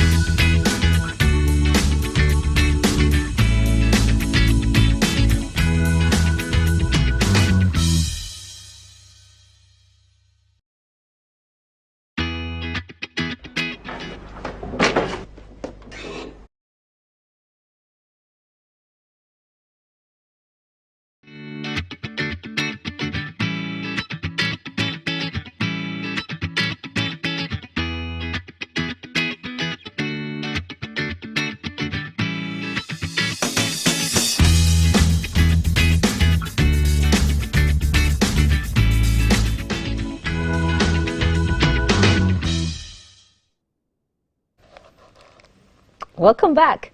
And as promised, man like Pusha, aka Adete Anand, is sat with us. Adete, welcome again. Thank you. Thank you for having me again. So we're throwing back onto your scenes from Things We Do for Love. Yeah. And that was what broke you into the industry. That was That's right. what gave you your breakthrough. That's right. Will we ever see you in a series like that again? Please, will we ever see you? Who knows? Maybe not as young as that, of course. Obviously, we've moved on in age, but probably, something youth-based. Yes, why not? Yeah, I'll never write that off. Right, amazing stuff. So tell us, how before Things We Do for Love, were you ever in any play, stage play? Were you ever in any film, television, anything like that? So I mean, and this might sound very interesting to you and some of your viewers, that I'm actually home. I mean, this is where it all started for me at GBC grounds. And I followed a friend of mine, gave me an opportunity to accompany him to come for a rehearsal, and was here in the days of TV theatre, TV drama, Thursday theatre we call it. And so I came to the grounds, the open air grounds, I think behind this building, and normally we have rehearsals there. And when I came in, I saw the likes of Fred Amugi, Sefakai, maybe Sodonko, and all the stars that we see on TV that we hardly meet. And I was blown away, and I thought that, okay, this is time for me. This is a lifetime opportunity. So I started observing them, looking at how they were reading, etc. And so I would say opportunity just came up, and I took advantage of it when our then director, Mr. Kwame Akufo-Addo, gave me an opportunity to step in a role that somebody had not taken or wasn't in. And then I did it to my best of and then that gave me my first TV drama piece on TV. Wow. Yeah, so it started from here, GBC. Wow. Well, welcome back home then. Thank you. Welcome back. GBC has produced a lot of superstars. Oh, yes. Well, welcome back home. Thank you. Righties, and then Things We Do for Love. That's right. Okay, so we watched Things We Do for Love. I think that's what makes you an amazing actor, because we got to believe that Pusha was this riffraff. Hello, Pusha. I can't let you not sit here and not stand and do the work for us. Make I give you a hanky. You do give me a thing. Somebody should give me a hanky, please. Hanky. Please, coming up. Oh my goodness. I'm so sorry, but we have to do that. I mean, everybody caught on to the Pusha vibe, and that's true. You are so different in person. It's coming up. Guys, keep it coming, okay? And then we have him here. Yes. Okay, let me know when you're ready. We are ready. We are ready for you. It's coming. We are ready. Oh boy. And so the part that you come on, all of those things, were you directed to do it, or it's just something that came naturally to you? No, I mean the writer did give us a skeletal frame, to work with, but he also, and the director also gave us the opportunity to make it very natural and for us to own, have some ownership over the character that we're playing. So some of them came spontaneous. There are things that I did that I didn't even realize, and the director's like, okay, keep that, to be sort of your characterization. And so we had room to really explore and be as natural as possible. And so some of them did come, Okay, so I'm not even going to say Adete Anand mine. I'm going to say Pusha. Can you take us to the role that made lots of people fall in love with you? Oh my goodness! I don't think I'm not young anymore, so I don't know. Don't worry. So I mean, you have to look. You have to look here, please. Look into the camera. Way. Yes. Walk towards this side. I wanted to talk to you, but okay. Oh, you wanted to talk to me? Let me go and stand here. Gladly. Yeah, rather. Okay, all right. Ready to go, right? Yeah, ma. Oh, for the baby where they represent for here, challenge, she be hot, don't be easy. Half for more. I have bingies. You look me. Mad. Guys, so yeah, I mean, he still has it in him. So now I have to switch. So before I switch back to my original position, like Pusha, tell us what it's like for you to be dealing with the fame all these years. How's it like to be a superstar? I still you know, shudder a bit when I hear words like that. How does it feel to be a star and all that? And, you know, jokingly, I would say that if I were a star, I'd be in the sky. You know, so I really do not consider myself as a star. But then I know that I've made some progress in my craft, in the area of my craft, and it's not been easy, you know, because look, you know, people would make mention of the success story, but forgetting that I'm human, and therefore I'm prone to doing mistakes. I'm prone to have some habits that I'll be struggling with. I would belong to an era where we didn't have any knowledge of a social media, and we're just thrown into it. So we're sensitized about how to deal with being under the top spotlight or limelight. And therefore, for us, it was more like everybody coming at us, you know, oh, I'm your fan, you know, I'm your #1 fan, I like what you do, blah, blah, blah. And you, for a moment or for a period, I thought that keeping them in my good books would give me, you know, continue that trend of, you know, commendation, etc. And sometimes I went a bit too far.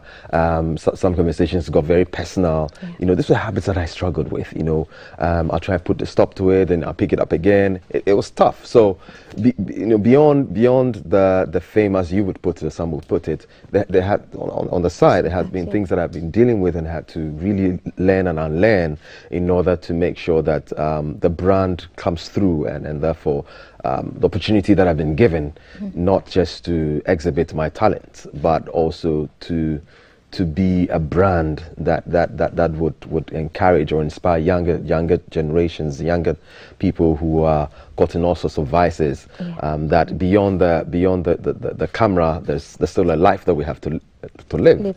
And therefore it's been a mixture of everything, as you would growing up, you know, as a young guy, you know, walking the ladder of you know, the ages. So. Okay, Adete, you have like matured even from the roles that you play. You've matured.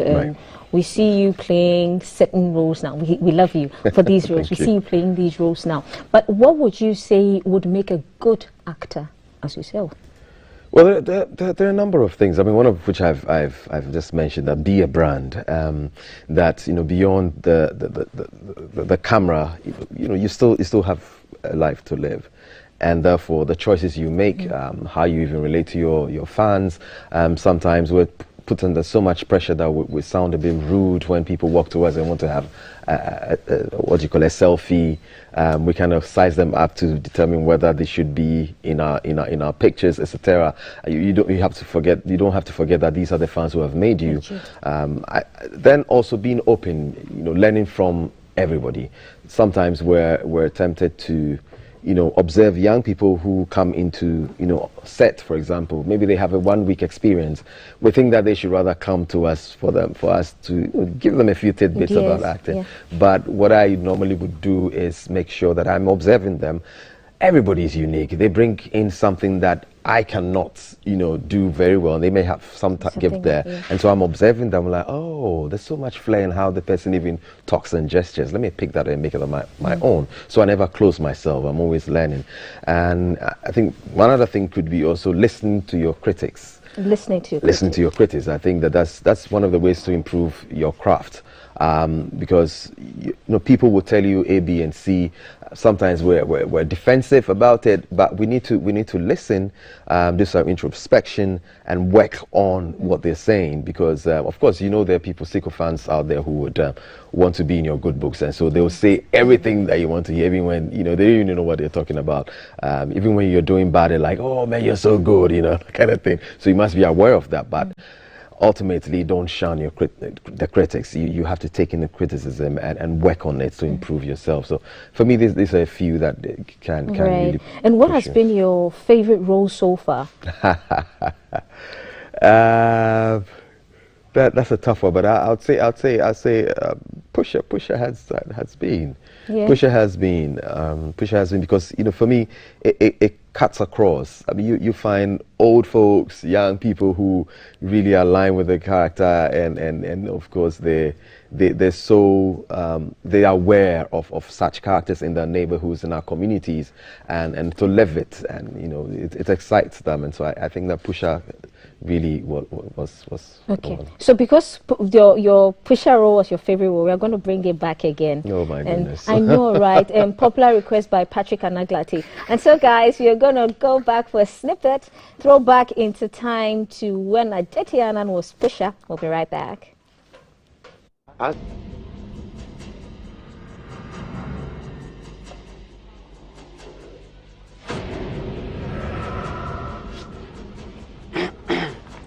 Oh, maybe you didn't search me. Yes, I came to see if my brother was here. Ah. Oh, it ain't inside. Make you come inside. Please just call him for me. I say make you come. Yo, bro, if I go call him, you no go wake up. If you now go call him, go see say it is serious matter now. Why you come? Huh? Oh yeah.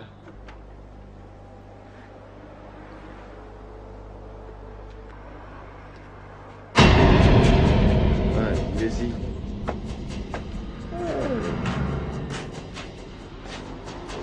Out of me, no, I like. Section. Oh, sit down. Please, is my brother here or not? If Oh, not, I let say me. the brushing deep. I see whether you come up for that. You, if I ask someone you are, you don't give me. You go give me. Huh? Love life. Love life. Better. This one, you love life. Love life. That's it. Oh, I didn't know. Yes, man. Yeah. Yeah, my cousin. Oh, Sasha, man. Okay, what's it's not in. Come on. You can wait until married. Love life.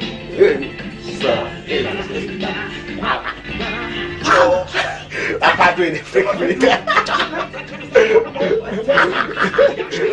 Buddy, man fast too, but you know fast pass woman, I swear. Oh, what happened? Man get crushed and then they hustle. But woman way is smart, dear, buddy. Woman no good though. The thing I see this afternoon. You yourself. Shaggy. Pusha.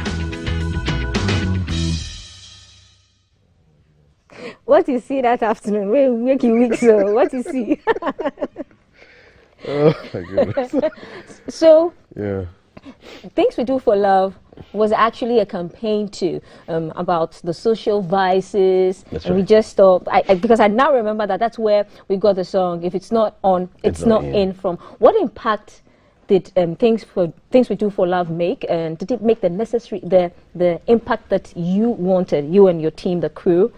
Well, I think it did to a very large extent. You know, just it was not just youth based, but also the relationship between parents and the awards, and the fact that there needs to be that connection and link.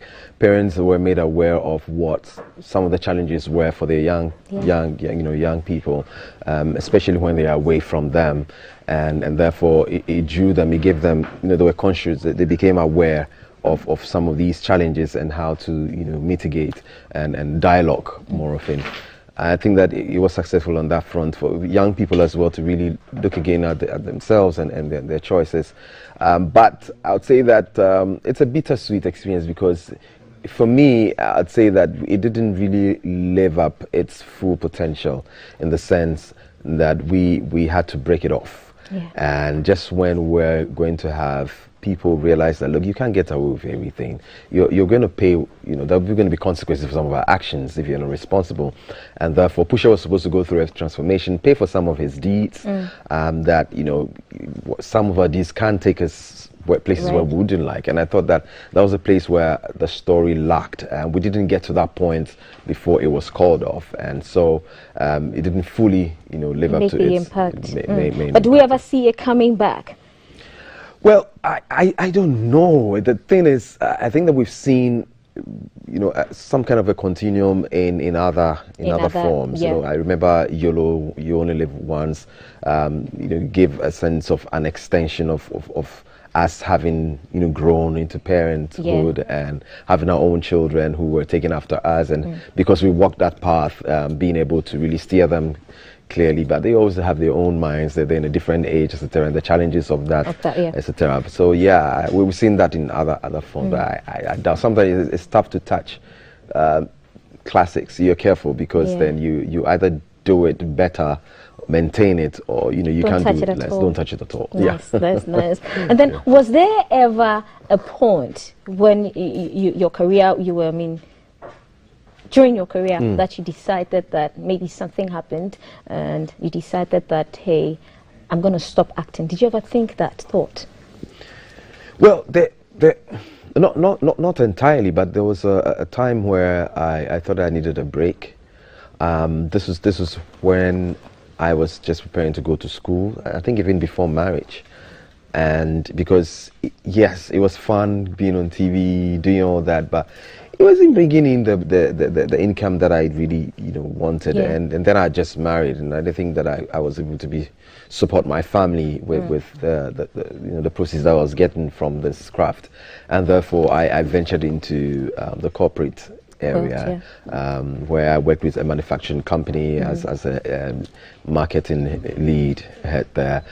But those were some of my very, very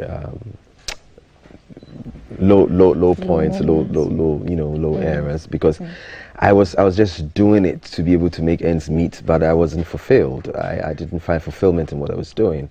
Of course, there are lessons that I learned from that direction as well, and therefore I had to really come back again. But yeah, basically this was why. This time is better. Oh yes. Yes. Well, how's family? How's family life as a family man, as an actor, doing all sorts of things in the creative world? How's family adjusting?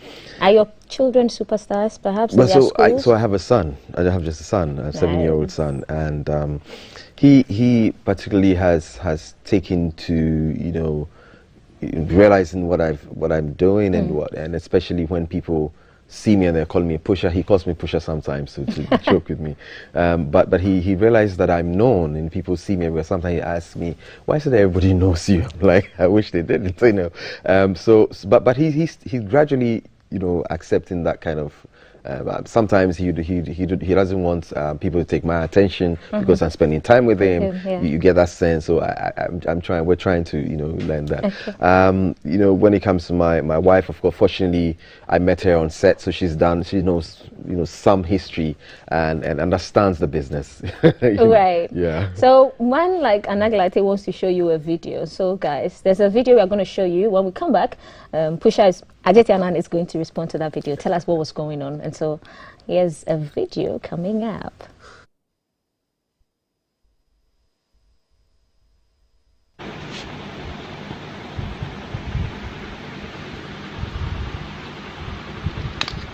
No, that's right here. I haven't finished. You haven't finished? No. Not finished. Okay.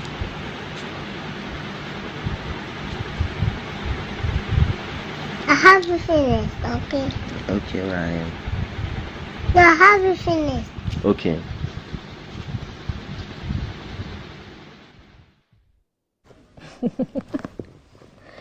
Okay, so what was happening there? Tell us, what happened?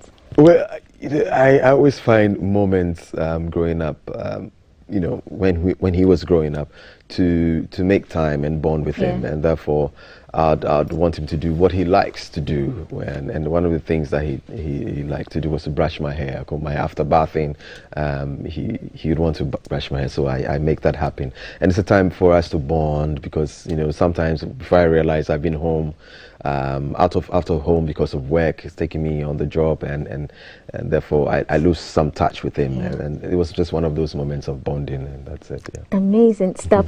Are we telling our stories, our own stories as Africans, or there's too much of infiltration of foreign culture into our movies? What are your thoughts on those? Well, I think I wish and I wish that we're telling more of our stories. We haven't been able to be consistent in that regard because we think that being more like the West or the East would have people aligning to what we're telling, and therefore forgetting our own authenticity. But having said that, the bright spot is that people are beginning to realize the richness in telling your own story, and also the advantage that you can tell it better than anybody can, else, yeah. and also pushing that agenda, even the medium of expression, that we value our local dialects, and therefore, we're having a combination of local dialects and going in the days where you're punished for speaking vernacular in class. I didn't know why that ever happened. The quest to have us speak English, the English language, resulted in us, being punished for speaking vernacular, and I think that was a wrong move as far as I'm concerned, and so today we're beginning to see as speak the vernacular, the richness of our language, and these are things that excites the rest of the world, and it was something that they've not heard before. They even how it sounds and all that, and I think that it's a good drive in telling our stories more, and that there still is an agenda and a drive to to make sure that is consistent, and so we're hopeful that it would be the case. Right. If you were to play God, Pusha, for today, one day. If I were to play God today. Yes.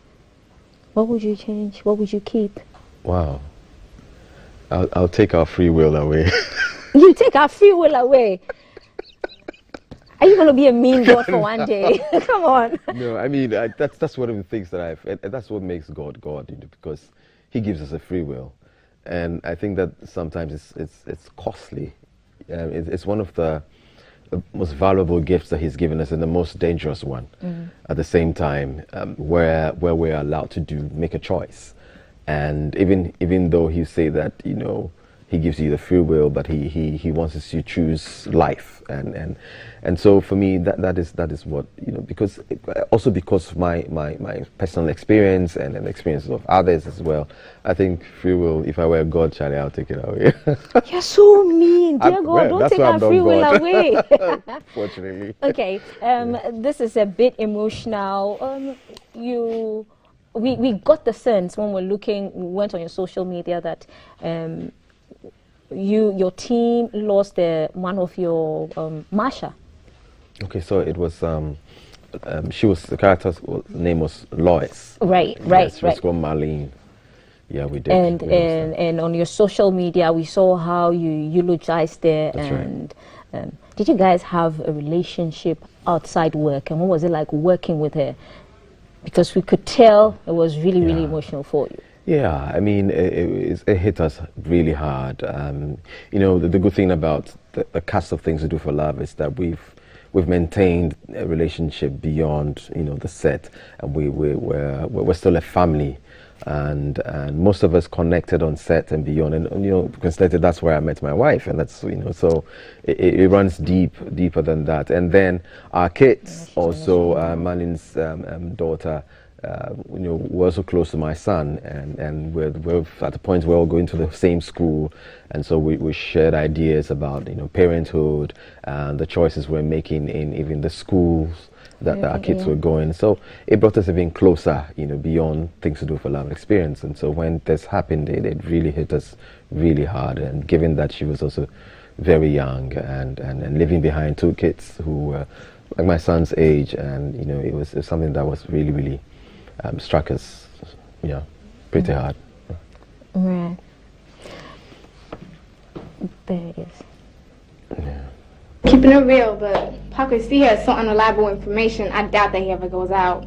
Lois, I'm expecting a young visitor here this morning. She's called Didi. When she gets here... Today? The girl that Marsha told me about? Yeah. When she gets here, could you please entertain her whilst I take a conference call from Cromwell Hospital? Alright, that's cool. Trust me. Right. Here. Paco, do you remember Marsha's cell phone number? This one.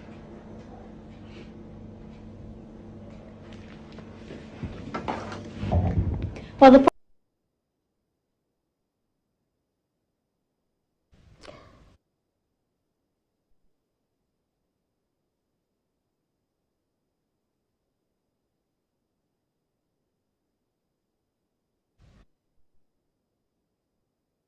condolences to you for losing your friend. Thank you. Ajete. Thank you. Yeah. Thank you. Do you still have a role model? Yes, I do. I have role models. Models. Tell us about them and mean, how they are influencing your life. Oh, have you met all of them? No, I haven't. Nice. Because some are beyond the shores of this continent, if you say. So for somebody like Denzel Washington, the reason why he is a role model is not just because of his versatility and being a master of his craft, but even beyond the limelight. He's a family man. And the fact that he always he keeps them close, the bond is strong, and then of course he's never shied away from the fact that it's not just by his ability, but it's just by the grace of God and his relationship with Christ. And he's been very, very blunt about it in spaces where you would dare not, because then he raises eyebrows and people are a bit, okay, let's stay away from this God business, and he's been very, very blunt and frank about his stance, and you've not seen him lose. He just keeps moving from one level to another, and that really has been an inspiration. And so he is definitely is one, especially in my field, in the craft. Of course, there are others like the Dr. Otabills, who really they've taught me a lot. And when I listen to him, for me, he has practicalized most of what he teaches in his personal life. And for me, that also, I take a lot of cues from that in how I relate to my family, in how I put barriers, so that I don't really find myself going off course. And so, just to mention a few, yeah. Right. We have some messages on our screen, and guess who's reading those messages? Push, I guess who's reading our messages from your fans? Thelma. Thelma, guys, we're going to our interactive screen. Thelma is going to read some messages for her crush, Pusha. He can see me. Hey, Ajete. Hi, and that was our reaction when he came with a group of his friends to perform at a play at Temasco. And all the girls just called him that, like, hey, Ajete. You see, she remembers the first time. I have several Ajete stories, but I'm here to read yours. These are your thoughts and not the thoughts of GBC, even though I may agree with all of you who say he's an amazing actor. So here goes. Richmond starts for us. He said, good morning, Val. Please tell Mr. Ajete Ananda, just in case he doesn't know, he's my legendary actor. I love him so much, and I hope to meet him one day. From Formina. Kenneth joins. Thank you very much for watching everything live, and I'm sure you are loving Ajete Anand live as well. Someone says he's watching. He's a great, humble actor. More blessings and favor on him. The loner joins our conversation. Mr. Ajete, you have really taken good care of yourself, and you are a kind of celebrity we have to look up to continue making us proud. Kojo Pra is saying that.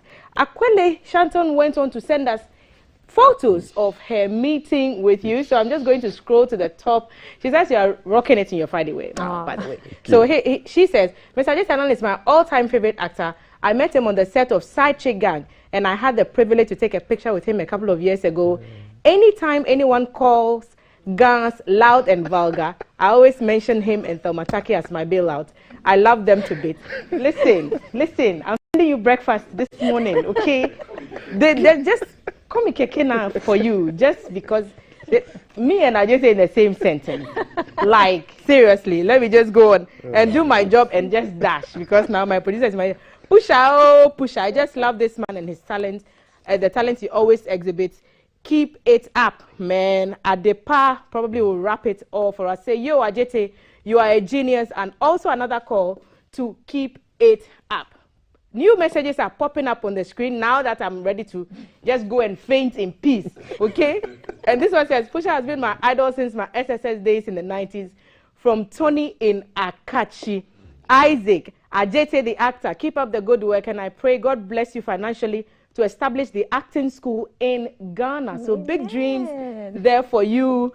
Real Jake is watching us live from Cape Coast. He said, please tell Pusha I want to be a part of his team. How do people get to be a part of your team, Ajete? And if you are sending all this love, please, I will have a fight with you. Pusha is the word that she's calling you here now. So many people are typing, so I'm just going to try and see if there are more messages. This one came through and says, so high. Man, Amanda is still typing. AB has just come through. Good morning. Kindly let him know that we will be grateful if we see an extension of the classics on our screens.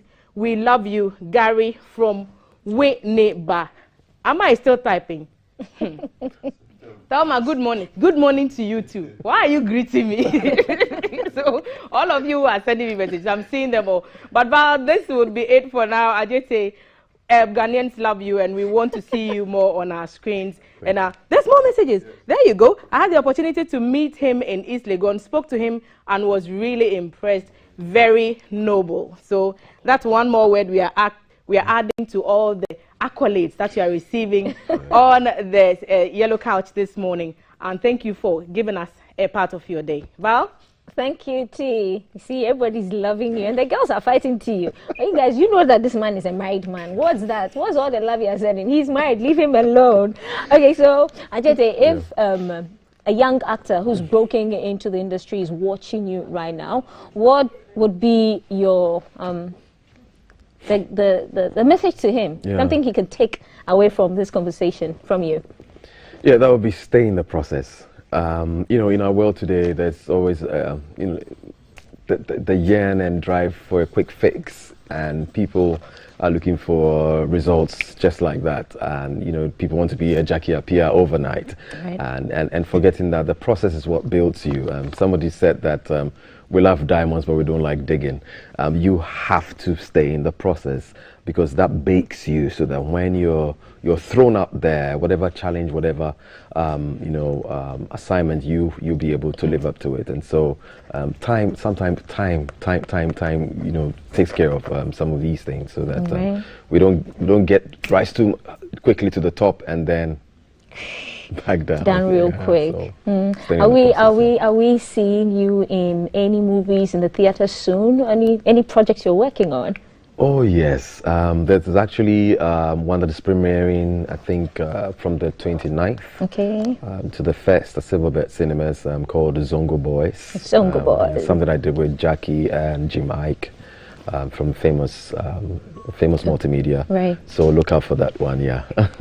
Okay, dokes. And so, yeah, Zongo Boys is the next movie that Aditi Anand is in. Thank you for sending your comments and all the chats. We love your vibe. Thank you very much, Aditi Anand. And we have a birthday message. I'm going to be honest, I forgot the guy's name, so I'm going to pass it on to Kaf when he has his next interview to wish you okay. But happy birthday. I apologize, I forgot your name. Guys, guess who's in studio? Guess who's in studio? Wademaya is in studio, and what I'm taking home from Ajete Anand, the legend, he says that stay in the process, so that you don't go up real quick and come down real quick. Stay in the process, guys.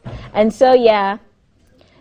Coming up is the movie that Ajete Anand is gonna be in the cinemas soon. It's called Zongo Boys. We warm up. Did you see what Amaya there, guys?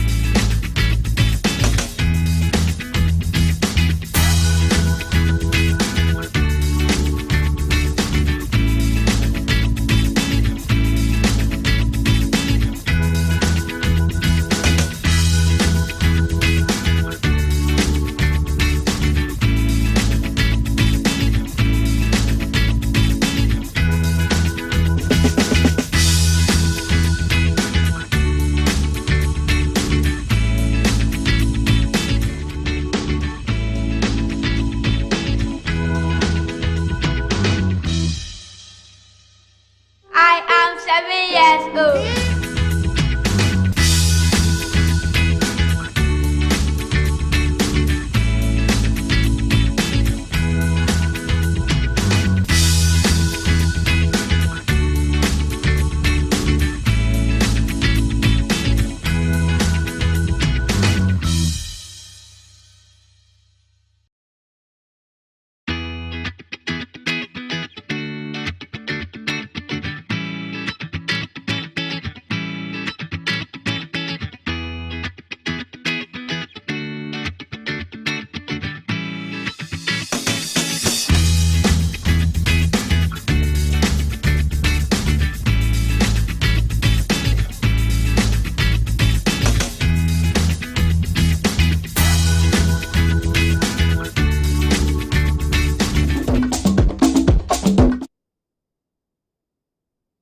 You're watching GTV Breakfast. I love that conversation that Valerie had with Ajete Anang. Somebody put in a comment and said, the James Bond of the country. And I thought for me, that was the best comment of the day. Very noble, and very warm, very humble. Ajete Anang with a conversation with Valerie, talking about changing the narrative. And that segues nicely into the conversation about to have with a gentleman who is very passionate about changing the negative narrative that is associated around this continent of over 1 billion plus people, the continent called Africa. He is Africa's most influential YouTuber, but he also describes himself as that annoying village boy. Woody Maya is my guest. Woody Maya, ni hao. Ni hao, Kafi. How are you, man? I'm good. How about you? A day like my name. It's good to have you here. Why do you call yourself an annoying village boy? I know I'm annoying. I shout a lot whenever I'm on camera, and I don't want you to come and comment and say, who is that annoying boy? So I need to just describe myself before you leave that as a comment. So, yeah, annoying village. Village, because I was born in a village. So I need to combine the two, because normally people, when they watch my video, they'll be like, why are you not wearing suits? Why are you not dressed up? Why are you wearing slippers? I was born in a village. In the village, we used to walk barefooted. This time, I've even made it. I'm wearing slippers. You should be happy. Are you wearing slippers today? I think so, but this is a bit of high-grade slippers. Make I see. Oh, you want to see, eh? Oh, come on. Yeah, I want to see now. No, should I come? Don't step out. No, it's okay. Like, this one is not even, you know, it looks good, right? This one is good. This one is an upgrade of a slippers. You don't mind when people say things no, that maybe... I feel like my mind makes me who I am, not what I wear. Okay. It's the brain that I have in here. Okay. Sometimes the things that I say, people don't even get it. But it's because of what I've read. So I feel like appearance doesn't matter. And I learned this lesson when I was based in China. Okay. I was invited by a billionaire to his factory. And the billionaire's son is my friend. We went to the factory. When we got there, the owner of the factory was standing in front of the gates, the entrance. We passed him. Went to the administrative. I saw people wearing suits. I started being nice to all of them. Hey, and I'm like, I thought the owner would be there. Now, the son told me that, you know what, we need to go see my dad. And I'm like, but the dad is not here? He said, no, you actually passed my dad. And the dad was wearing shorts, slippers, and a T-shirt. When I went back home, I'm a pastor's son, by the way. Okay. So I used to wear suits a lot. When I went back home, I had to pack all my suits and then decided to go with the flow. That encounter changed your mind? Exactly. And since then, since China days till now, I don't feel like wearing suits anymore. What took you to China? I went to China to study. I did aeronautical engineering, so 4 years, started working for 2 years, and I decided to quit and come back home. What does that qualify you to do if you have a degree in aeronautical engineering? So more like you can specify to be somebody who would design airplanes, or you're also gonna do maintenance of an aircraft, which it's a course that you need to add to your aeronautical engineering. So it's more like you specify. Okay. So for me, when I was in school, we specify on the wings of an aircraft. So okay, so you can design aircraft wings. Just bring your aircraft to me. I'll design. Probably in future, I might revive Ghana's aviation industry. So if I give you a piece of paper and a pen, right, you can draw something for me? I can do that for you. Okay. Are you sure you are not going to take long on the show?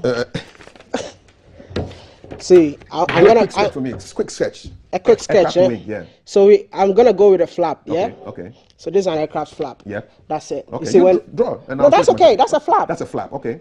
What do you want? Okay. Get it more. I mean, no. Basic. I'm not giving you basic. So this is like an aircraft flap. Okay. You know what a flap is? Yes, I do. Thank you. Yeah. So that's all you need to know. So you specify on flaps. So aircraft, so this was your specialty. Yeah, the wing is big. Okay. So you need to know, because like an aeroplane, right? Yeah, show it to me. Yeah. I'm going to give you like an aeroplane. Yeah. Show it to the camera. Show it to my camera. Where are the cameras? It's right there. This one. So like, this one. Oh, yes. Sorry. So the aircraft wing is huge, right? So we have people who specify on only the design of the flaps. Okay. And the people who are going to take care of the other part of the wing. So you see a big plane, we have so many components. Okay. And different people work on the components. So one person cannot design a big plane. It's all based on your specification. So you are the flap guy. Flap guy. Why did you choose the flap? It's easy. You always want the easy way out. It's easier. So in case you're wondering, this is what it looks like. So this is and this is what makes the plane. When you're coming down, landing, that comes down. The flaps. When you're landing, it comes down. Okay. It comes down. Then. Okay. So that's your design of an aircraft flap done right now in like 2 seconds by Wodemeyer. Yeah. He says he chose this because it makes it easy for him. So next time you're sitting on a plane going to Kumasi or Tamale, look outside, and then when the plane is landing, when the plane is landing, the things that come down, it reduces the speed of the aircraft. Okay. That's it. All right. And it's also sometimes it helps you take off and stuff. Did you always want to be a pilot, or you were forced to do that course? No, I mean, I've always never wanted to be a pilot. I mean, I chose aeronautics because my dad wanted me to be an engineer. The pastor? Yeah, I mean, African parent, they always want to see you become a doctor, an engineer, and the rest. But along the journey, I had to respect my dad, right? But along the journey, that's when I discovered my passion. I mean, this is what I always preach. I'm not going to tell you be a school dropout. I'm going to tell you that focus on whatever your parent asks you to do. But along the journey, if you discover yourself, go for it. For me, I realized that I love talking. And being a guy who loves talking, I found out no one is paying me for talking. So I had to do research about how can people pay me for talk. So that is when my research led me to YouTube. So I decided to talk on YouTube so that at the end of the day, I'll get paid. Can you remember the first video you put on YouTube? Of course, I remember. What was that? It was more of, was not even a video. By the way, we were just going to a supermarket and then we decided to film because we were all bored on campus. And it was more of the day Who Said Chia? Yes, Who Said Chia? Those days. Yes. That was the time that video was viral. So we were just going out to say Who Said Chia, our version of Who Said Chia. And that video, nobody actually watched it, by the way. So, yeah, but that was my first video. But is it still in your archives? No, it's still there. How many views does it have now? I think it still have 1,000 views or something. Okay. Yeah. And then it built from there to now. Exactly. On YouTube, you have over 1.something million. 1.1 million subscribers. On YouTube. Yep. What does that mean to you? For me, I think it's just numbers. It doesn't mean anything to me. I mean, people say he's the most famous guy. I don't care about the fame or anything. I care about impact. I mean, when you watch my video, what can you learn from it? Because of where I'm coming from. I cannot just come on the internet and just act anyhow I want. I always want my videos to carry a message. I'm glad you're saying this because 2 hours ago, my colleague Thelma was having a conversation with two female panelists. Yeah. And they were talking about how women are not getting the great role models because all the people who are famous on the internet are half-dressed and are cursing or proud about sleeping in some guy's boy or husband. I feel like people are miseducated when it comes to going viral on the internet.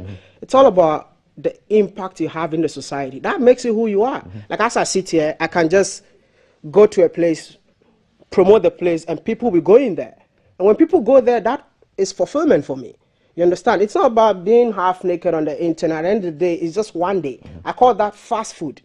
It's more like you become an internet sensation the same day, and at the end of the day, no one knows who you are. So you want impact? I want impact. I mean, people have created YouTube channels just because they watch my YouTube videos. Nice. That is the impact that we're looking for. One of your videos that impacted me was you sitting at the edge of a gutter. Thank you. Eating food. Yeah. I want to show that video to my people who haven't seen that video and just talk us through exactly what was happening there. So what were you eating? What were you eating, by the way? What was it? It was rice, but that was a spontaneous video. Okay. So I traveled to Rwanda, Kigali, and I realized that the country is so clean. The city was so clean.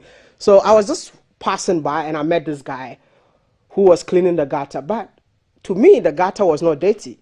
So I went close to him and I asked him, why are you cleaning the gutter? He said, it's my job to clean the gutter 5 times in a day. So okay.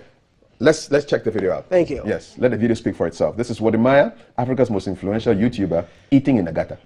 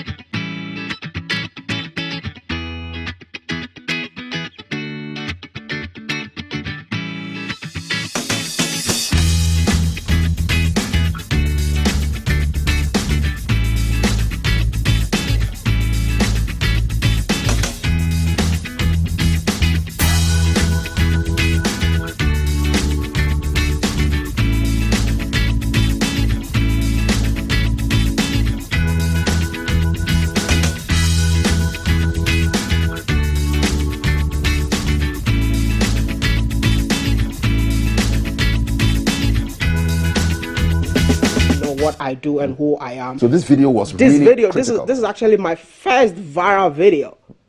First ever. I mean, I went to one country, was in Namibia. And because of this video, I was able to get things for free. Like what kind of free things did you Because this video was literally a model to so many African countries. People were like, oh, look how Rwanda is this clean. So a lot of people saw it, but they didn't know the man behind it. So when they meet me, I start talking about myself and they'll be like, oh, are you the guy who did that video? That's it. Be like, okay, come and do this for our country. That's all. So what's the mission? To change the narrative of about Africa. I mean, listen, I want to tell you this. I was based in China. And the reason why I left Ghana, because I thought you can never make it in Africa. And when I went to China, the things that I was seeing, the things that I was hearing, people just looking down upon me because I'm coming from Africa, I feel like if Africa becomes stronger, if Africa becomes okay, we'll be respected out there. Was it in your face? Would they tell you directly? What was the kind of crazy thing those? Come on, even sometimes you're going to look for a job, they'll tell you you don't look like Obama, so I'm sorry, we're not going to give you the job. That's when they need a black person. But a black person should not be as dark as Wadamaya. You were too dark? Too dark for a job that the description is black people. So imagine the ones that they would say, no black people are allowed. I mean, you might be in a train and nobody want to sit beside you. You might be in an office and your own colleagues will be like, why are you here? So all the time you feel inferior when you spoke the language, you understood what they're saying. Very fluent. I don't know, I wish a Chinese person is here, would have switched the conversation right now. So I felt like I don't belong there. Where do I belong? That's Africa. So I took it upon myself to come to Africa, to come and tell the positive African stories. See, Africa is not perfect, but Africa is the place to be. People are just miseducated about Africa. See, when I was coming to Africa, I came here with $100. I'm just going to tell you this. I came here, it's not one of those stories because these days I've seen that every story that detail out there, people are saying that you're making it up. Like I told you, I collected loan that I had to pay back. How much? That's like over $5,000. But that is what? Buying tickets. I didn't get even $1 out of that money. With all the 5 countries that I wanted to go in Africa, it was on a loan. My Chinese friend, I think he came to Ghana to see my mom. After everything went well, I invited him to Africa and he was amazed when the beauty that he saw in here. So I came here, I came with $100, lived my life, met people who have made it. They mentored me, and this is where we are right now. So it's possible, it's just that you're not meeting the right people on the ground. It's possible, but you're not meeting the right people on the ground. You're not meeting the right people on the ground.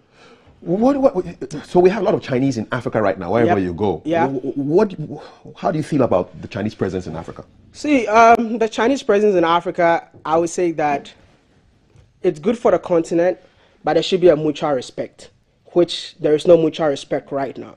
It's more like coming to me to beg me for money. And then when I see you, you don't expect me to respect you because you're taking money from me. You understand? So this is the relationship between Africa and China. It could have been the best ever, but African leaders don't know how to bargain. I wish I'm the ambassador from Africa to China. Like I would get them the best deals because I know how Chinese people act and I know how Africans act. So I know the two. But now I think African leaders don't know how Chinese people act. So they just come in, bring the money, they accept them, and then they take it to the next level. You are part of thousands of African students who've gone to China to go and get education. Yeah, exactly. Do you feel that when you come back to the continent, the authorities, the governments use your knowledge, the things, the language, the way you've studied, lived with there? You were there for how long? 6 years. 6 years. Do they use... Do you think they care? Well, have you been used by the government for the knowledge that you have? Never. Never. I mean, listen, Coffee Day, this is, for me, I'm very unapologetic, and I always say this here. The leaders on the continent need to sit down with the youth to discuss on how to change the continent. You understand? The leaders cannot do it alone. The youth cannot do it alone. We just need to have that, what do you call it? I don't know the word to use. Collaboration, you know, to develop the continent. You understand? Because the youth out there have the knowledge. The people sitting down there are not interested in that knowledge that the youth have. And at the end of the day, nothing happens on the continent. That's why I'm saying everybody knows the problem of the continent. I saw that but tweet. No one is ready. No action. No one. No, we're going to talk and talk and talk till we all go and leave the continent to the next generation. What surprised you most when you went to China, apart from the racism? What else? What surprised you? It's how developed China is. And the fact that when I went to China, where I used to stay was not that developed. But 3 years along the line, everything changed drastically. It's like when you don't step out in China for like 3 days or 4 days, you might be working in a place and you think that you're a stranger. What do you think accounts for this? What are they doing differently? Good leadership. Good leadership. And there's accountability. Here, do you have accountability? You don't have it. And that is why the continent is like this, because there's no accountability. Anybody wakes up and do whatever they want. But in China, you can't do that. You can't just wake up and say that today I'm going to use a motorcade to go and buy a burger. No. There's no accountability, so everybody wakes up and do whatever they have to do because everyone has the money and they have the money to use it the way they want it. What would happen in China if somebody polluted the rivers the way our rivers have been polluted? For me, I think you're going to get lost. I mean, you get lost? You will get lost. I mean, China don't joke with that, especially corruption. What do you mean you get lost? Like Jack Ma disappeared? Jack Ma disappeared, so he's definitely going to disappear in China if you try to mess up with whatever that is going on in the country. It's like maybe a road contractor in Ghana.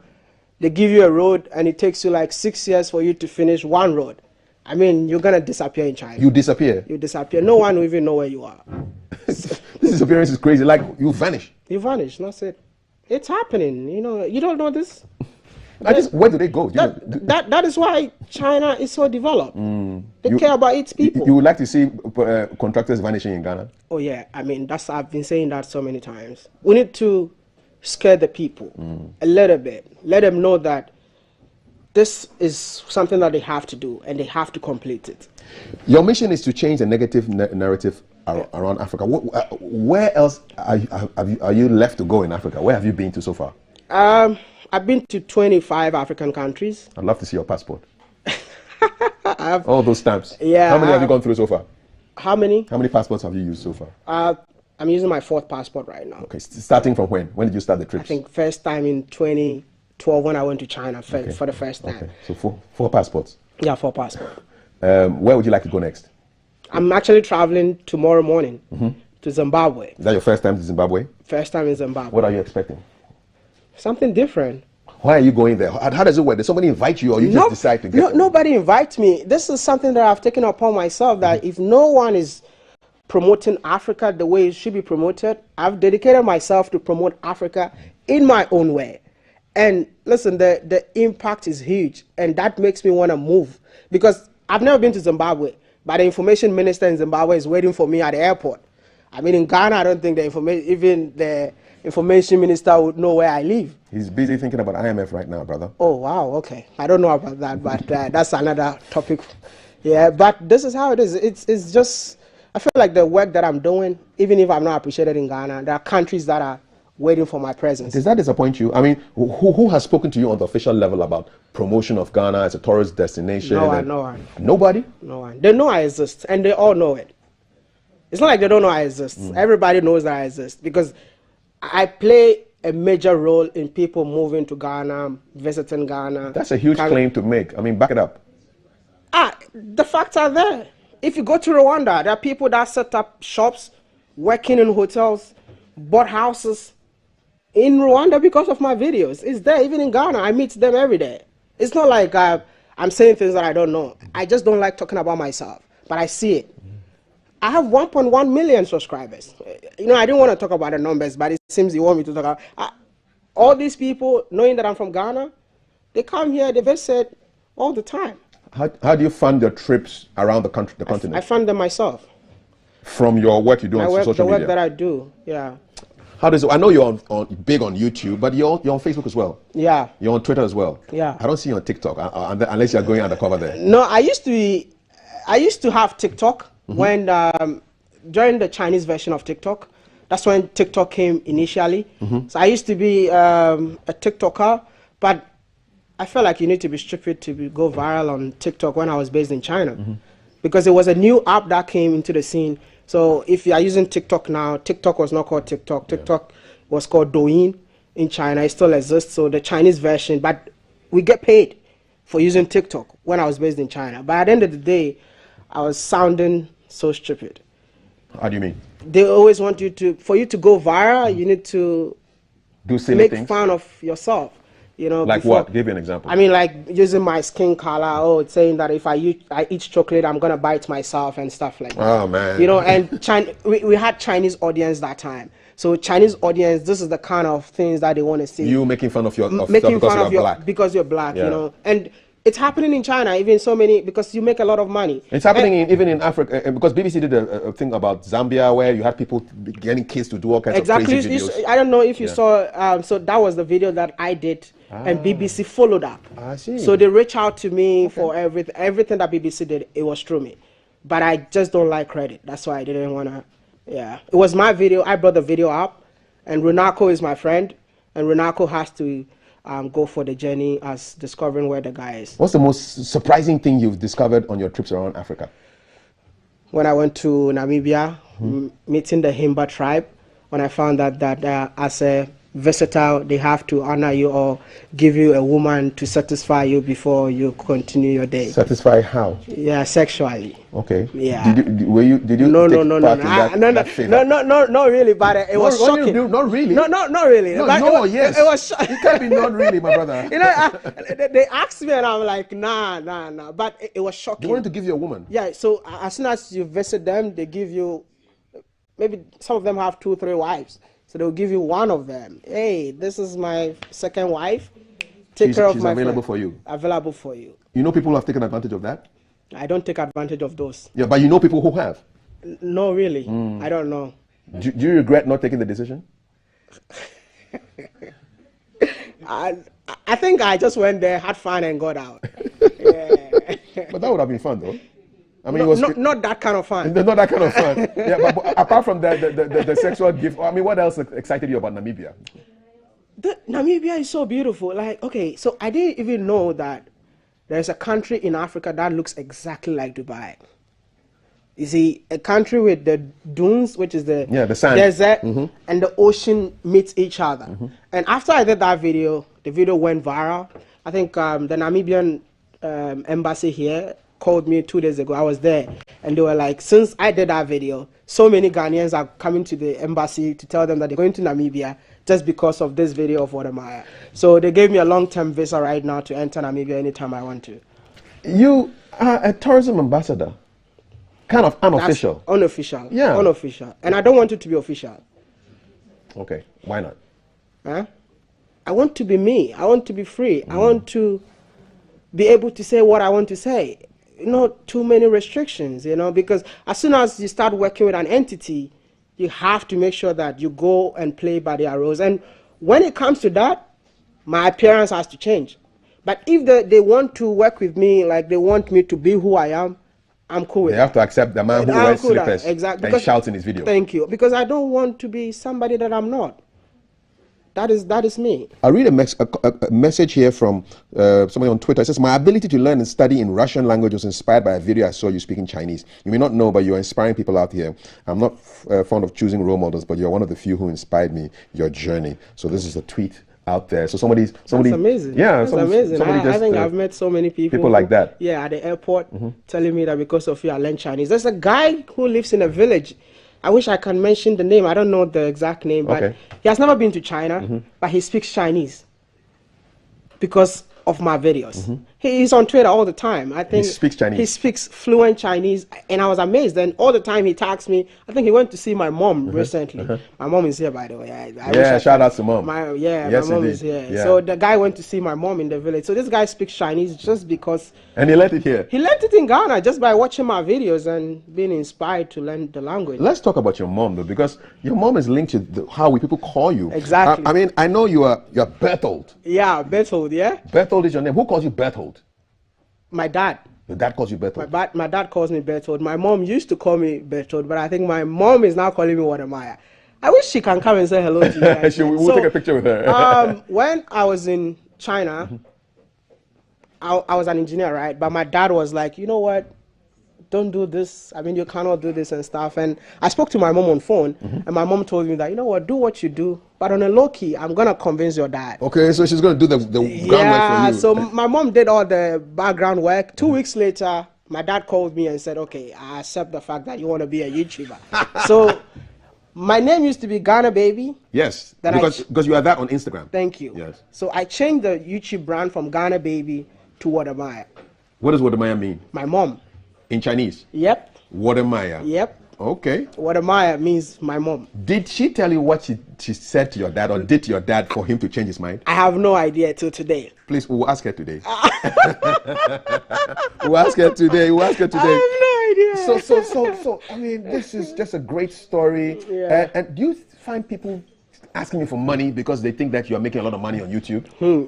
It's a lot, you know, and I don't even know what to do, because personally I declared this year as the year of charity. I saw that. Giving back to the society. But it seems people see me as somebody who has made it in life. No, I just feel like I need to help, you know, and I have a platform and I want to use my platform to touch lives. I think we've done a lot of projects this year, and every day when I wake up in my DM, I'll get over 30 messages. People asking me for money. What are they? For what reason? School fees. School fees. My mom is sick. I want to go abroad and study. Every day. Every single day.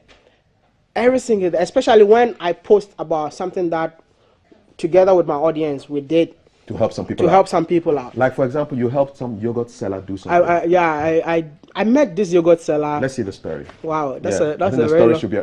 Okay, so you tell us about it. So the yogurt, I was just vlogging and I met this yogurt seller, and then I gave him 100 cedis because I interviewed and I asked him how much does he make in a day, and he said 20 cedis. So he touched me and I gave him 100 cedis. Out of nowhere, because the camera was on. So people watched the video and started sending me money to go and give it to the yogurt seller. Wow. So I didn't know how to do it. So I decided to spend a day with the yogurt seller, take my own money, call Freedom Cheddar. He came out of his meeting. He also Cheddar, the tiger guy. The tiger. The guy was That's his new name, eh? Okay. Yeah. Also came out, gave the guy money. We raised almost $1,000 for the guy. Oh wow. Yeah. So this year is a year of giving. A year of giving. That's why the people are inside your DM. Different African countries, not just Ghana. That's why they're inside your DM. Yeah, I think so. They want you to give. No, I mean, I can't give everybody. I'm just going to do what I can. And my giving is more like when I meet you along the way and something touches me to do something for you, that's what I'm going to do. It's just like being in South Africa. I went to South Africa, flood happened. I felt like, you know what, I can help this guy because the man lost the wife and the son. And he doesn't have a house to live in right now. So I decided to tell my audience, can we build a house for him? And my audience responded. Whoa. My audience, I'm going to, from Zimbabwe, I'll be in South Africa just to go and build a house for someone I don't know anywhere. You understand? I went to the Volta region. I met a lady who said the mother died. Because the mother died, she was in Accra. She asked to go to the Volta region. And when she went to the Volta region, she wanted to do something for herself. So she decided to train kids with disability. So when we went there, she was doing that in her room. And I'm like, that's an interesting story that this girl needs help. So what I did, I told my audience, can we build a school in the Volta region? And my audience responded. And they did it. We did. So we saw the land.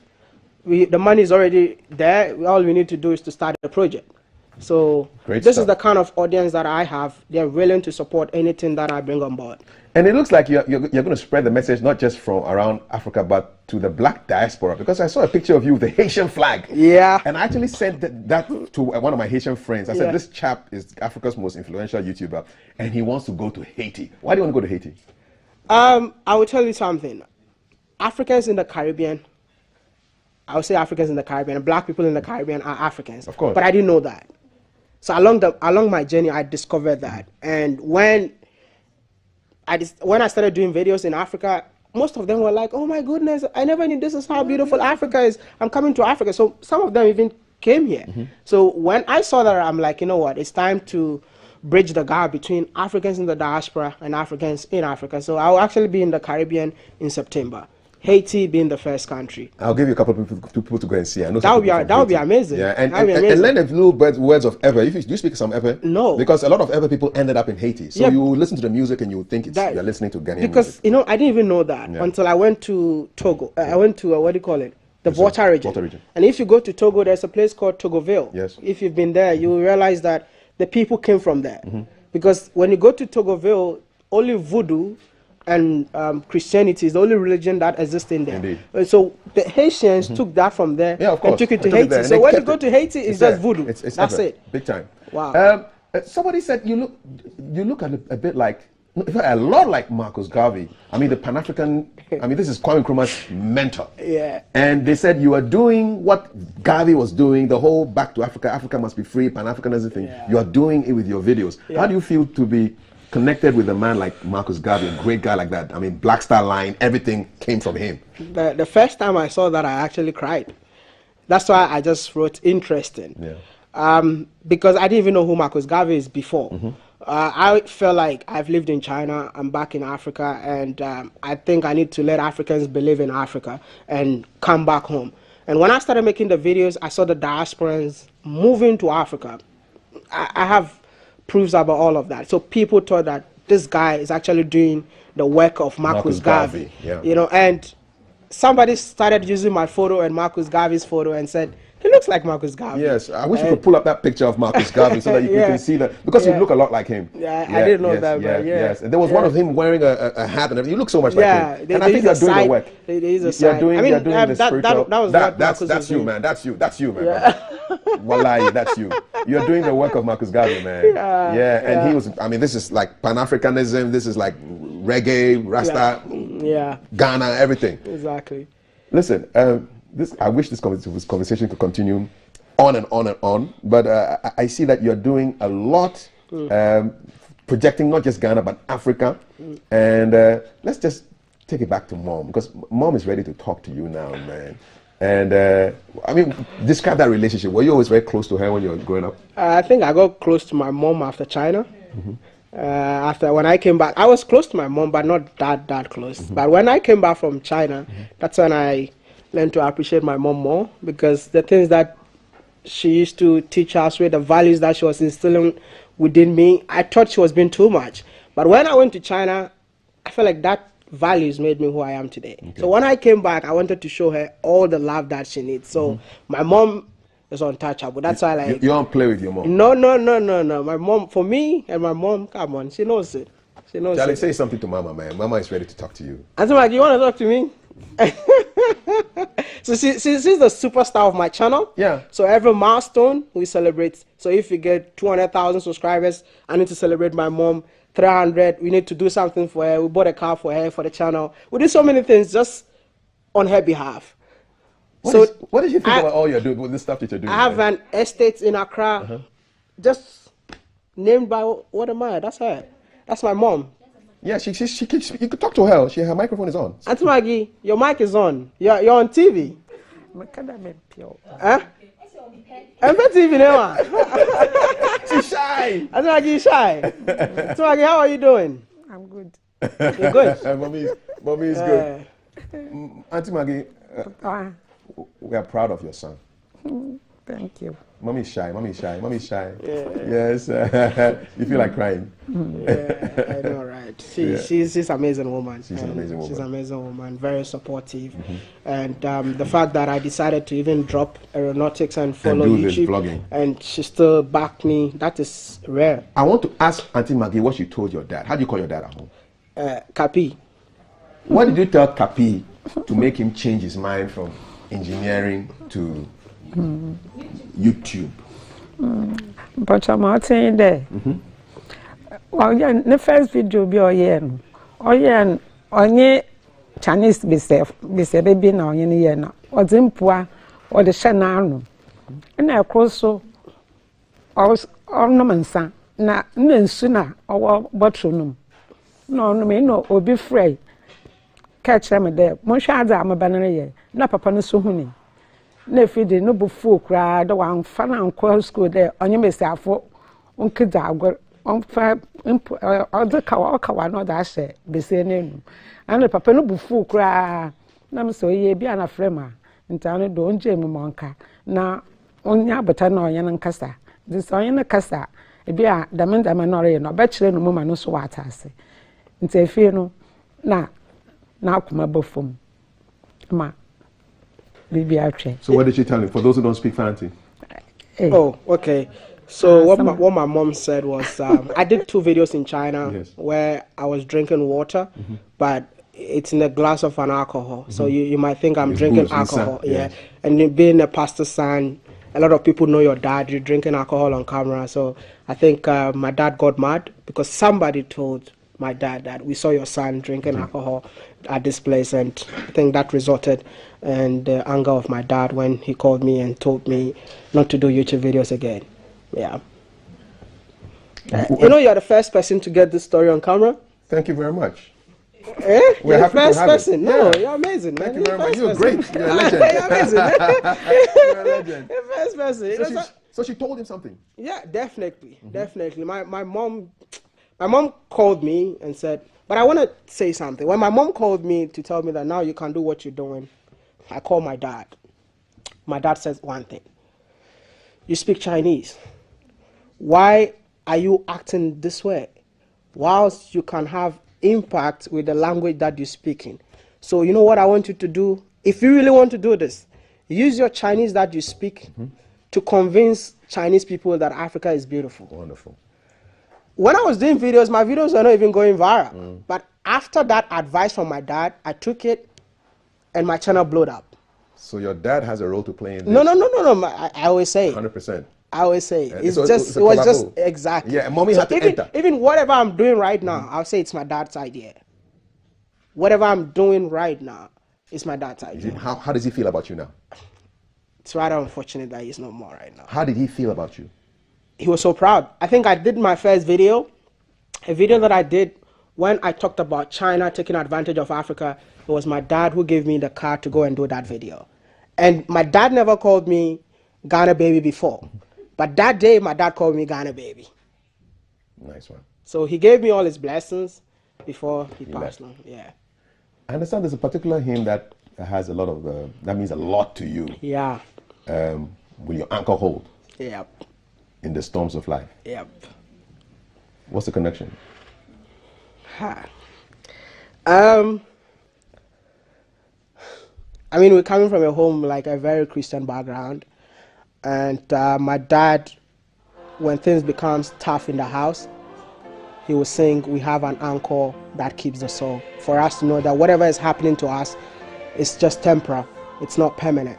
So that was his favorite song, always singing that song to us. So we're all singing the song together. And when things get better, he will say, Danase, Danase. Oh da, oh nyame, ase. So,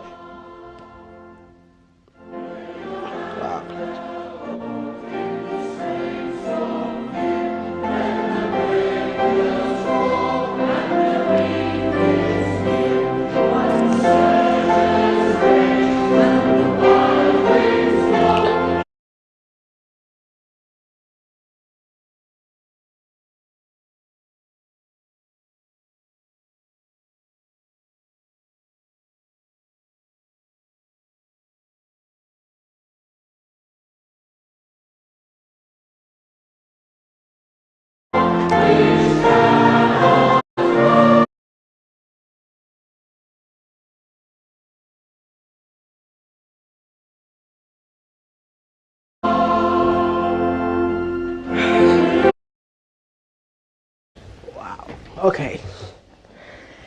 Yeah. It is well, man. 100%, my brother. Well. 100%. I'm still not used to the fact that my dad is no more. So anytime I hear this song, it makes me so emotional, and it actually drives me more, you know, to continue the legacy that my dad left behind. You know, my dad is somebody who, you might see him today, he might be walking, he'll come back home without wearing slippers. You ask him, Dad, where are your slippers? He said, I don't need slippers. I give the slippers to the guy. Hi, thank you. I gave the slippers to the guy on the street. So that is what am I, you know. I always want to touch lives, and that's what my dad was doing. If you go to the village where I was born, there are so many kids that are going to school because of my dad. So why can't I do the same? So I'm just trying to continue the legacy. And I know that he's proud of you. Definitely. 100%. Definitely. And we're proud of you too. Definitely. You take care. Definitely. Have a safe trip to the southern part of Africa. Hey. Drop the videos, man. I cried on TV, man. Wow. It's all good, man. Men can cry as well, man. Yeah, I know, right? Men can cry. That was a good one, man. That's Wodemaya, Africa's most influential YouTube. There are so many messages from all around the continent. Zambia, it's just crazy. They just love you, and you're doing great stuff for our continent. Thank you. Keep flying the flag, not just of Ghana, but of Africa. Thank you so much. And God willing, we'll meet again some other time. Thank you. You take care. Nice meeting you once again. It's a pleasure, man. It's our second time. God bless. And big hug to mommy from me too. I'll go and hug her after this, actually. Definitely. Thanks a lot, man. This is GTV Breakfast. This is how we wrap it up on a Friday like this. My name is Kafui Day. On behalf of all my people, Valerie, Thelma, Jay, Alan, Maltiti, the entire crew, the directors, the producers, beautiful weekend to you. God bless. One love. All the time. When you looking at me, please don't stop. I'm a demand that you need ASAP. I'm a give you what you need, don't stop.